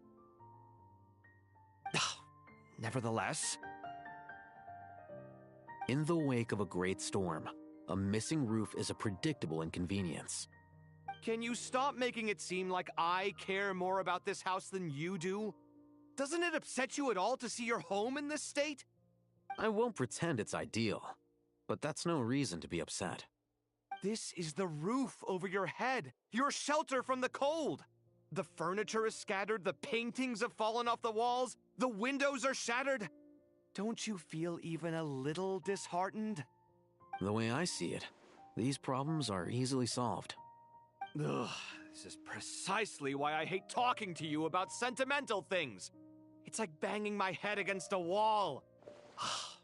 You simply don't understand just how much work goes into making a proper home. It sounds like this is causing you a lot of anguish. You mean the house or the paintings? I mean your sentimentality. Oh, well, yes. But I'd rather not dwell on such things right now. Generally speaking, when anguish becomes the norm, people usually make an attempt to improve their situation. But there are so many people and things in life that are difficult to change. It's not like you can force them. Besides, anguish can be a source of inspiration. And I'm not sure I could break my reliance on it. I'm glad you're able to make yourself think like that. What kind of a response is that? I was stating a profound truth about the very nature of art. Suffering is the cradle of all creation. Even you can't deny that. And I wasn't trying to. I'm just happy for you. Pure and simple. Can't you tell? Happy about what? Happy that you can always find an answer that backs up your views. You... More often than not, life is a process of running into problems and then searching for answers. Yours more than most. Not everyone's so good at justifying things to themselves. It's something that you've been steadily mastering.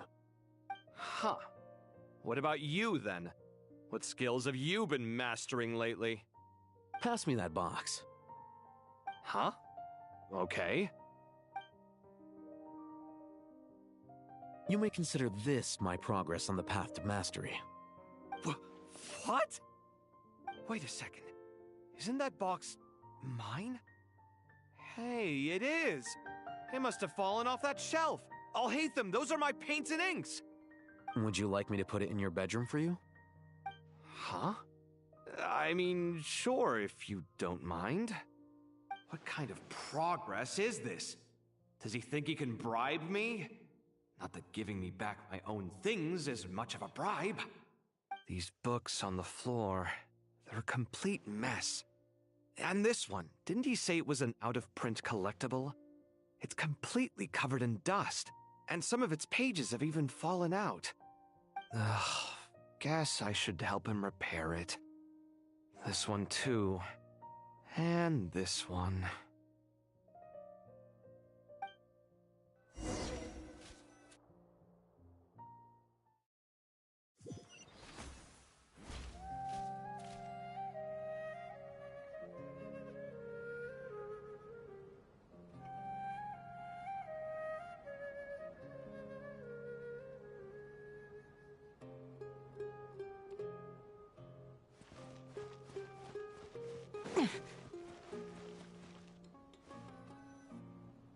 Local subterbeasts, imported goods, such a bright future ahead. I can picture the Mora just rolling in.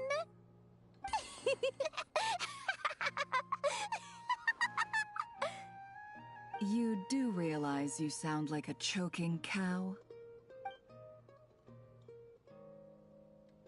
It's called being imposing. Can't you feel it? Are you not intimidated? Oh, I'm positively shaking in my sandals. What commands do you have for me, oh mighty Lord Sangama Bay? You've got a lot of nerve, Nefer. You went and told Candace and the others everything, didn't you? Serious? Surely that's a good thing. I presume they're more disposed to actually like you now, maybe even view you as a friend. You traded my secret for sympathy! Thanks to you, I've lost every last shred of my mercantile majesty. How am I supposed to make anyone think I'm a big, scary investor now? The dark days of Lord Sangama Bay are behind you. Why not take this chance to make a few honest friends?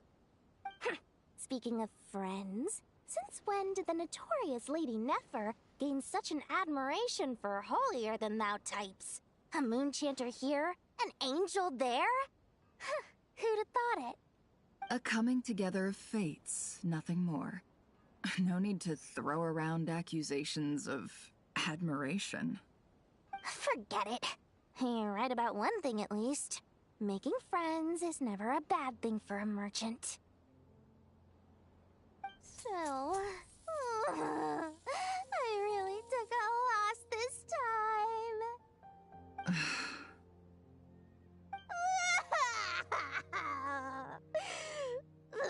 What are you looking at? I'm trying to see if you're really crying or if those are just crocodile tears. A little birdie told me that when Lord Sangama Bay makes money, the tears flow from the center of her eyes. But when she loses it, they flow from the corners. Which is it this time? Ugh, you are so annoying. I'm not talking to you anymore. Nefer, thank goodness you're here. I've been looking everywhere for you. Huh? Oh, well. If it isn't the House of Dana's very own librarian. What can I offer you today, Miss Katayun? Oh, no. I'm not here to buy. I'm here to bring Lady Nefer a book, and a fascinating one at that.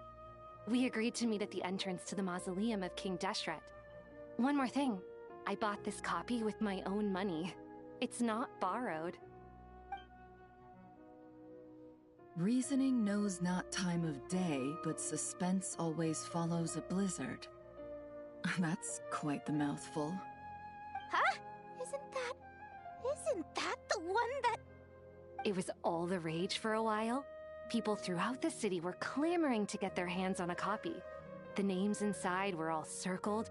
Everyone thought it was a riddle. Don't bring up that book in my presence. I don't even want to hear its name. That thing was nothing but a scam. Surprisingly enough, I've actually heard of this book, though it doesn't seem of much consequence. So, what truth lies behind it? You're from the Vahumana and you're asking me what the truth is? I'd say the actual truth was about the least important part of the whole episode. I brought you this book because it probably has the most interesting backstory of any in the House of Dana's collection, at least in recent years. As for its quality, well, you can judge that for yourself. Don't tell me it's actually any good. You may not know this, Lord Sangama Bay, but Lady Nefer has a fondness for books with... how should I put this?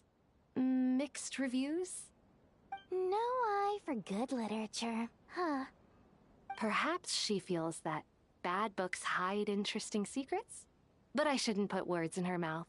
It's probably fair to say she prefers the conversations that books can spark over the substance of the books themselves. Suits my style as an intel broker, wouldn't you say? Very interesting, thank you. I'll return it to you once I'm done reading. And as it happens, I have something for you, too. Incense? I imagine you've already used up the incense I gave you last time. Here's some more. This batch is from Nodcry, so the scent won't be quite the same. Well, actually, I've been saving the incense you gave me. I couldn't bring myself to waste it without a special occasion. But I'll gladly accept this, too. And I promise I'll use it this time. Katayun, you haven't changed a bit.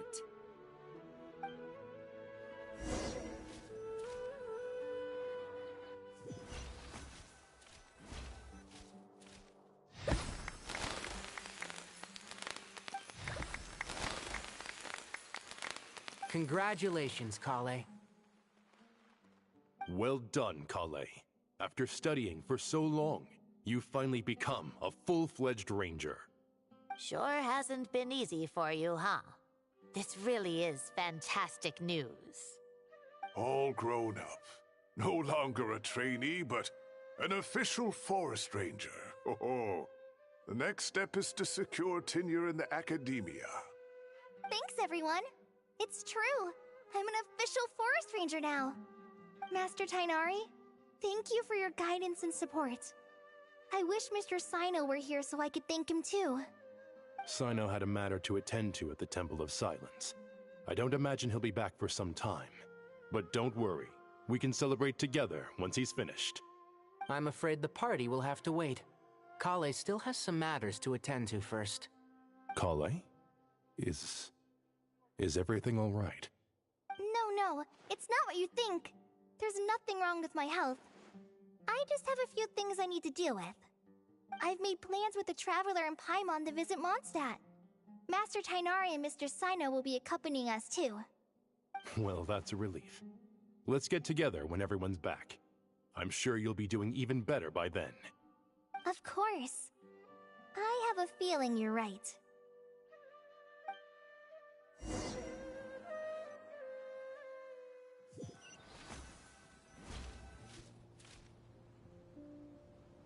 Phew! After all that catching up on sleep and food, Paimon's feeling full of vim and vigor again. For someone who spends so much time resting, your recovery routine is surprisingly simple. Hey! Paimon's been working her butt off too, you know. She flew all over the city helping everyone out. Don't worry, I saw how hard you worked. Alright, we all know you're the most hardworking person in Teyvat. As long as you're rested and full, that's what really matters. Paimon's been looking around the place, and it seems like the city's already on the mend. But Paimon's been wondering how Nahita's doing. We should check in on her.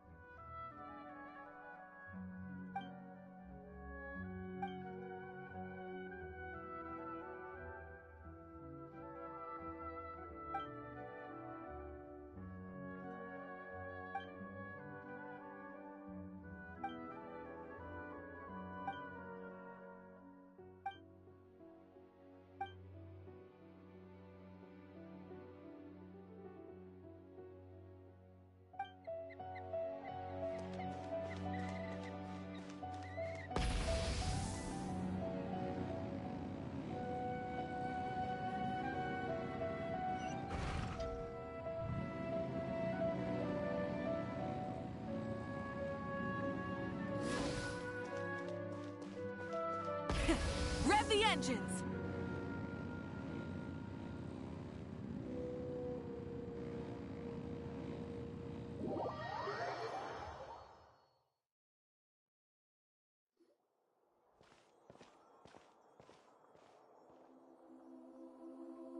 Hey, Nahida! And Hat Guy's here too! Traveler, Paimon! What's going on here? Nothing much. Nahida was just expressing concern for my physical and mental well-being. Oh, the Traveler told Paimon all about that. We've both been very worried about you. Are you feeling alright? You make it sound like I'm on the brink of some kind of breakdown. Truth is, I'm doing much better than you might imagine. If we can just get to the bottom of Dottoro's intentions, we can minimize his negative influence. That's the sort of thing I excel at. Just listen to that newfound optimism. It seems like having you enroll in the Vahumana was a truly inspired move. I can really see the positive influence. Observe, a classic Sumeru specialty. Chalking everything up to education and learning. To be honest, even I can sense the change in you. Everything Dottore said to you was a way to manipulate your mind. Fortunately, you're no longer under his sway. Can someone as old as me really continue to grow? If it helps, just think of yourself as a late bloomer. It's all a matter of phrasing, and it comes down to what standards you measure yourself by. For a puppet, developing at such an age is perfectly normal. But if you choose to call yourself a late bloomer, it sounds more like you consider yourself human.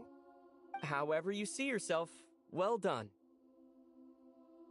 All right, I see what you mean. Anyway, what's your next step? What else can I do but complete my current courses? Everything else can wait. Anyway, that's enough chit-chat. There are still things in the city I need to help out with. I'll be heading there now.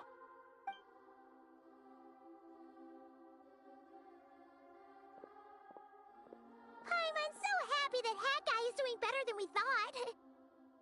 But what about you, Nahida? How are you holding up? The pyronosis burned down the corrupted Irminsul. The flames blazed for 7 days and 7 nights before they finally subsided.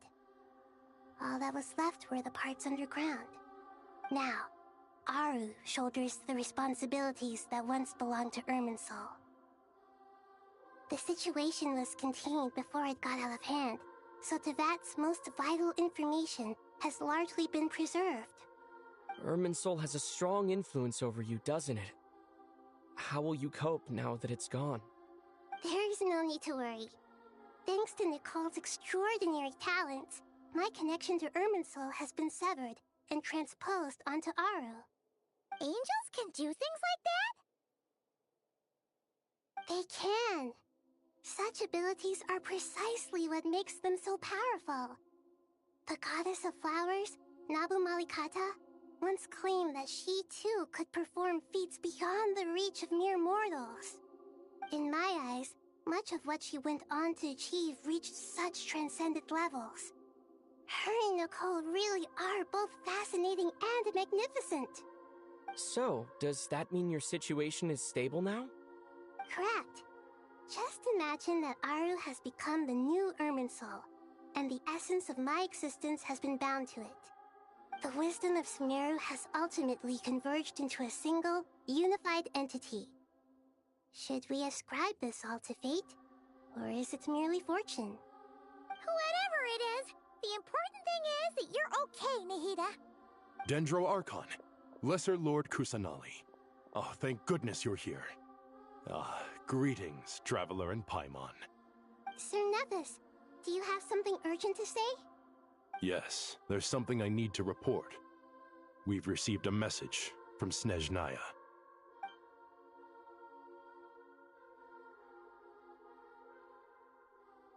The Fatui Harbinger, the Rooster, sends us his sympathies, along with all the usual pleasantries. His stance is that, following the unrest in Nodcry, Dotori was subjected to internal censure. This madness was the act of a rogue element, one who cannot be seen to represent the Zapoliarny Palace. No less than can be expected.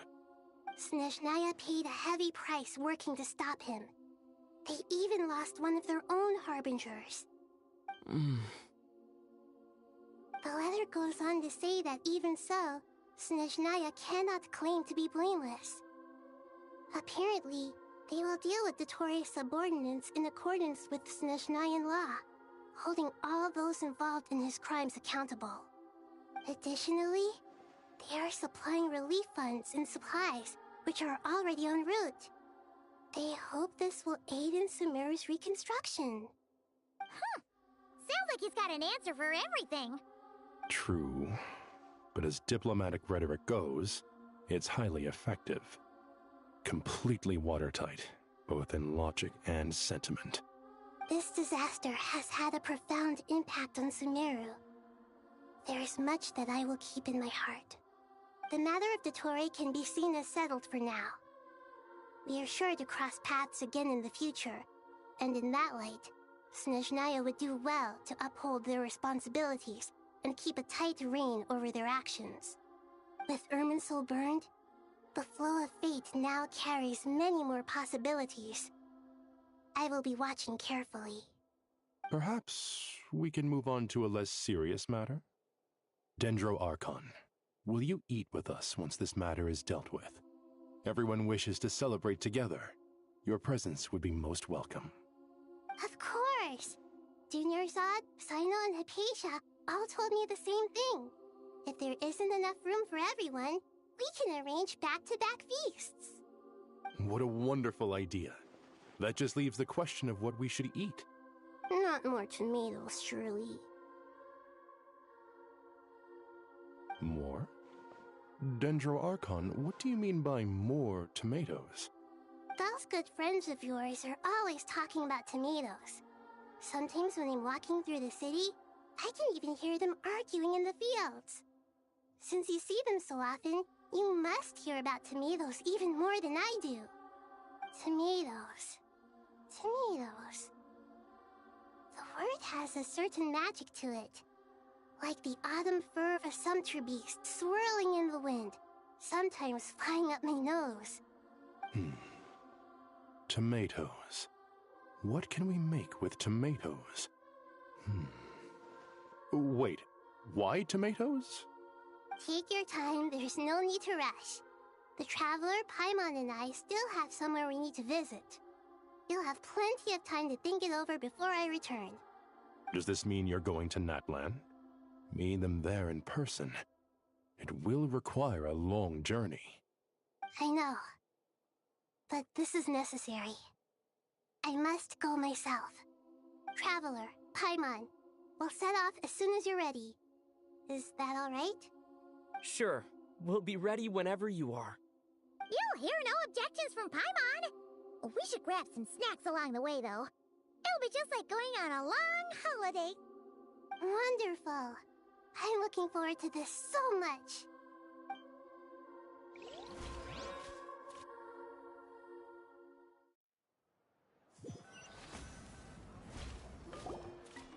Natlan is such a lively place. It's super cheerful and positive, too.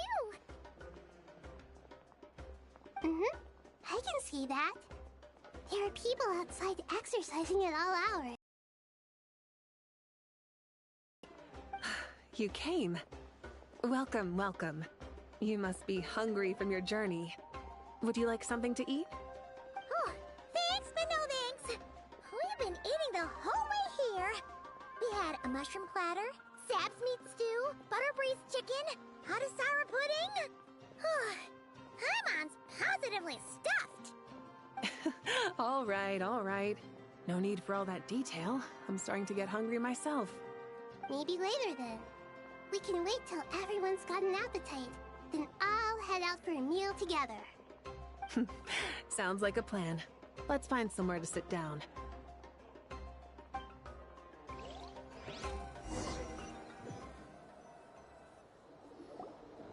I should tell you, I already have some sense of why you've come. Why's that, Malika? To say thank you. Your senses are spot on. But on top of that, we also feel guilty. Because the pyronosis has vanished? I sensed its loss. Despite scouring through the remnants of Irminsul, we couldn't find any sign of the pyronosis. Not even any trace of it burning to ash. That's certainly unusual. Still, the potential fallout from Irminsul's loss is significant, to say the least. Perhaps the pyronosis's disappearance is simply a knock-on effect of the impact it's had on a certain strand of fate. There's no need to feel guilty. We were clear that this time, there was to be no returning, only giving. Pure and simple. Thank you really is a fascinating phrase. We use it to express gratitude for the smallest of things. Yet, when faced with a kindness too immense to describe, we use exactly the same words. It's not that we lack other means of expression. It's that when we truly need to express our feelings, the simplest and purest words are always the most powerful. You're right. In Natlan, we prefer simple expressions too. Companionship, friendship, support. They might not sound fancy, but the sentiment behind them is sincere. That's wonderful to hear. Sincere feelings are often a vehicle for the deepest wisdom of all. Irminsul's destruction doesn't seem to have done you much harm. I'm glad to see you're doing well. There's still a lot of work to do, but before we begin, we felt it was important to come here and speak with you. Partly to express our gratitude, but also because we felt that seeing you, in a sense, is like basking in warm sunlight. That's a nice way of putting it. I like that.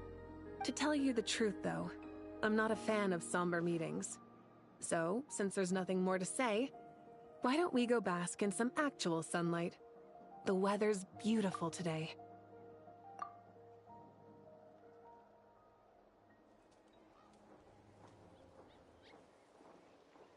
What a great idea!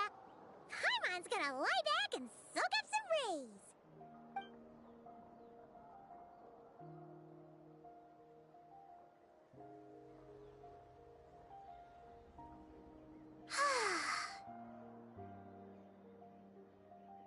In that case, I think I'll lie down for a bit too before we head to our next stop. And where might that be? Mondstadt. Paimon and I are gonna head back there with Kale and the gang. Long ago, I sensed that the god remains inside Kali had come from the goddess of flowers, but I kept it a secret. Those remains weren't hurting Kali, not as she is now. They simply exist. Besides, I could sense a deep yearning within her. A yearning for an ordinary life. A yearning to hold on to the hard-won happiness she now enjoys. With someone like her, I have a responsibility to keep her secret. She should be ready to face the truth by now. Whenever people meet, there is always the potential to create warmth and kindness. Every child grows up. But even as adults, they are still children in the eyes of certain people. Oh, just like how Paimon sometimes sees Nahida as a little kid. Is that so? Well, anyone who's friends with a kid is probably a kid themselves. Of course! And there's nothing wrong with that. When we get back, we'll actually be hanging out with another of our friends who happens to be a kid. Or more like looking after, in her case. Anyway, we'll always be there to watch out for our friends. Dear Sucrose, when you receive this letter, I'll probably be as busy as always. But busy with wonderful things. That's because I'm no longer a trainee. I'm now an official forest ranger.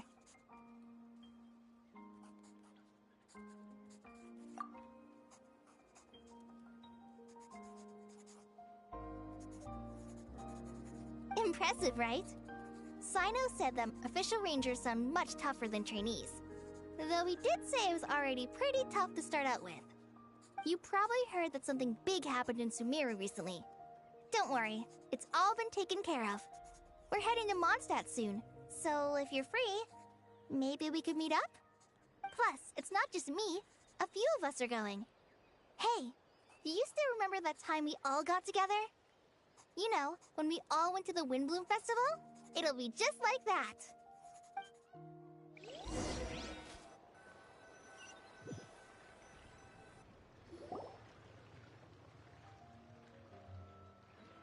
Dainari, is that... Don't you say it! Is that the great Vayu-Vyastra? Behold, the great Vayu-Vyastra, General Mahamatra. How times have changed. I wasn't expecting you to beat me to the punchline. You've changed. You've really upped the aggression in your battle against Sino's jokes. Kale, how did you know what I was going to say? For the love of... Hey! Traveler! Paimon! You're right on time! I hope we haven't kept you waiting. Kalei! Sucrose! It's been so long! How have you been? I've been well. Everything's going great. What about you? Are you still busy? Not at the moment. Oh, right! That juicer you gave us works amazing!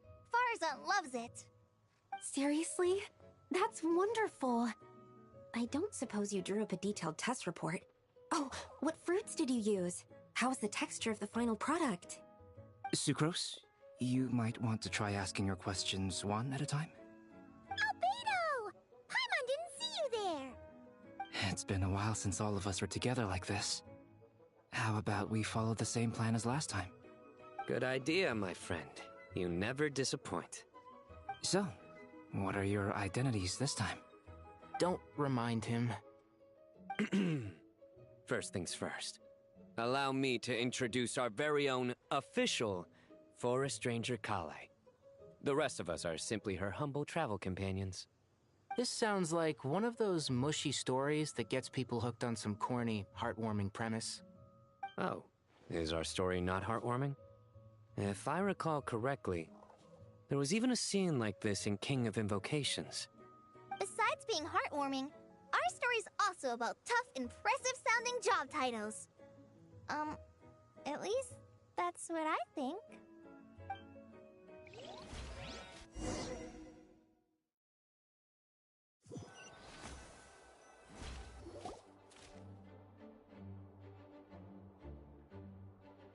Oh, you're here already? I'm still giving Dodiko a little trim. I won't be a moment.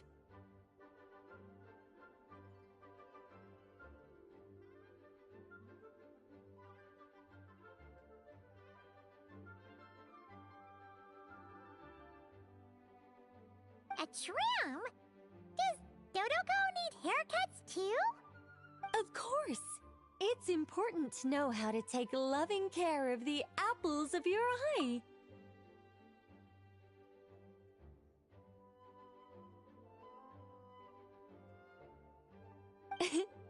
All of these trivial matters get left to me. It's because I'm an angel, and angels are, in a way, the guardians of all Teyvat. Oh, right! Well, that's definitely an impressive sounding job title. What are you writing? I'm just brainstorming some cool sounding lines. Oh, write them on these card backs. Of course. Clearly, my lines are pretty amazing, wouldn't you say? Miss Nicole. Kale? You seem a little nervous. I was just wondering, who was the person you mentioned who needed their wish fulfilled? Wish? What do you mean? Miss Nicole asked if we could meet up in Mondstadt once everything was over. She said a friend of hers had a wish that needed my help to come true. Well, you never mentioned that before. All we knew was that you'd arranged to meet in Mondstadt. But we thought it had something to do with the god remains. To be fair, everything I told you was true. Anyway, my friend is waiting. Come on, let's pay her a visit.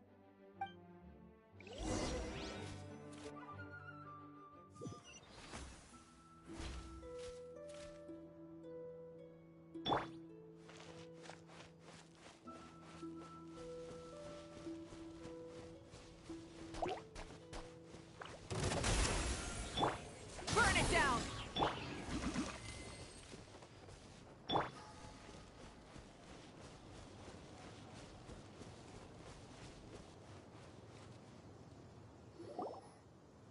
Huh? You're... Surprised? I bet you weren't expecting to meet a woman like me beneath this beautiful tree in a faraway land. An oasis will spring from the place where a djinn resides. That saying falls somewhat flat here in Mondstadt, given that everywhere is all... Lilupar! What are you doing here? I made friends with Miss Nicole. I asked her to bring me here and then invite Kale to come. The prologue to this story is that I have a wish. It has stirred within my heart for centuries. Millennia, even. Originally, it was merely Al-Ahmar's lie, but now it has become reality. Could this be...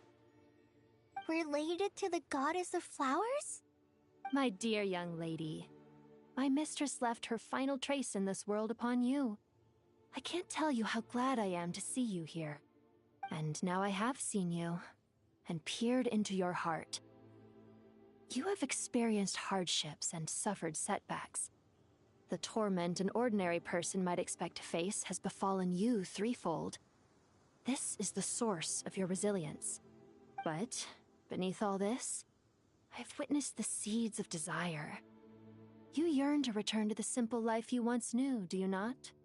I do. I want to throw away everything that isn't mine. But how do you decide what is yours? The scars that others carve into your flesh? The kindness and love they inscribe? Are these things not yours as well? They are. This is something I've talked about with Miss Nicole. Miss Nicole said I should learn how to adjust my standards. I just want to live as an ordinary human. Anything beyond that isn't mine. Don't you want anything from the remains of the goddess of flowers? She gave me a revelation once. I think that's already more than enough. In the past, you would not have possessed such a rich heart. Your brief life has taught you to hold on to everything good, to home in on kindness. How fascinating. You're nothing like Nabu Malikata, and you're certainly not her. Of course not. I'm not some great and powerful being, Miss Lilupar. Yet I am a djinn. We exist because of the Lord of Flowers. We revere and love her. My wish is to see her one last time, to give everything for her. Kale, can you do this for me? But her remains won't be easy to remove. Are you sure this is what you want? That's beside the point. First, I need to know. Are you willing to do something for the soul of this lonely, wandering woman? I'm willing. But look, you know nothing about me. Even if you have heard the stories about me, all you would know is that I was rightly punished for the many evil deeds I committed. Ah, so you do know. Your lips are quivering, your eyes trembling, and still you're willing to do something for me. Life has been cruel to you, and yet you've learned to be kind. My dear young lady, to repay your kindness, I too must play my part. Are you sure about this, Lilupar? I yearn to see my mistress. For this moment, the world can burn to ashes, the universe be engulfed in flame. I care about nothing else. And you, Kale, I can give you a gift. You'll become just another ordinary human. But Miss Lilupar, what will happen to you? My wish will be fulfilled, and I can die happy. Why would you wish for that? A long, unending life might seem desirable for one who has never possessed it, yet it brings torment to one who has. My remains are scattered across the yellow sands, but my soul can find no peace. Since you've promised to grant my wish, give me that release. Allow the dying to die, and let the dead rest in peace. You have my thanks. Kale, there's no pressure on you. What she said, it's all true. A wish is a genuine desire, after all. It's as if you want to use the last of your life to give me a better future. Nothing so selfless. We'll be using our futures to fulfill each other's wishes. This is a noble act, a beautiful and secret transaction between two women. I understand. Miss Lilupar, I'm ready. Close your eyes, Kale. Then open your soul. From there, I will embrace my mistress. The downpour of flowers is your touch. Like returning to the very beginning. Like surrendering to your grace, my mistress. People say that devotion is beautiful, yet filled with pain. How foolish of them. For me, devotion is beautiful, pure and painless. Devotion is my love. Thank you.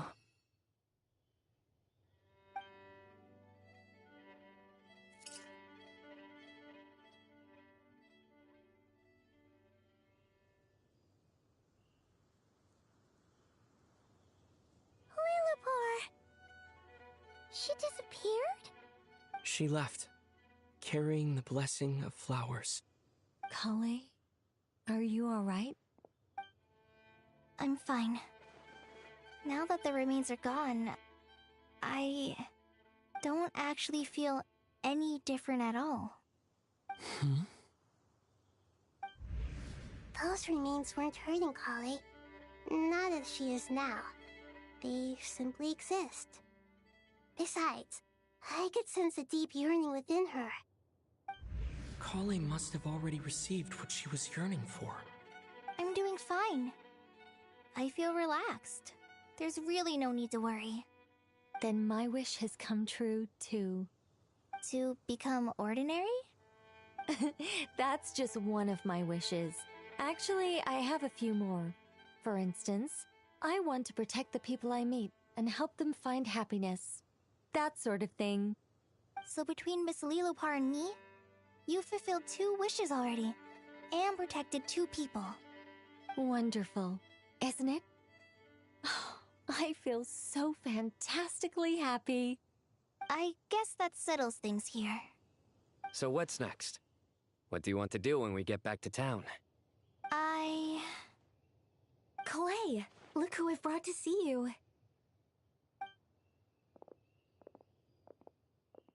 Hey, Kale! I heard you guys were holding some kind of secret event. How come you started without me? Huh? Oh no, it's nothing like that. We were just saying goodbye to an old friend. Really? Who? Me. The old me. So that's what this is all about. Did you come all the way to Mondstadt for that? Because we knew the old you so we could witness the change? Exactly. The old me is gone. I puffed her into the air, and she became a fluffy pink cloud, floating into the sky, before disappearing forever. Do you think, maybe up in the sky, she has friends waiting for her with test tubes, flasks, and bows? Oh, when you put it like that, it doesn't sound so bad after all. What do you think, Miss Nicole? I think maybe that's right. At least, if it were up to me, I'd consider that a happy ending. Dear Sucrose, even though my childhood ended long ago, these past few days have really felt like growing up again. I've become stronger, and I feel like I can finally accomplish things by myself.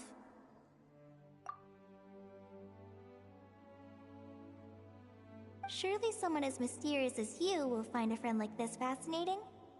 Always growing, always thriving like a plant. I came to say goodbye to my old self. I know that after this, she'll be gone. Thinking about it makes me feel a little lonely.